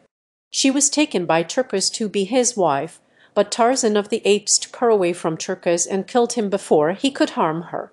None in all the jungle may face Tarzan of the Apes in battle and live. I am Tarzan of the Apes, mighty fighter." Darnot wrote, "I am glad she is safe. It pains me to write. I will rest a while." And then Tarzan, "Yes, rest. When you are well I shall take you back to your people." For many days Darnot lay upon his bed of soft ferns. The second day a fever had come, and Darnot thought that it meant infection, and he knew that he would die. An idea came to him. He wondered why he had not thought of it before. He called Tarzan, and indicated by signs that he would write, and when Tarzan had fetched the bark and pencil, Darnot wrote, "Can you go to my people and lead them here? I will write a message that you may take to them, and they will follow you." Tarzan shook his head, and taking the bark, wrote, "I had thought of that the first day, but I dared not. The great apes come often to this spot, and if they found you here, wounded and alone, they would kill you." Darnot turned on his side and closed his eyes. He did not wish to die, but he felt that he was going, for the fever was mounting higher and higher. That night he lost consciousness. For 3 days he was in delirium, and Tarzan sat beside him and bathed his head and hands and washed his wounds. On the 4th day the fever broke as suddenly as it had come, but it left Darnat a shadow of his former self, and very weak. Tarzan had to lift him that he might drink from the gourd. The fever had not been the result of infection, as Darnat had thought, but one of those that commonly attack whites in the jungles of Africa, and either kill or leave them as suddenly as Darnat's had left him. 2 days later, Darnat was tottering about the amphitheatre, Tarzan's strong arm about him to keep him from falling. They sat beneath the shade of a great tree, and Tarzan found some smooth bark that they might converse. Darnat wrote the first message, "What can I do to repay you for all that you have done for me?" And Tarzan, in reply, "Teach me to speak the language of men." And so Darnat commenced at once, pointing out familiar objects and repeating their names in French, for he thought that it would be easier to teach this man his own language, since he understood it himself best of all. It meant nothing to Tarzan, of course, for he could not tell one language from another, so when he pointed to the wordman which he had printed upon a piece of bark, he learned from Darnat that it was pronounced homme, and in the same way he was taught to pronounce ape, singe, and tree arbor. He was a most eager student, and in 2 more days had mastered so much French that he could speak little sentences such as "That is a tree, this is grass, I am hungry," and the like, but Darnat found that it was difficult to teach him the French construction upon a foundation of English. The Frenchman wrote little lessons for him in English and had Tarzan repeat them in French, but as a literal translation was usually very per French, Tarzan was often confused. Darnat realized now that he had made a mistake, but it seemed too late to go back and do it all over again and force Tarzan to unlearn all that he had learned, especially as they were rapidly approaching a point where they would be able to converse. On the 3rd day after the fever broke, Tarzan wrote a message asking Darnat if he felt strong enough to be carried back to the cabin. Tarzan was as anxious to go as Darnat, for he longed to see Jane again. It had been hard for him to remain with the Frenchman all these days for that very reason, and that he had unselfishly done so spoke more glowingly of his nobility of character than even did his rescuing the French officer from Bonga's clutches. Darnat, only too willing to attempt the journey, wrote, "But you cannot carry me all the distance through this tangled forest." Tarzan laughed. "Mais oui," he said, and Darnat laughed aloud to hear the phrase that he used so often glide from Tarzan's tongue. So they set out, Darnat marvelling, as had Clayton and Jane, at the wondrous strength and agility of the men. Mid-afternoon brought them to the clearing, and as Tarzan dropped to earth from the branches of the last tree, his heart leaped and bounded against his ribs in anticipation of seeing Jane so soon again. No one was in sight outside the cabin, and Darnat was perplexed to note that neither the cruiser nor the Arrow was at anchor in the bay. An atmosphere of loneliness pervaded the spot, which caught suddenly at both men as they strode toward the cabin. Neither spoke, yet both knew before they opened the closed door what they would find beyond. Tarzan lifted the latch and pushed the great door in upon its wooden hinges. It was as they had feared. The cabin was deserted. The men turned and looked at one another. Darnat knew that his people thought him dead, but Tarzan thought only of the woman who had kissed him in love and now had fled from him while he was serving one of her people. A great bitterness rose in his heart. He would go away far into the jungle and join his tribe. Never would he see one of his own kind again, nor could he bear the thought of returning to the cabin. He would leave that forever behind him with the great hopes he had nursed there of finding his own race and becoming a man among men. And the Frenchman, Darnat, what of him? He could get along as Tarzan had. Tarzan did not want to see him more. He wanted to get away from everything that might remind him of Jane. As Tarzan stood upon the threshold brooding, Darnat had entered the cabin. Many comforts he saw that had been left behind. He recognized numerous articles from the cruiser at Camp Oven, some kitchen utensils, a rifle and many rounds of ammunition, canned foods, blankets, 2 chairs and a cot, and several books and periodicals, mostly American. They must intend returning, thought Darnat. He walked over to the table that John Clayton had built so many years before to serve as a desk, and on it he saw 2 notes addressed to Tarzan of the Apes. One was in a strong masculine hand and was unsealed. The other, in a woman's hand, was sealed. "Here are two messages for you, Tarzan of the Apes," cried Darnat, turning toward the door, but his companion was not there. Darnat walked to the door and looked out. Tarzan was nowhere in sight. He called aloud, but there was no response. "Mon Dieu!" exclaimed Darnat, "he has left me." "I feel it. He has gone back into his jungle and left me here alone." And then he remembered the look on Tarzan's face when they had discovered that the cabin was empty, such a look as the hunter sees in the eyes of the wounded deer he has wantonly brought down. The man had been hard hit. Darnat realized it now, but why? He could not understand. The Frenchman looked about him. The loneliness and the hurry of the place commenced to get on his nerves, already weakened by the ordeal of suffering and sickness he had passed through. To be left here alone beside this awful jungle, never to hear a human voice or see a human face, in constant dread of savage beasts, and more terribly savage men, a prey to solitude and hopelessness. It was awful. And far to the east Tarzan of the Apes was speeding through the middle terrace back to his tribe. Ever had he travelled with such reckless speed. He felt that he was running away from himself, that by hurtling through the forest like a frightened squirrel he was escaping from his own thoughts. But no matter how fast he went, he found them always with him. He passed above the sinuous body of Sabur, the lioness going in the opposite direction toward the cabin, thought Tarzan. What could Darnat do against Sabur, or if Balbuni, the gorilla, should come upon him, or Numa, the lion, or cruel Sheeta? Tarzan paused in his flight. "What are you, Tarzan?" he asked aloud. "An ape or a man?" "If you are an ape, you will do as the apes would do, leave one of your kind to die in the jungle if it suited your whim to go elsewhere. If you are a man, you will return to protect your kind. You will not run away from one of your own people, because one of them has run away from you." Darnat closed the cabin door. He was very nervous. Even brave men, and Darnat was a brave man, are sometimes frightened by solitude. He loaded one of the rifles and placed it within easy reach. Then he went to the desk and took up the unsealed letter addressed to Tarzan. Possibly it contained word that his people had but left the beach temporarily. He felt that it would be no breach of ethics to read this letter, so he took the enclosure from the envelope and read to Tarzan of the Apes. "We thank you for the use of your cabin, and are sorry that you did not permit us the pleasure of seeing and thanking you in person. We have harmed nothing, but have left many things for you which may add to your comfort and safety here in your lonely home. If you know the strange white man who saved our lives so many times and brought us food, and if you can converse with him, thank him also for his kindness. We sail within the hour, never to return, but we wish you and that other jungle friend to know that we shall always thank you for what you did for strangers on your shore, and that we should have done infinitely more to reward you both had you given us the opportunity. Very respectfully, W.M. Cecil Clayton." "Never to return," muttered Darnat, and threw himself face downward upon the cot. An hour later he started up listening.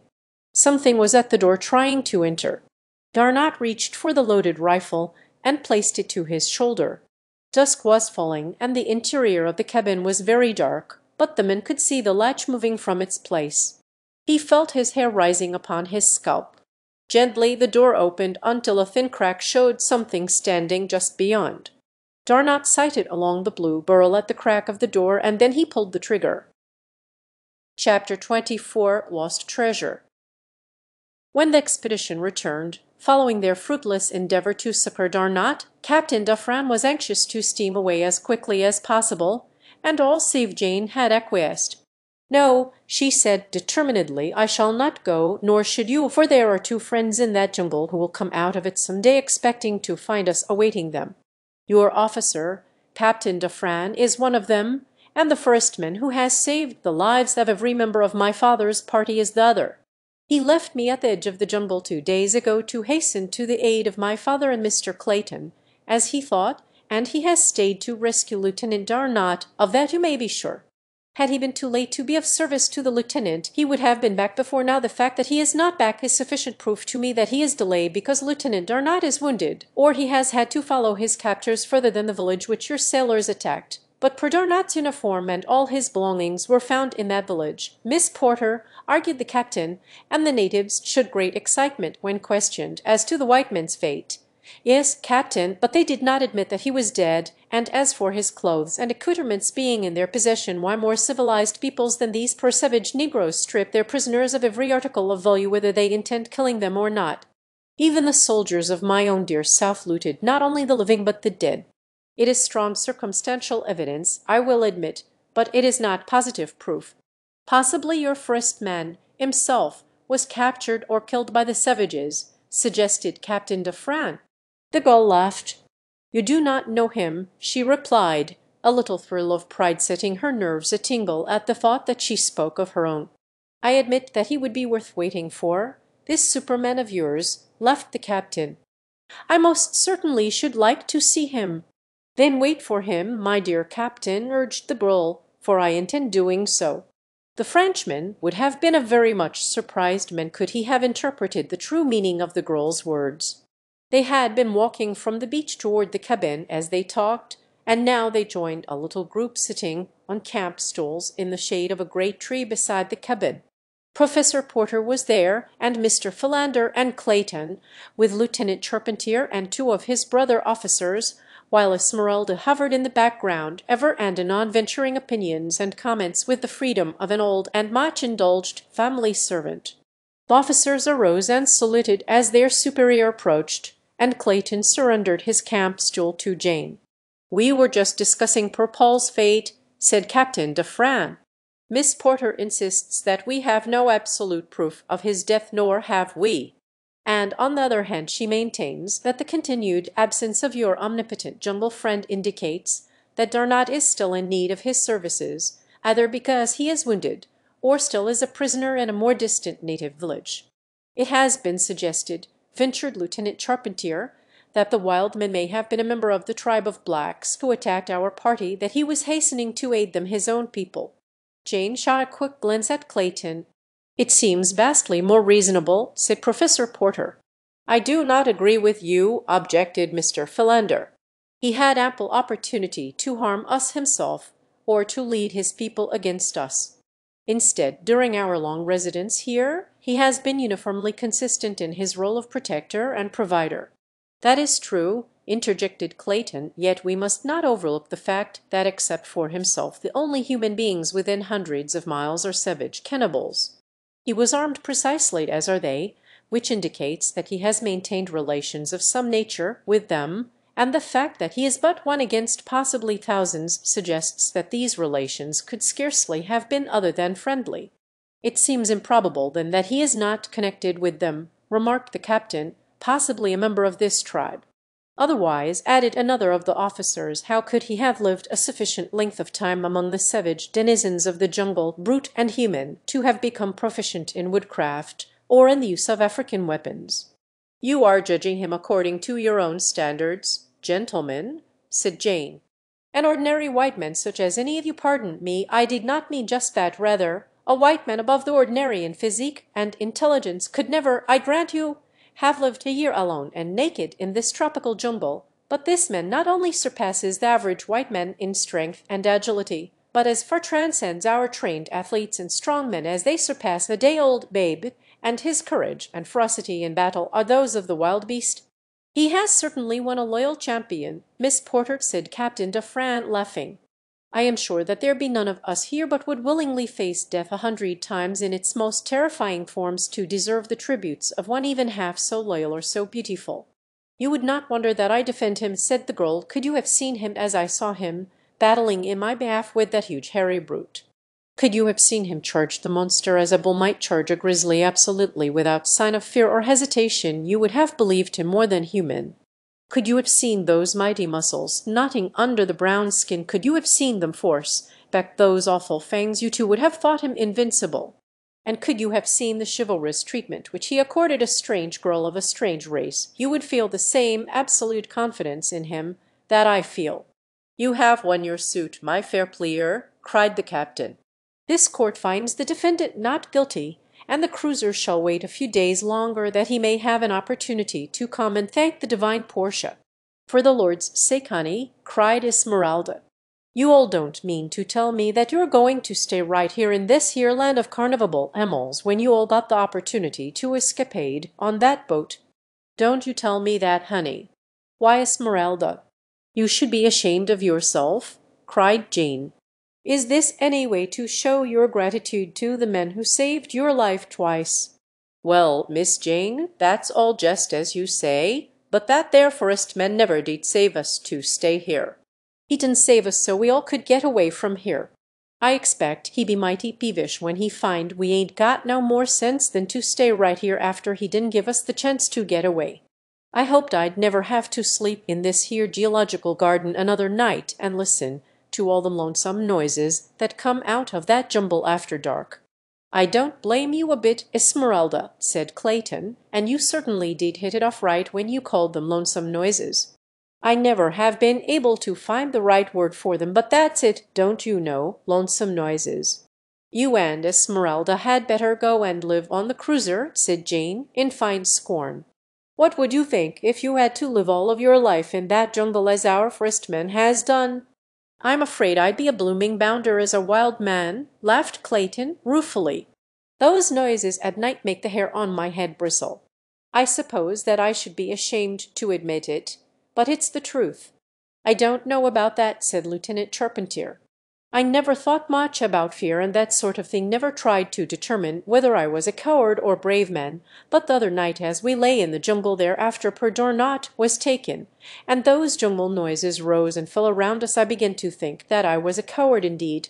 It was not the roaring and growling of the big beasts that affected me so much as it was the stealthy noises, the ones that you heard suddenly close by and then listen vainly for a repetition of the unaccountable sounds as of a great body moving almost noiselessly, and the knowledge that you didn't know how close it was, or whether it were creeping closer after you ceased to hear it. It was those noises and the eyes. Mon Dieu, I shall see them in the dark forever, the eyes that you see, and those that you don't see but feel aught, they are the worst." All were silent for a moment, and then Jane spoke. "And he is out there," she said in an awe-hushed whisper. "Those eyes will be glaring at him tonight, and at your comrade Lieutenant Darnot. Can you leave them, gentlemen, without at least rendering them the passive succor which remaining here a few days longer might insure them?"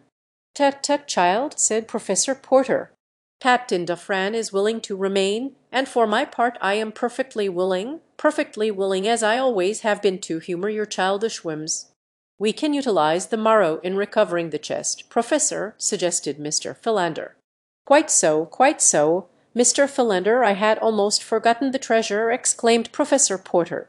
"Possibly we can borrow some men from Captain Dufran to assist us, and one of the prisoners to point out the location of the chest." "Most assuredly, my dear Professor. We are all yours to command," said the captain. And so it was arranged that on the next day Lieutenant Charpentier was to take a detail of 10 men, and one of the mutineers of the Arrow as a guide, and unearth the treasure, and that the cruiser would remain for a full week in the little harbour. At the end of that time it was to be assumed that Darnot was truly dead, and that the forest men would not return while they remained. Then the 2 vessels were to leave with all the party. Professor Porter did not accompany the treasure seekers on the following day, but when he saw them returning empty-handed toward noon, he hastened forward to meet them, his usual preoccupied indifference entirely vanished, and in its place a nervous and excited manner. "Where is the treasure?" he cried to Clayton, while yet 100 feet separated them. Clayton shook his head. "Gone," he said as he neared the professor. "Gone. It can't be. Who could have taken it?" cried Professor Porter. "God only knows, Professor," replied Clayton. "We might have thought the fellow who guided us was lying about the location, but his surprise and consternation on finding no chest beneath the body of the murdered Snipes were too real to be feigned. And then our spades showed us that something had been buried beneath the corpse, for a hole had been there and it had been filled with loose earth." "But who could have taken it?" repeated Professor Porter. "Suspicion might naturally fall on the men of the cruiser," said Lieutenant Charpentier, "but for the fact that Sub-Lieutenant Genviers here assures me that no men have had shore leave, that none has been on shore since we anchored here except under command of an officer. I do not know that you would suspect our men, but I am glad that there is now no chance for suspicion to fall on them," he concluded. "It would never have occurred to me to suspect the men to whom we owe so much," replied Professor Porter graciously. I would as soon suspect my dear Clayton here or Mr. Philander." The Frenchmen smiled, both officers and sailors. It was plain to see that a burden had been lifted from their minds. "The treasure has been gone for some time," continued Clayton. "In fact, the body fell apart as we lifted it, which indicates that whoever removed the treasure did so while the corpse was still fresh, for it was intact when we first uncovered it." "There must have been several in the party," said Jane, who had joined them. "You remember that it took 4 men to carry it." "By Jove!" cried Clayton. "That's right. It must have been done by a party of blacks. Probably one of them saw the men bury the chest and then returned immediately after with a party of his friends and carried it off." "Speculation is futile," said Professor Porter Sedley. "The chest is gone. We shall never see it again, nor the treasure that was in it." Only Jane knew what the loss meant to her father, and none there knew what it meant to her. 6 days later Captain Duffran announced that they would sail early on the morrow. Jane would have begged for a further reprieve, had it not been that she too had begun to believe that her first lover would return no more. In spite of herself she began to entertain doubts and fears. The reasonableness of the arguments of these disinterested French officers commenced to convince her against her will. That he was a Campbell she would not believe, but that he was an adopted member of some savage tribe at length seemed possible to her. She would not admit that he could be dead. It was impossible to believe that that perfect body, so filled with triumphant life, could ever cease to harbour the vital spark, as soon believe that immortality were dust. As Jane permitted herself to harbour these thoughts, others equally unwelcome forced themselves upon her. If he belonged to some savage tribe, he had a savage wife, a dozen of them perhaps, and wild, half-caste children. The girl shuddered, and when they told her that the cruiser would sail on the morrow she was almost glad. It was she, though, who suggested that arms, ammunition, supplies, and comforts be left behind in the cabin, ostensibly for that intangible personality who had signed himself Tarzan of the Apes, and for Darnot should he still be living, but really, she hoped, for her first god, even though his feet should prove of clay. And at the last minute she left a message for him, to be transmitted by Tarzan of the Apes. She was the last to leave the cabin, returning on some trivial pretext after the others had started for the boat. She kneeled down beside the bed in which she had spent so many nights, and offered up a prayer for the safety of her primeval man, and crushing his locket to her lips, she murmured, "I love you, and because I love you I believe in you. But if I did not believe, still should I love. Had you come back for me, and had there been no other way, I would have gone into the jungle with you forever." Chapter 25. The Outpost of the World. With the report of his gun, Darnot saw the door fly open and the figure of a man pitch headlong within onto the cabin floor. The Frenchman, in his panic, raised his gun to fire again into the prostrate form, but suddenly in the half-dusk of the open door he saw that the man was white, and in another instant realized that he had shot his friend and protector, Tarzan of the Apes. With a cry of anguish Darnot sprang to the ape-man's side, and kneeling, lifted the latter's head in his arms, calling Tarzan's name aloud. There was no response, and then Darnot placed his ear above the man's heart. To his joy he heard its steady beating beneath. Carefully he lifted Tarzan to the cot, and then, after closing and bolting the door, he lighted one of the lamps and examined the wound. The bullet had struck a glancing blow upon the skull. There was an ugly flesh wound, but no signs of a fracture of the skull. Darnot breathed a sigh of relief, and went about bathing the blood from Tarzan's face. Soon the cool water revived him, and presently he opened his eyes to look in questioning surprise at Darnot. The latter had bound the wound with pieces of cloth, and as he saw that Tarzan had regained consciousness he arose and going to the table wrote a message, which he handed to the ape-man, explaining the terrible mistake he had made and how thankful he was that the wound was not more serious. Tarzan, after reading the message, sat on the edge of the couch and laughed. "It is nothing," he said in French, and then, his vocabulary failing him, he wrote, "You should have seen what Balbany did to me and Kerchak and Turkis before I killed them, then you would laugh at such a little scratch." Darnot handed Tarzan the 2 messages that had been left for him. Tarzan read the first one through with a look of sorrow on his face. The second one he turned over and over, searching for an opening. He had never seen a sealed envelope before. At length he handed it to Darnot. The Frenchman had been watching him, and knew that Tarzan was puzzled over the envelope. How strange it seemed that to a full-grown white man an envelope was a mystery. Darnot opened it and handed the letter back to Tarzan. Sitting on a camp stool, the ape-man spread the written sheet before him and read, "To Tarzan of the Apes. Before I leave, let me add my thanks to those of Mr. Clayton for the kindness you have shown in permitting us the use of your cabin. That you never came to make friends with us has been a great regret to us. We should have liked so much to have seen and thanked our host. There is another I should like to thank also, but he did not come back, though I cannot believe that he is dead. I do not know his name. He is the great white giant who wore the diamond locket upon his breast. If you know him and can speak his language, carry my thanks to him, and tell him that I waited 7 days for him to return. Tell him also that in my home in America, in the city of Baltimore, there will always be a welcome for him if he cares to come. I found a note you wrote me lying among the leaves beneath a tree near the cabin. I do not know how you learned to love me, who have never spoken to me, and I am very sorry if it is true, for I have already given my heart to another. But know that I am always your friend, Jane Porter." Tarzan sat with gaze fixed upon the floor for nearly an hour. It was evident to him from the notes that they did not know that he and Tarzan of the Apes were one and the same. "I have given my heart to another," he repeated over and over again to himself. Then she did not love him. How could she have pretended love, and raised him to such a pinnacle of hope only to cast him down to such utter depths of despair? Maybe her kisses were only signs of friendship. How did he know, who knew nothing of the customs of human beings? Suddenly he arose, and, bidding Darnot good night as he had learned to do, threw himself upon the couch of ferns that had been Jane Porter's. Darnot extinguished the lamp and lay down upon the cot.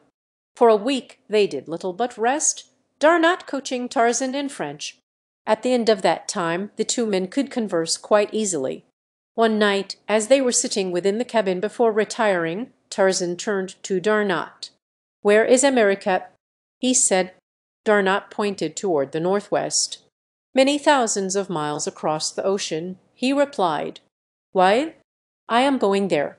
Darnot shook his head. "It is impossible, my friend," he said.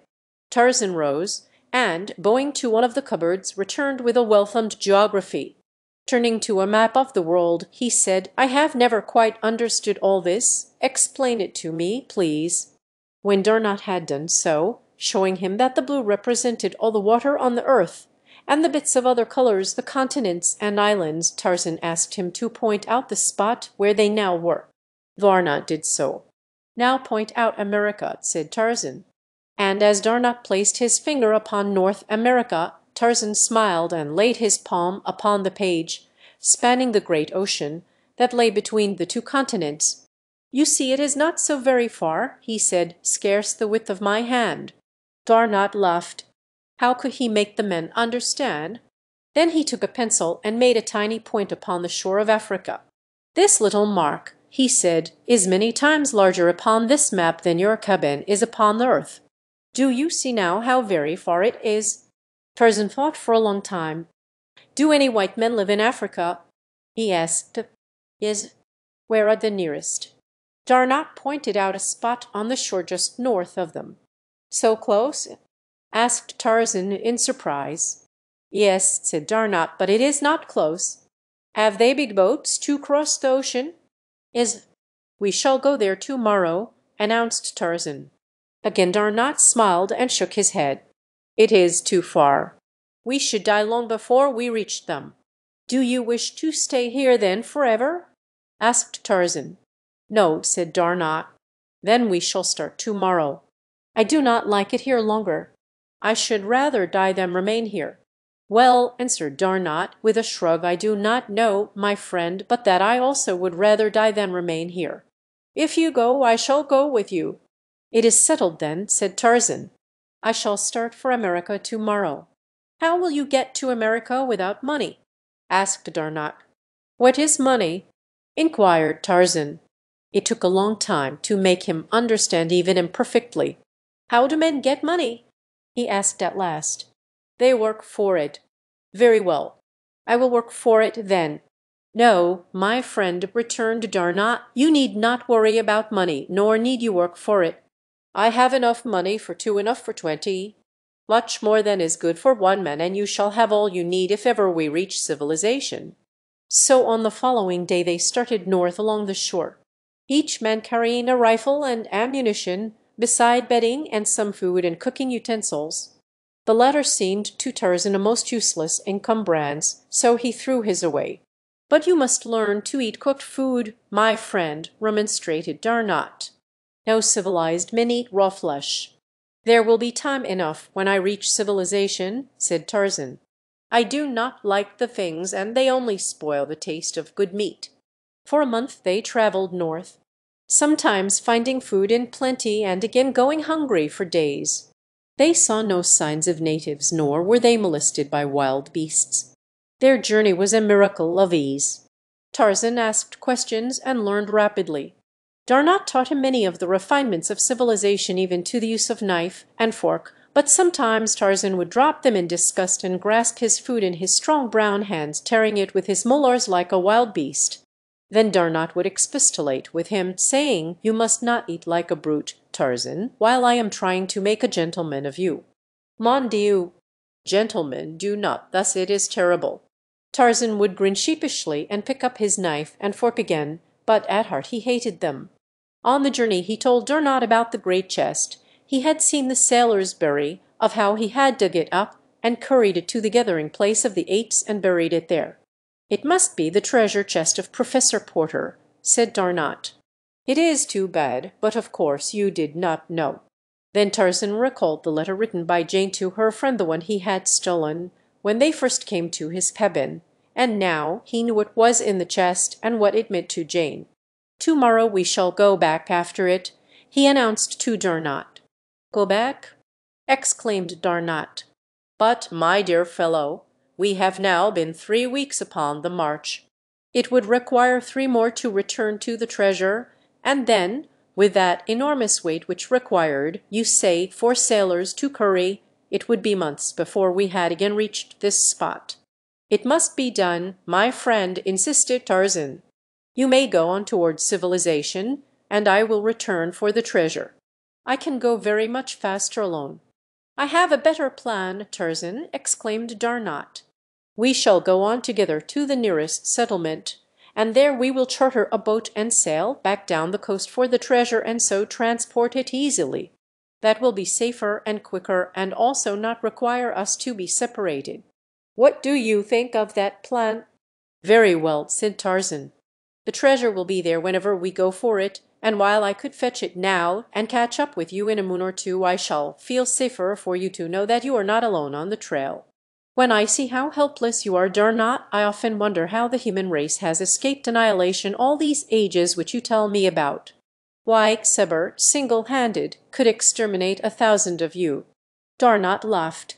"You will think more highly of your genus when you have seen its armies and navies, its great cities, and its mighty engineering works. Then you will realize that it is mind, and not muscle, that makes the human animal greater than the mighty beasts of your jungle. Alone and unarmed, a single man is no match for any of the larger beasts, but if 10 men were together they would combine their wits and their muscles against their savage enemies, while the beasts, being unable to reason, would never think of combining against the men. Otherwise, Tarzan of the Apes, how long would you have lasted in the savage wilderness?" "You are right, Darnot," replied Tarzan, "for if Kerchak had come to Tablet's aid that night at the Dum Dum, there would have been an end of me. But Kerchak could never think far enough ahead to take advantage of any such opportunity. Even Kala, my mother, could never plan ahead. She simply ate what she needed when she needed it, and if the supply was very scarce, even though she found plenty for several meals, she would never gather any ahead. I remember that she used to think it very silly of me to burden myself with extra food upon the march, though she was quite glad to eat it with me, if the way chanced to be barren of sustenance." "Then you knew your mother, Tarzan?" asked Darnot in surprise. "Yes, she was a great, fine ape, larger than I, and weighing twice as much." "And your father?" asked Darnot. I did not know him. Culla told me he was a white ape and hairless like myself. I know now that he must have been a white man. Darnot looked long and earnestly at his companion. Tarzan, he said at length, it is impossible that the ape Culla was your mother. If such a thing can be, which I doubt, you would have inherited some of the characteristics of the ape, but you have not your pure man, and, I should say, the offspring of highly bred and intelligent parents. Have you not the slightest clue to your past? Not the slightest, replied Tarzan. No writings in the cabin that might have told something of the lives of its original inmates? I have read everything that was in the cabin with the exception of one book which I know now to be written in a language other than English. Possibly you can read it. Tarzan fished the little black diary from the bottom of his quiver and handed it to his companion. Darnot glanced at the title page. It is the diary of John Clayton, Lord Greystoke, an English nobleman, and it is written in French, he said. Then he proceeded to read the diary that had been written over 20 years before, and which recorded the details of the story which we already know, the story of adventure, hardships, and sorrow of John Clayton and his wife Alice, from the day they left England until an hour before he was struck down by Kerchak. Darnot read aloud. At times his voice broke, and he was forced to stop reading for the pitiful hopelessness that spoke between the lines. Occasionally he glanced at Tarzan, but the ape-man sat upon his haunches like a carven image, his eyes fixed upon the ground. Only when the little babe was mentioned did the tone of the diary alter from the habitual note of despair which had crept into it by degrees after the first 2 months upon the shore. Then the passages were tinged with a subdued happiness that was even sadder than the rest. One entry showed an almost hopeful spirit. "Today our little boy is 6 months old. He is sitting in Alice's lap beside the table where I am writing, a happy, healthy, perfect child. Somehow, even against all reason, I seem to see him a grown man taking his father's place in the world, the second John Clayton, and bringing added honours to the house of Greystoke. There, as though to give my prophecy the weight of his endorsement, he has grabbed my pen in his chubby fists, and with his ink-bedrimmed little fingers has placed the seal of his tiny finger-prints upon the page. And there, on the margin of the page, were the partially blurred imprints of 4 wee fingers and the outer half of the thumb." When Darnot had finished the diary, the 2 men sat in silence for some minutes. "Well, Tarzan of the Apes, what think you?" asked Darnot. "Does not this little book clear up the mystery of your parentage? Why, man, you are Lord Greystoke." "The book speaks of but one child," he replied. "Its little skeleton lay in the crib, where it died crying for nourishment, from the first time I entered the cabin until Professor Porter's party buried it, with its father and mother, beside the cabin. No, that was the babe the book speaks of, and the mystery of my origin is deeper than before, for I have thought much of late of the possibility of that cabin having been my birthplace. I am afraid that Culla spoke the truth," he concluded sadly. Darnot shook his head.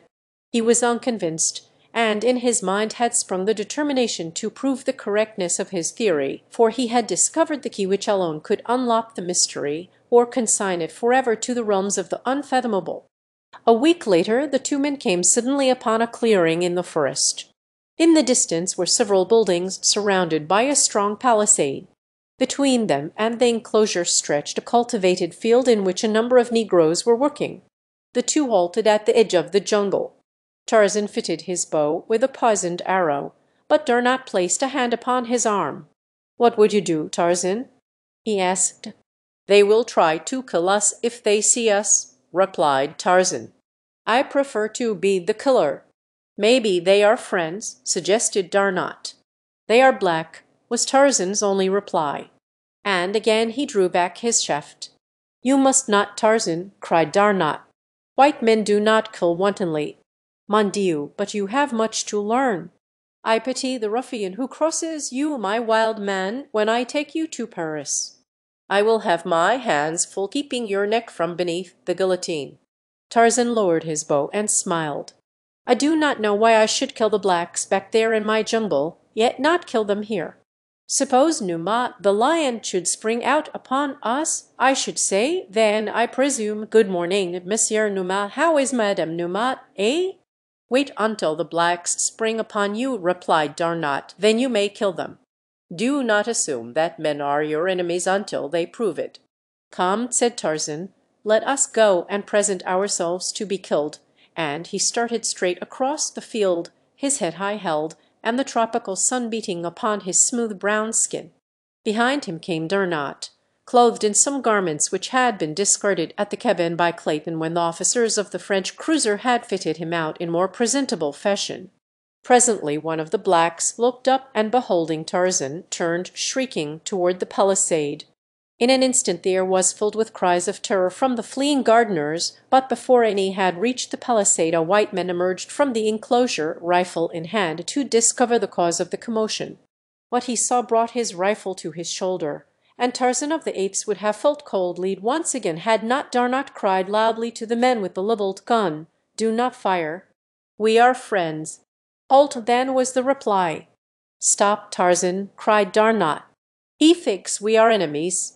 Tarzan dropped into a walk, and together he and Darnot advanced toward the white men by the gate. The latter eyed them in puzzled bewilderment. "What manner of men are you?" he asked in French. "White men," replied Darnot. "We have been lost in the jungle for a long time." The man had lowered his rifle, and now advanced with outstretched hand. "I am Father Constantine of the French mission here," he said, "and I am glad to welcome you." "This is Monsieur Tarzan, Father Constantine," replied Darnot, indicating the ape man, and as the priest extended his hand to Tarzan, Darnot added, "And I am Paul Darnot of the French Navy." Father Constantine took the hand which Tarzan extended in imitation of the priest's act, while the latter took in the superb physique and handsome face in one quick, keen glance. And thus came Tarzan of the Apes to the first outpost of civilization. For a week they remained there, and the ape men, keenly observant, learned much of the ways of men. Meanwhile black women sewed white garments for himself and Darnot so that they might continue their journey properly clothed. Chapter 26. The Height of Civilization. Another month brought them to a little group of buildings at the mouth of a wide river, and there Tarzan saw many boats, and was filled with the timidity of the wild thing by the sight of many men.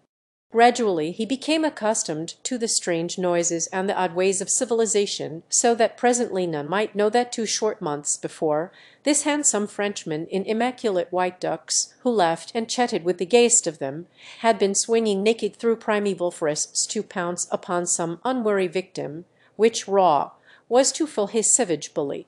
The knife and fork, so contemptuously flung aside a month before, Tarzan now manipulated as exquisitely as did the polished Darnot. So apt a pupil had he been that the young Frenchman had laboured assiduously to make of Tarzan of the Apes a polished gentleman in so far as nicety of manners and speech were concerned. "God made you a gentleman at heart, my friend," Darnot had said, "but we want his works to show upon the exterior also." As soon as they had reached the little port, Darnot had cabled his government of his safety, and requested a 3 months' leave, which had been granted. He had also cabled his bankers for funds, and the enforced wait of a month, under which both chafed, was due to their inability to charter a vessel for the return to Tarzan's jungle after the treasure. During their stay at the coast town, Monsieur Tarzan became the wonder of both whites and blacks because of several occurrences which to Tarzan seemed the merest of nothings. Once a huge black, crazed by drink, had run amok, and terrorized the town, until his evil star had led him to where the black-haired French giant lolled upon the veranda of the hotel. Mounting the broad steps, with brandished knife, the negro made straight for a party of 4 men sitting at a table sipping the inevitable absinthe. Shouting in alarm, the 4 took to their heels, and then the black spied Tarzan. With a roar he charged the ape men, while 100 heads peered from sheltering windows and doorways to witness the butchering of the poor Frenchman by the giant black. Tarzan met the rush with the fighting smile that the joy of battle always brought to his lips. As the negro closed upon him, steel muscles gripped the black wrist of the uplifted knife hand, and a single swift wrench left the hand dangling below a broken bone. With the pain and surprise, the madness left the black man, and as Tarzan dropped back into his chair the fellow turned, crying with agony, and dashed wildly toward the native village.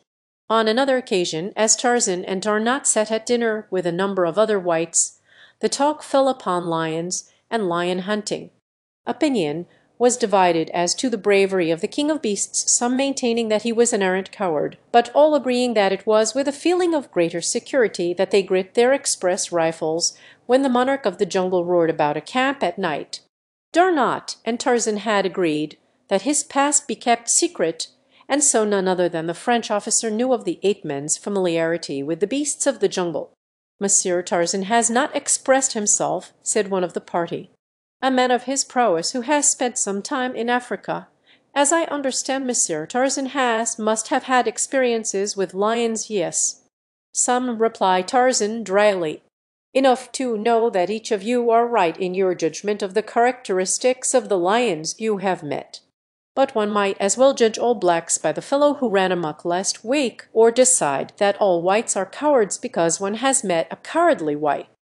There is as much individuality among the lower orders, gentlemen, as there is among our souls. Today we may go out and stumble upon a lion which is over timid, he runs away from us. Tomorrow we may meet his uncle or his twin brother, and our friends wonder why we do not return from the jungle. For myself, I always assume that a lion is ferocious, and so I am never caught off my guard." "There would be little pleasure in hunting," retorted the first speaker, "if one is afraid of the thing he hunts." Darnat smiled. "Tarzan afraid? I do not exactly understand what you mean by fear," said Tarzan. "Like lions, fear is a different thing in different men. But to me the only pleasure in the hunt is the knowledge that the hunted thing has power to harm me as much as I have to harm him. If I went out with a couple of rifles and a gun bearer and 20 or 30 beaters to hunt a lion, I should not feel that the lion had much chance, and so the pleasure of the hunt would be lessened in proportion to the increased safety which I felt. Then I am to take it that Monsieur Tarzan would prefer to go naked into the jungle, armed only with a jackknife, to kill the king of beasts," laughed the other, good-naturedly, but with the merest touch of sarcasm in his tone. "And a piece of rope," added Tarzan. Just then the deep roar of a lion sounded from the distant jungle, as though to challenge whoever dared enter the lists with him. "There is your opportunity, Monsieur Tarzan," bantered the Frenchman. "I am not hungry," said Tarzan simply. The men left, all but Darnat. He alone knew that a savage beast had spoken its simple reason through the lips of the ape men. "But you are afraid, just as any of us would be, to go out there naked, armed only with a knife and a piece of rope," said the banterer. "Is it not so?" "No," replied Tarzan. "Only a fool performs any act without reason." 5,000 francs is a reason," said the other. "I wager you that amount you cannot bring back a lion from the jungle under the conditions we have named, naked and armed only with a knife and a piece of rope." Tarzan glanced toward Darnat and nodded his head. "Make it 10,000, said Darnat. "Done," replied the other. Tarzan arose. "I shall have to leave my clothes at the edge of the settlement, so that if I do not return before daylight I shall have something to wear through the streets." "You are not going now?" exclaimed the wagerer at night. "Why not?" asked Tarzan. "Numa walks abroad at night, it will be easier to find him." "No," said the other, "I do not want your blood upon my hands. It will be foolhardy enough if you go forth by day." "I shall go now," replied Tarzan, and went to his room for his knife and rope. The men accompanied him to the edge of the jungle, where he left his clothes in a small storehouse. But when he would have entered the blackness of the undergrowth they tried to dissuade him, and the wagerer was most insistent of all that he abandon his foolhardy venture. "I will accede that you have won," he said, "and the 10,000 francs are yours if you will but give up this foolish attempt, which can only end in your death." Tarzan laughed, and in another moment the jungle had swallowed him.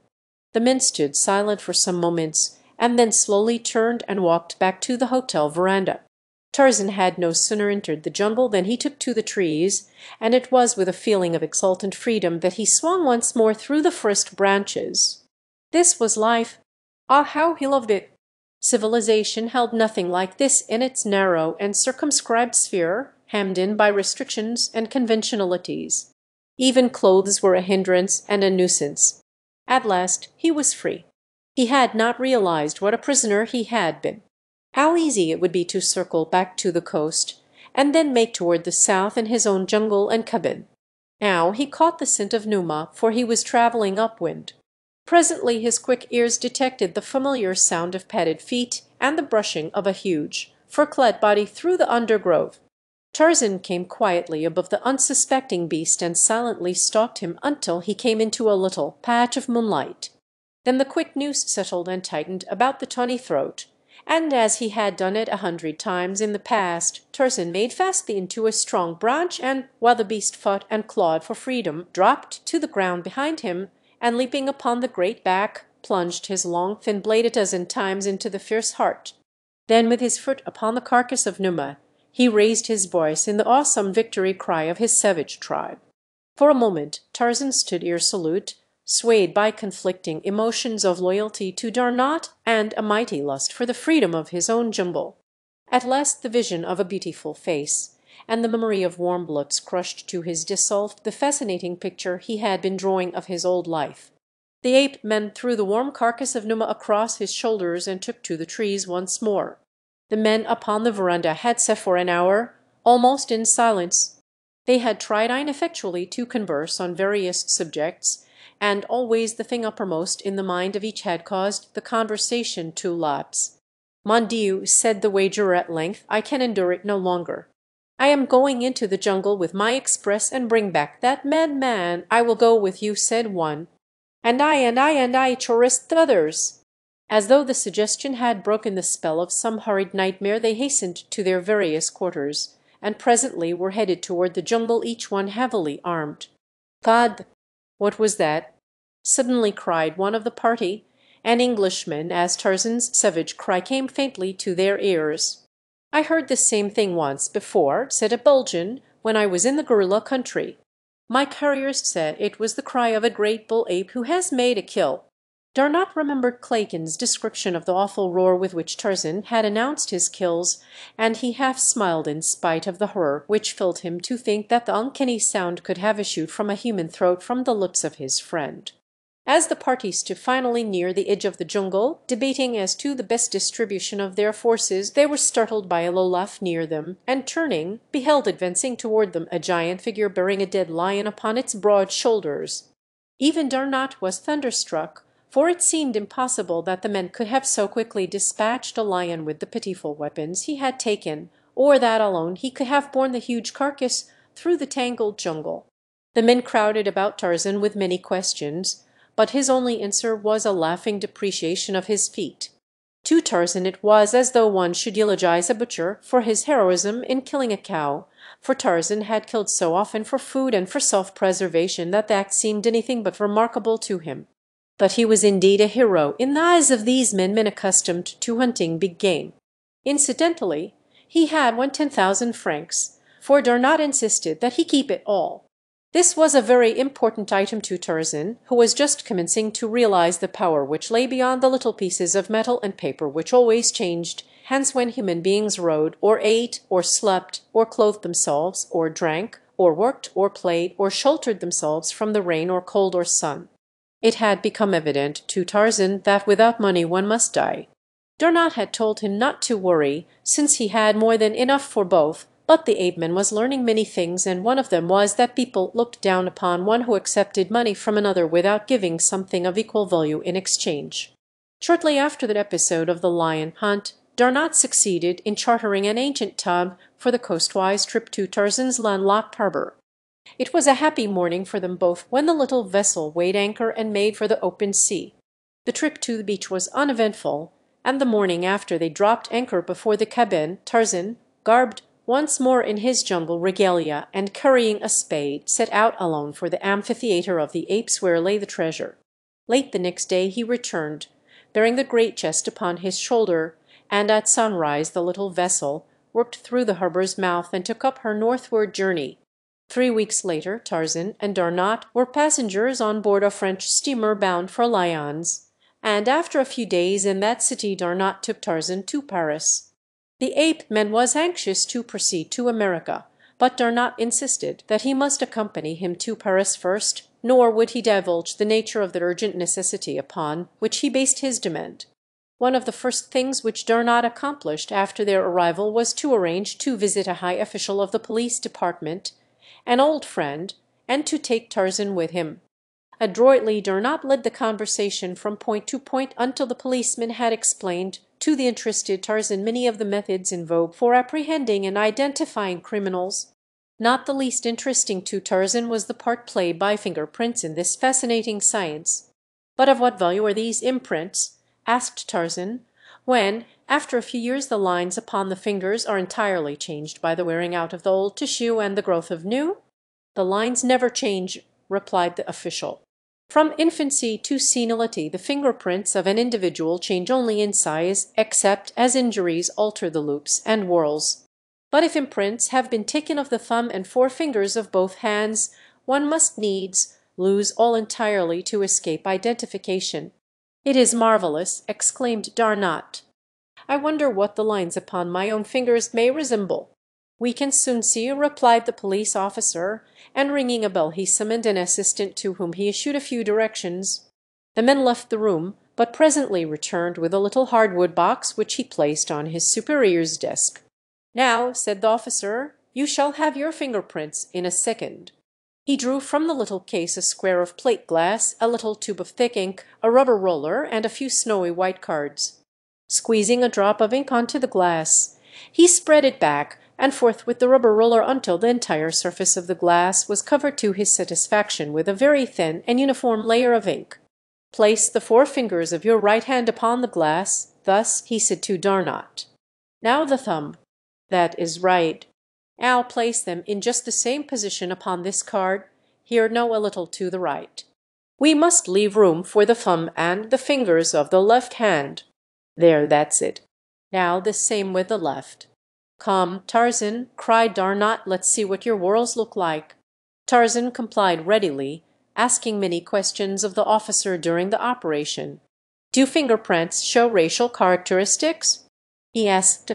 "Could you determine, for example, solely from fingerprints whether the subject was Negro or Caucasian?" "I think not," replied the officer. "Could the fingerprints of an ape be detected from those of a man?" "Probably, because the apes would be far simpler than those of the higher organism. But a cross between an ape and a man might show the characteristics of either progenitor," continued Tarzan. "Yes, I should think likely," responded the official, "but the science has not progressed sufficiently to render it exact enough in such matters. I should hate to trust its findings further than to differentiate between individuals. There it is absolute. No two people born into the world probably have ever had identical lines upon all their digits. It is very doubtful if any single fingerprint will ever be exactly duplicated by any finger other than the one which originally made it." "Does the comparison require much time or labor?" asked Darnot. "Ordinarily but a few moments, if the impressions are distinct." Darnot drew a little black book from his pocket and commenced turning the pages. Tarzan looked at the book in surprise. How did Darnot come to have his book? Presently Darnot stopped at a page on which were 5 tiny little smudges. He handed the open book to the policeman. "Are these imprints similar to mine or Monsieur Tarzan's, or can you say that they are identical with either?" The officer drew a powerful glass from his desk and examined all 3 specimens carefully, making notations meanwhile upon a pad of paper. Tarzan realized now what was the meaning of their visit to the police officer. The answer to his life's riddle lay in these tiny marks. With tense nerves he sat leaning forward in his chair, but suddenly he relaxed and dropped back, smiling. Darnot looked at him in surprise. "You forget that for 20 years the dead body of the child who made those fingerprints lay in the cabin of his father, and that all my life I have seen it lying there," said Tarzan bitterly. The policeman looked up in astonishment. "Go ahead, Captain, with your examination," said Darnot. "We will tell you the story later, provided Monsieur Tarzan is agreeable." Tarzan nodded his head. "But you are mad, my dear Darnot," he insisted. "Those little fingers are buried on the west coast of Africa." "I do not know as to that, Tarzan," replied Darnot. "It is possible, but if you are not the son of John Clayton, then how in heaven's name did you come into that God-forsaken jungle where no white man other than John Clayton had ever set foot?" "You forget Kala," said Tarzan. "I do not even consider her," replied Darnot. The friends had walked to the broad window overlooking the boulevard as they talked. For some time they stood there gazing out upon the busy throng beneath, each wrapped in his own thoughts. "It takes some time to compare fingerprints," thought Darnot, turning to look at the police officer. To his astonishment, he saw the official leaning back in his chair hastily scanning the contents of the little black diary. Darnot coughed. The policeman looked up and, catching his eye, raised his finger to admonish silence. Darnot turned back to the window, and presently the police officer spoke. "Gentlemen," he said. Both turned toward him. "There is evidently a great deal at stake, which must hinge to a greater or lesser extent upon the absolute correctness of this comparison. I therefore ask that you leave the entire matter in my hands until Monsieur Discorque, our expert, returns. It will be but a matter of a few days." "I had hoped to know at once," said Darnot. "Monsieur Tarzan sails for America tomorrow." "I will promise that you can cable him a report within 2 weeks," replied the officer, "but what it will be I dare not say. There are resemblances, yet well, we had better leave it for Monsieur Discorque to solve." Chapter 27: The Giant Again. A taxicab drew up before an old-fashioned residence upon the outskirts of Baltimore. A man of about 40, well-built and with strong, regular features, stepped out, and paying the chauffeur dismissed him. A moment later the passenger was entering the library of the old home. "Mr. Kendler," exclaimed an old man rising to greet him. "Good evening, my dear professor," cried the man, extending a cordial hand. "Who admitted you?" asked the professor. "Esmeralda." "Then she will acquaint Jane with the fact that you are here," said the old man. "No, professor," replied Kendler, "for I came primarily to see you." "Ah, I am honored," said Professor Porter. "Professor," continued Robert Kendler with great deliberation, as though carefully weighing his words, "I have come this evening to speak with you about Jane. You know my aspirations, and you have been generous enough to approve my suit." Professor Archimedes Q. Porter fidgeted in his armchair. The subject always made him uncomfortable. He could not understand why. Kendler was a splendid match. "But Jane," continued Kendler, "I cannot understand her. She puts me off first on one ground and then another. I have always the feeling that she breathes a sigh of relief every time I bid her good-bye." "Tut, tut," said Professor Porter. "Tut, tut, Mr. Kendler. Jane is a most obedient daughter. She will do precisely as I tell her." "Then I can still count on your support?" asked Kendler, a tone of relief marking his voice. "Certainly, sir," exclaimed Professor Porter. "How could you doubt it?" "There is young Clayton, you know," suggested Kendler. "He has been hanging about for months."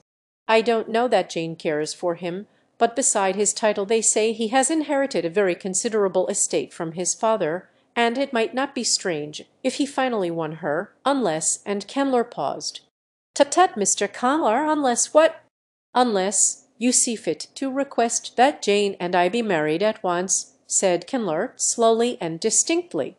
"I have already suggested to Jane that it would be desirable," said Professor Porter sadly, "for we can no longer afford to keep up this house and live as her associations demand." "What was her reply?" asked Kendler.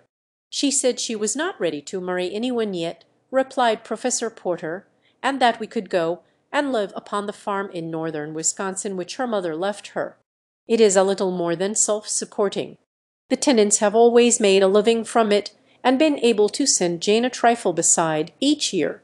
She is planning on our going up there the first of the week. Philander and Mr. Clayton have already gone to get things in readiness for us." "Clayton has gone there?" exclaimed Kendler, visibly chagrined. "Why was I not told? I would gladly have gone and seen that every comfort was provided. Jane feels that we are already too much in your debt, Mr. Kendler," said Professor Porter. Kendler was about to reply when the sound of footsteps came from the hall without, and Jane entered the room. "Oh, I beg your pardon," she exclaimed, pausing on the threshold. "I thought you were alone, papa." "It is only I, Jane," said Kendler, who had risen, "won't you come in and join the family group? We were just speaking of you." "Thank you," said Jane, entering and taking the chair Candler placed for her. "I only wanted to tell papa that Toby is coming down from the college tomorrow to pack his books.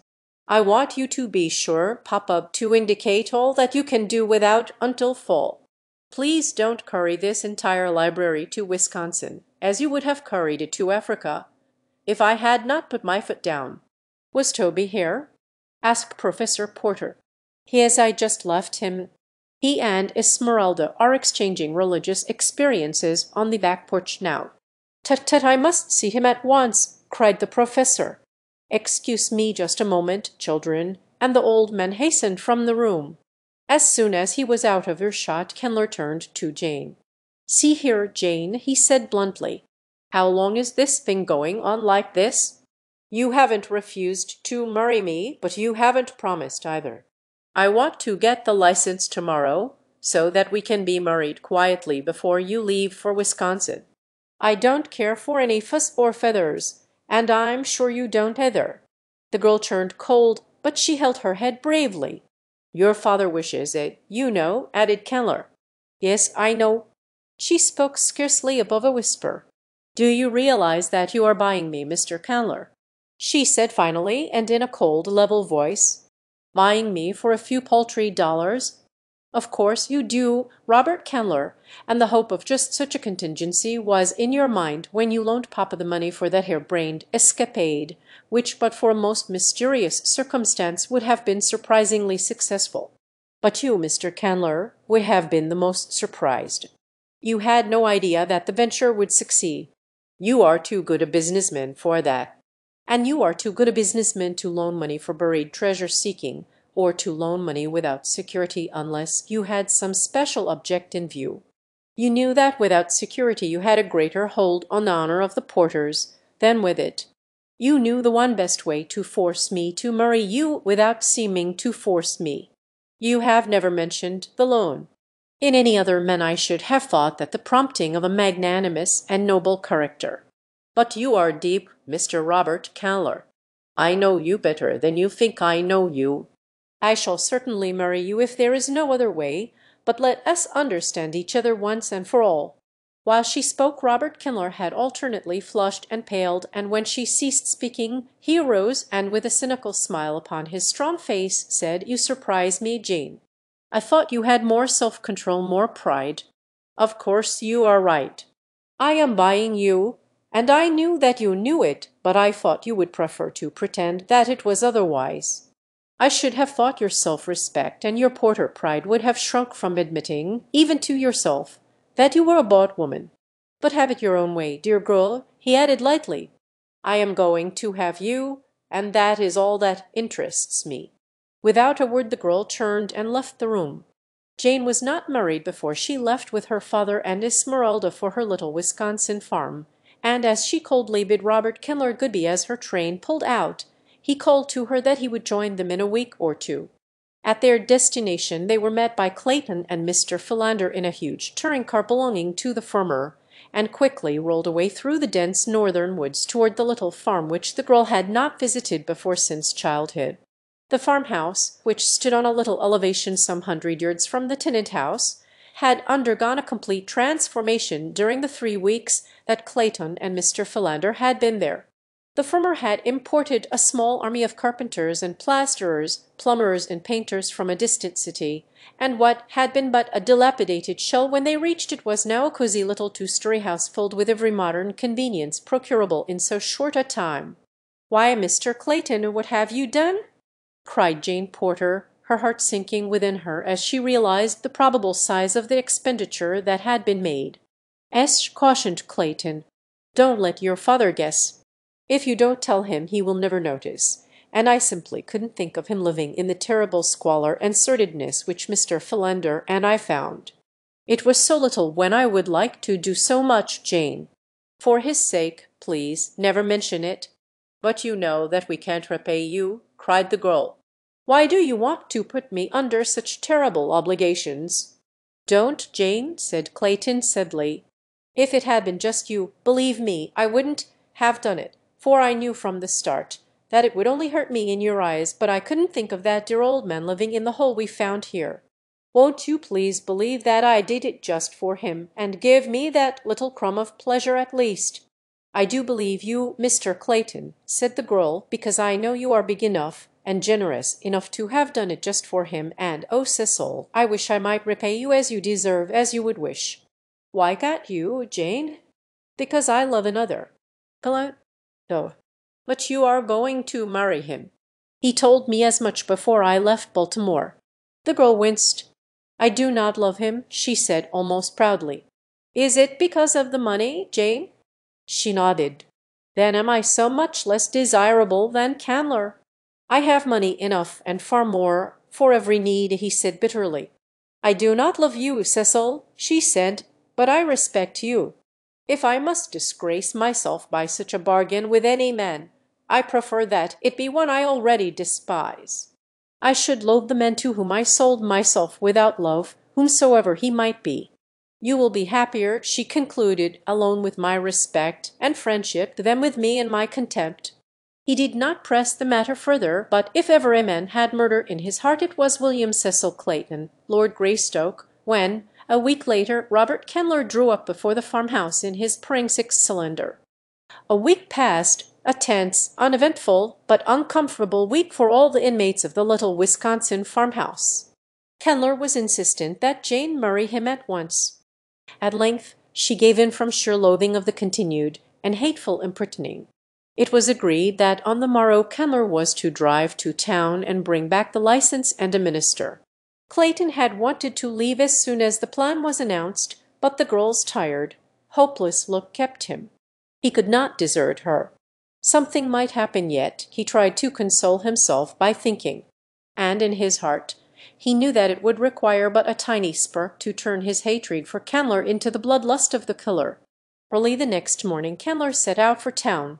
In the east smoke could be seen lying low over the forest, for a fire had been raging for a week not far from them, but the wind still lay in the west and no danger threatened them.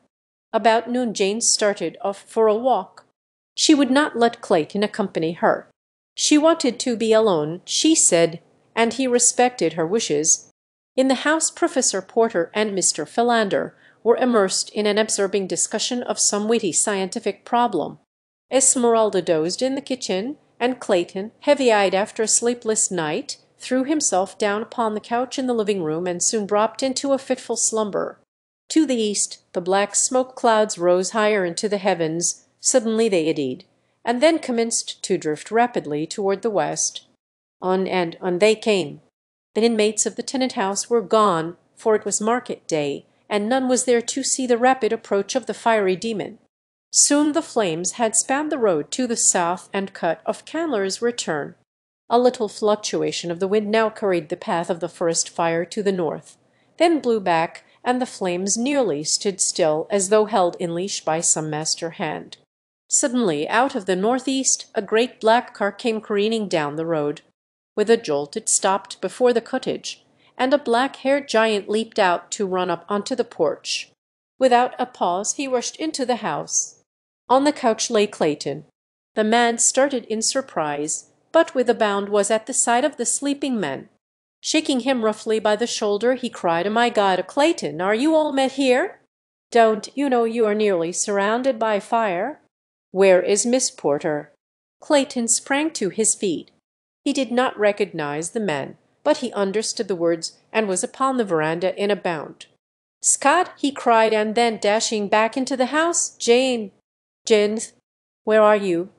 In an instant Esmeralda, Professor Porter, and Mr. Philander had joined the two men. "Where is Miss Jane?" cried Clayton, seizing Esmeralda by the shoulders and shaking her roughly. "Oh, Gabriel, Mr. Clayton, she done gone for a walk." "Hasn't she come back yet?" And without waiting for a reply, Clayton dashed out into the yard, followed by the others. "Which way did she go?" cried the black-haired giant of Esmeralda. "Down that road," cried the frightened woman, pointing toward the south where a mighty wall of roaring flames shut out the view. "But these people in the other car," shouted the stranger to Clayton. "I saw one as I drove up, and get them out of here by the north road." "Leave my car here." If I find Miss Porter, we shall need it. If I don't, no one will need it. Do as I say," as Clayton hesitated, and then they saw the live figure bound away across the clearing toward the northwest where the forest still stood, untouched by flame. In each rose the unaccountable feeling that a great responsibility had been raised from their shoulders, a kind of implicit confidence in the power of the stranger to save Jane if she could be saved. "Who was that?" asked Professor Porter. "I do not know," replied Clayton. "He called me by name, and he knew Jane, for he asked for her. And he called Esmeralda by name." "There was something most startlingly familiar about him," exclaimed Mr. Philander, "and yet, bless me, I know I never saw him before." "Tut, tut," cried Professor Porter. "Most remarkable. Who could it have been, and why do I feel that Jane is safe, now that he has set out in search of her?" "I can't tell you, Professor," said Clayton soberly, "but I know I have the same uncanny feeling. But come," he cried, "we must get out of here ourselves, or we shall be shut off," and the party hastened toward Clayton's car. When Jane turned to retrace her steps homeward, she was alarmed to note how near the smoke of the forest fire seemed, and as she hastened onward her alarm became almost a panic when she perceived that the rushing flames were rapidly forcing their way between herself and the cottage. At length she was compelled to turn into the dense thicket and attempt to force her way to the west in an effort to circle around the flames and reach the house. In a short time the futility of her attempt became apparent, and then her one hope lay in retracing her steps to the road and flying for her life to the south toward the town. The 20 minutes that it took her to regain the road was all that had been needed to cut off her retreat as effectually as her advance had been cut off before. A short run down the road brought her to a horrified stand, for there before her was another wall of flame. An arm of the main conflagration had shot out a half-mile south of its parent to embrace this tiny strip of road in its implacable clutches. Jane knew that it was useless again to attempt to force her way through the undergrowth. She had tried it once and failed. Now she realized that it would be but a matter of minutes ere the whole space between the north and the south would be a seething mass of billowing flames. Calmly the girl kneeled down in the dust of the roadway and prayed for strength to meet her fate bravely, and for the delivery of her father and her friends from death. Suddenly she heard her name being called aloud through the forest. "Jane! Jane Porter!" It rang strong and clear, but in a strange voice. "Here!" she called in reply. "Here!" In the roadway. Then through the branches of the trees she saw a figure swinging with the speed of a squirrel.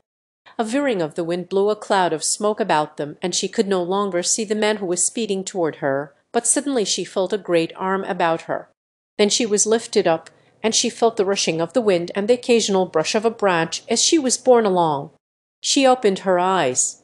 Far below her lay the undergrowth and the hard earth. About her was the waving foliage of the forest. From tree to tree swung the giant figure which bore her, and it seemed to Jane that she was living over in a dream the experience that had been hers in that far African jungle. Oh, if it were but the same man who had borne her so swiftly through the tangled verdure on that other day! But that was impossible. Yet who else in all the world was there with the strength and agility to do what this man was now doing? She stole a sudden glance at the face close to hers, and then she gave a little frightened gasp. It was he. "My forest man," she murmured. "Oh, I must be delirious. Yes, your man, Jane Porter. Your savage, primeval man come out of the jungle to claim his mate, the woman who ran away from him," he added almost fiercely. "I did not run away," she whispered.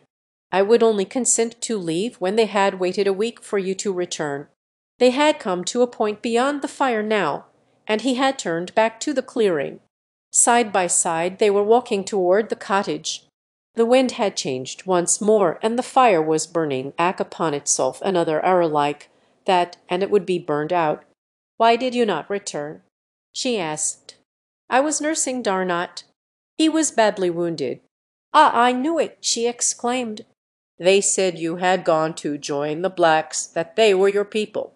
He laughed. "But you did not believe them, Jane?" "Oh, what shall I call you?" she asked. "What is your name?" "I was Tarzan of the Apes when you first knew me," he said. "Tarzan of the Apes," she cried, "and that was your note I answered when I left?" "Yes, whose did you think it was?" "I did not know, only that it could not be yours, for Tarzan of the Apes had written in English, and you could not understand a word of any language." Again he laughed. "It is a long story, but it was I who wrote what I could not speak, and now Dernot has made matters worse by teaching me to speak French instead of English. Come," he added, "jump into my car. We must overtake your father. They are only a little way ahead." As they drove along, he said, "Then when you said in your note to Tarzan of the Apes that you loved another, you might have meant me?"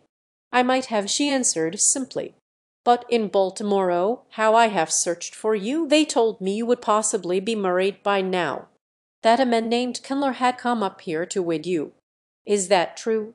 Is Do you love him? No. Do you love me?" She buried her face in her hands. "I am promised to another." "I cannot answer you, Tarzan of the Apes," she cried. "You have answered." "Now, tell me why you would marry when you do not love." "My father owes him money." Suddenly there came back to Tarzan the memory of the letter he had read, and the name Robert Kendler, and the hinted trouble which he had been unable to understand then. He smiled. "If your father had not lost the treasure, you would not feel forced to keep your promise to this man Kendler. I could ask him to release me. And if he refused, I have given my promise." He was silent for a moment. The car was plunging along the uneven road at a reckless pace, for the fire showed threateningly at their right, and another change of the wind might sweep it on with raging fury across this one avenue of escape. Finally they passed the danger point, and Tarzan reduced their speed. "Suppose I should ask him?" ventured Tarzan. "He would scarcely accede to the demand of a stranger," said the girl, "especially one who wanted me himself." "Turkis did," said Tarzan grimly. Jane shuddered and looked fearfully up at the giant figure beside her, for she knew that he meant the great anthropoid he had killed in her defense. "This is not the African jungle," she said. "You are no longer a savage beast. You are a gentleman, and gentlemen do not kill in cold blood. I am still a wild beast at heart," he said in a low voice, as though to himself. Again they were silent for a time. "Jane," said the man at length, "if you were free, would you marry me?" She did not reply at once, but he waited patiently. The girl was trying to collect her thoughts. What did she know of this strange creature at her side? What did he know of himself? Who was he? Who his parents? Why, his very name echoed his mysterious origin and his savage life. He had no name. Could she be happy with this jungle waif? Could she find anything in common with a husband whose life had been spent in the tree tops of an African wilderness, frolicking and fighting with fierce anthropoids, tearing his food from the quivering flank of fresh killed prey, sinking his strong teeth into raw flesh, and tearing away his portion while his mates growled and fought about him for their share? Could he ever rise to her social sphere? Could she bear to think of sinking to his? Would either be happy in such a horrible misalliance? "You do not answer," he said. "Do you shrink from wounding me?" "I do not know what answer to make," said Jane sadly. "I do not know my own mind." "You do not love me, then?" he asked in a level tone. "Do not ask me. You will be happier without me. You were never meant for the formal restrictions and conventionalities of society. Civilization would become irksome to you, and in a little while you would long for the freedom of your old life, a life to which I am as totally unfitted as you to mine." "I think I understand you," he replied quietly. "I shall not urge you, for I would rather see you happy than to be happy myself. I see now that you could not be happy with an ape." There was just the faintest tinge of bitterness in his voice. "Don't," she remonstrated. "Don't say that. You do not understand." But before she could go on, a sudden turn in the road brought them into the midst of a little hamlet. Before them stood Clayton's car, surrounded by the party he had brought from the cottage. Chapter 28. Conclusion. At the sight of Jane, cries of relief and delight broke from every lip, and as Tarzan's car stopped beside the other, Professor Porter caught his daughter in his arms. For a moment no one noticed Tarzan sitting silently in his seat. Clayton was the first to remember, and, turning, held out his hand. "How can we ever thank you?" he exclaimed. "You have saved us all. You called me by name at the cottage, but I do not seem to recall yours, though there is something very familiar about you. It is as though I had known you well under very different conditions a long time ago." Tarzan smiled as he took the proffered hand. "You are quite right, Monsieur Clayton," he said in French. "You will pardon me if I do not speak to you in English. I am just learning it, and while I understand it fairly well, I speak it very poorly. But who are you?" insisted Clayton, speaking in French this time himself. "Tarzan of the Apes." Clayton started back in surprise. "By Jove!" he exclaimed. "It is true."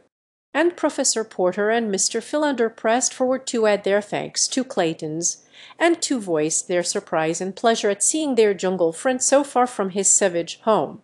The party now entered the modest little hostelry, where Clayton soon made arrangements for their entertainment.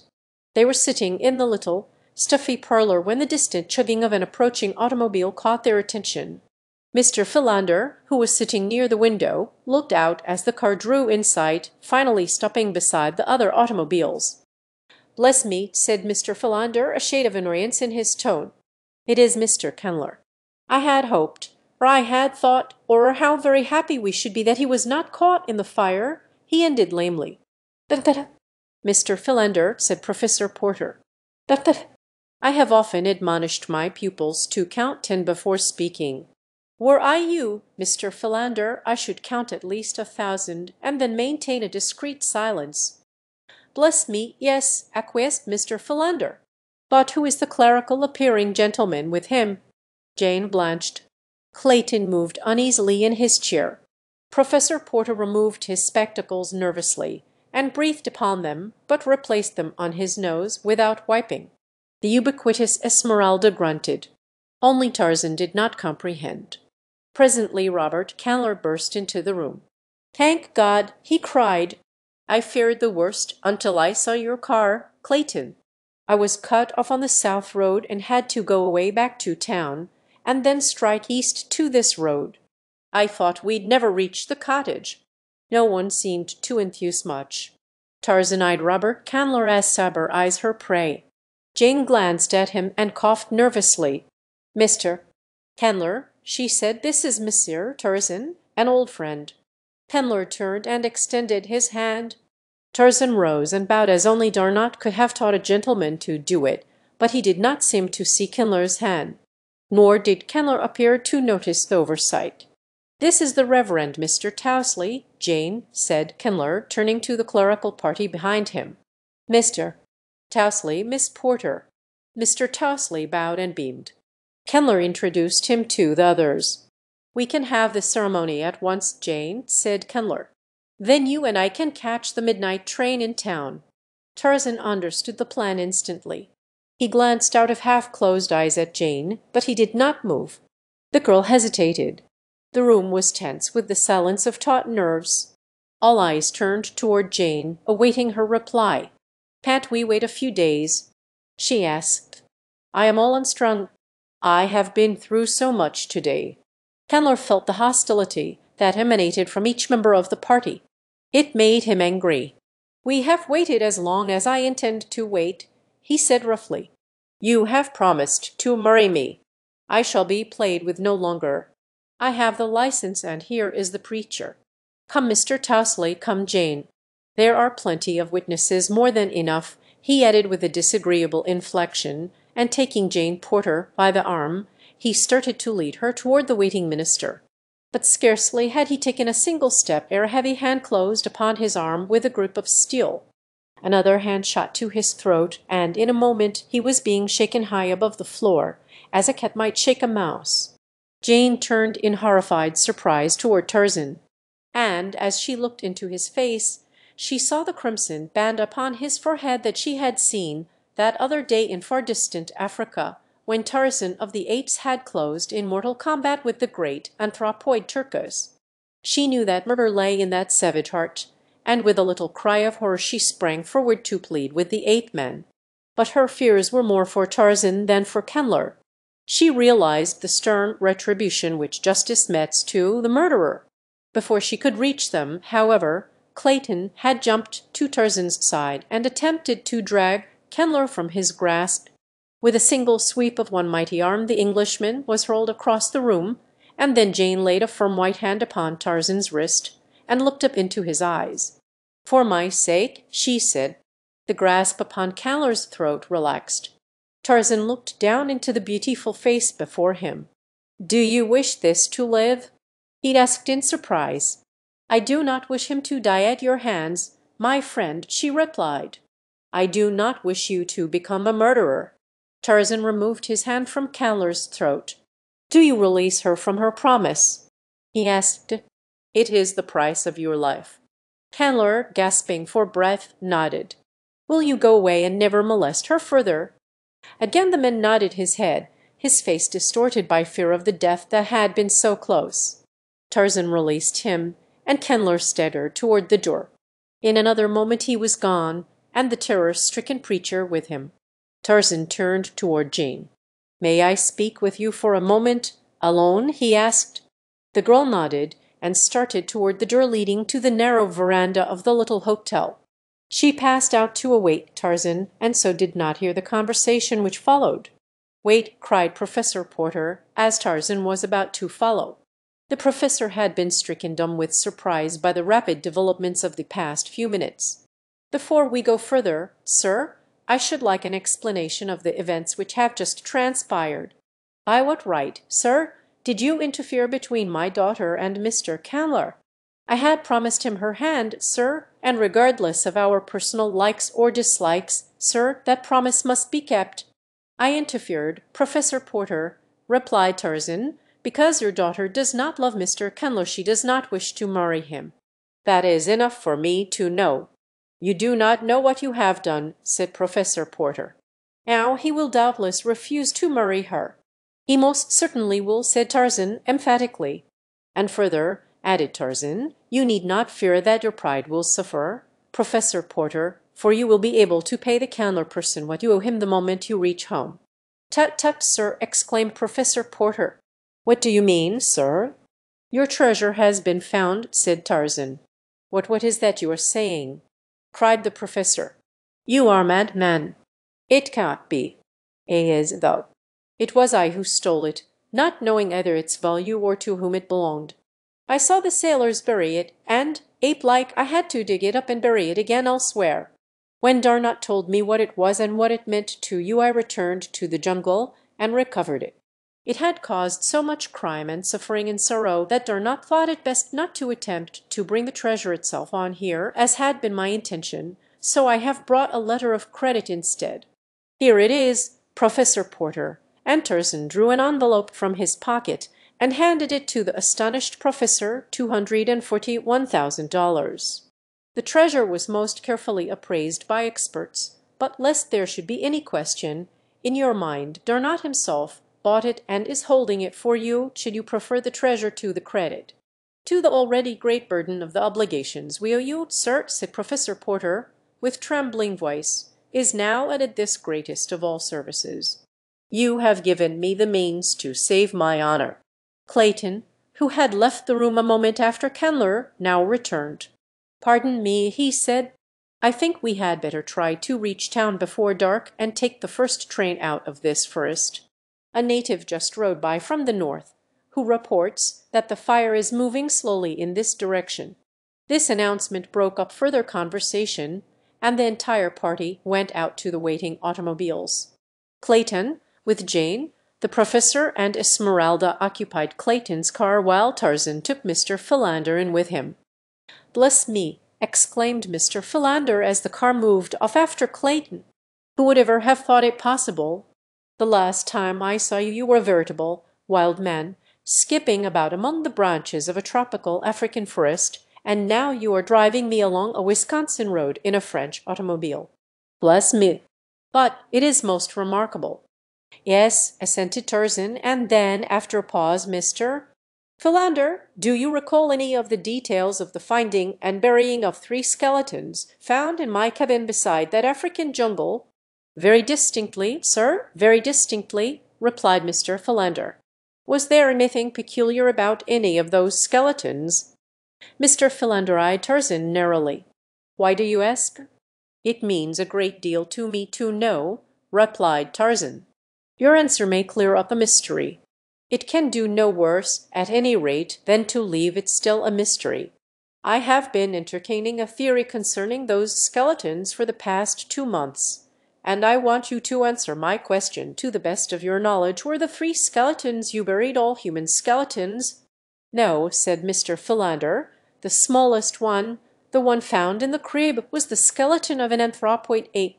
"Thank you," said Tarzan. In the car ahead Jane was thinking fast and furiously. She had felt the purpose for which Tarzan had asked a few words with her, and she knew that she must be prepared to give him an answer in the very near future.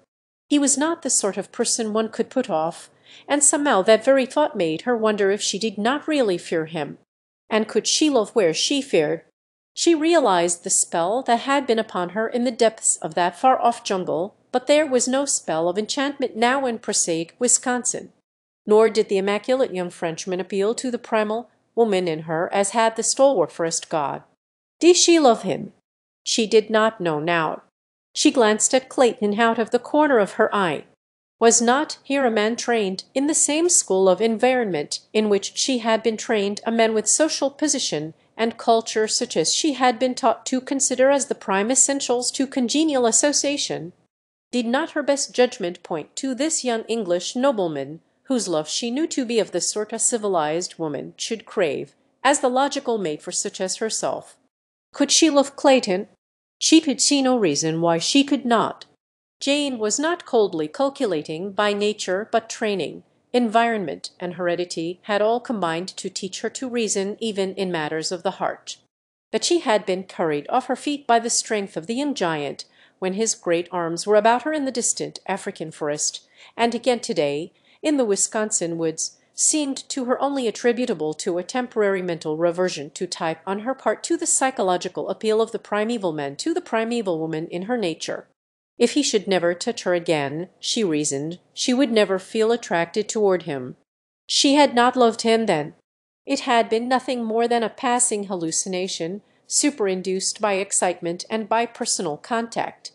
Excitement would not always mark their future relations, should she marry him, and the power of personal contact eventually would be dulled by familiarity. Again she glanced at Clayton. He was very handsome and every inch a gentleman. She should be very proud of such a husband. And then he spoke a minute sooner or a minute later might have made all the difference in the world to 3 lives, but chance stepped in and pointed out to Clayton the psychological moment. "You are free now, Jane," he said. "Won't you say yes? I will devote my life to making you very happy." "Yes," she whispered. That evening in the little waiting room at the station, Tarzan caught Jane alone for a moment.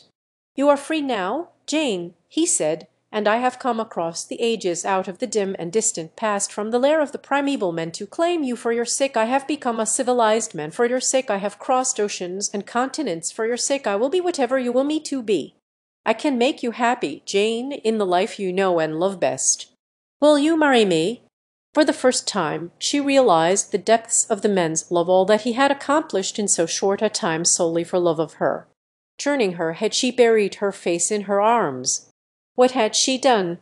Because she had been afraid she might succumb to the pleas of this giant, she had burnt her bridges behind her in her groundless apprehension that she might make a terrible mistake. She had made a worse one. And then she told him the truth, word by word, without attempting to shield herself or condone her error. "What can we do?" he asked. "You have admitted that you love me. You know that I love you, but I do not know the ethics of society by which you are governed. I shall leave the decision to you, for you know best what will be for your eventual welfare." "I cannot tell him, Tarzan," she said. "He too loves me, and he is a good man. I could never face you nor any other honest person if I repudiated my promise to Mr. Clayton. I shall have to keep it, and you must help me bear the burden, though we may not see each other again after tonight." The others were entering the room now, and Tarzan turned toward the little window. But he saw nothing outside. Within he saw a patch of greensward surrounded by a matted mass of gorgeous tropical plants and flowers, and, above, the waving foliage of mighty trees, and, over all, the blue of an equatorial sky. In the center of the greensward a young woman sat upon a little mound of earth, and beside her sat a young giant. They ate pleasant fruit and looked into each other's eyes and smiled. They were very happy, and they were all alone. His thoughts were broken in upon by the station agent, who entered asking if there was a gentleman by the name of Tarzan in the party. "I am Mr. Tarzan," said the ape man. "Here is a message for you forwarded from Baltimore. It is a cablegram from Paris." Tarzan took the envelope and tore it open. The message was from Darnot. It read, "Fingerprints prove you Greystoke. Congratulations, Darnot." As Tarzan finished reading, Clayton entered and came toward him with extended hand. Here was the man who had Tarzan's title and Tarzan's estates, and was going to marry the woman whom Tarzan loved, the woman who loved Tarzan. A single word from Tarzan would make a great difference in this man's life. It would take away his title and his lands and his castles, and it would take them away from Jane Porter also. "I say, old man," cried Clayton, "I haven't had a chance to thank you for all you've done for us. It seems as though you had your hands full saving our lives in Africa and here. I'm awfully glad you came on here. We must get better acquainted. I often thought about you, you know, and the remarkable circumstances of your environment.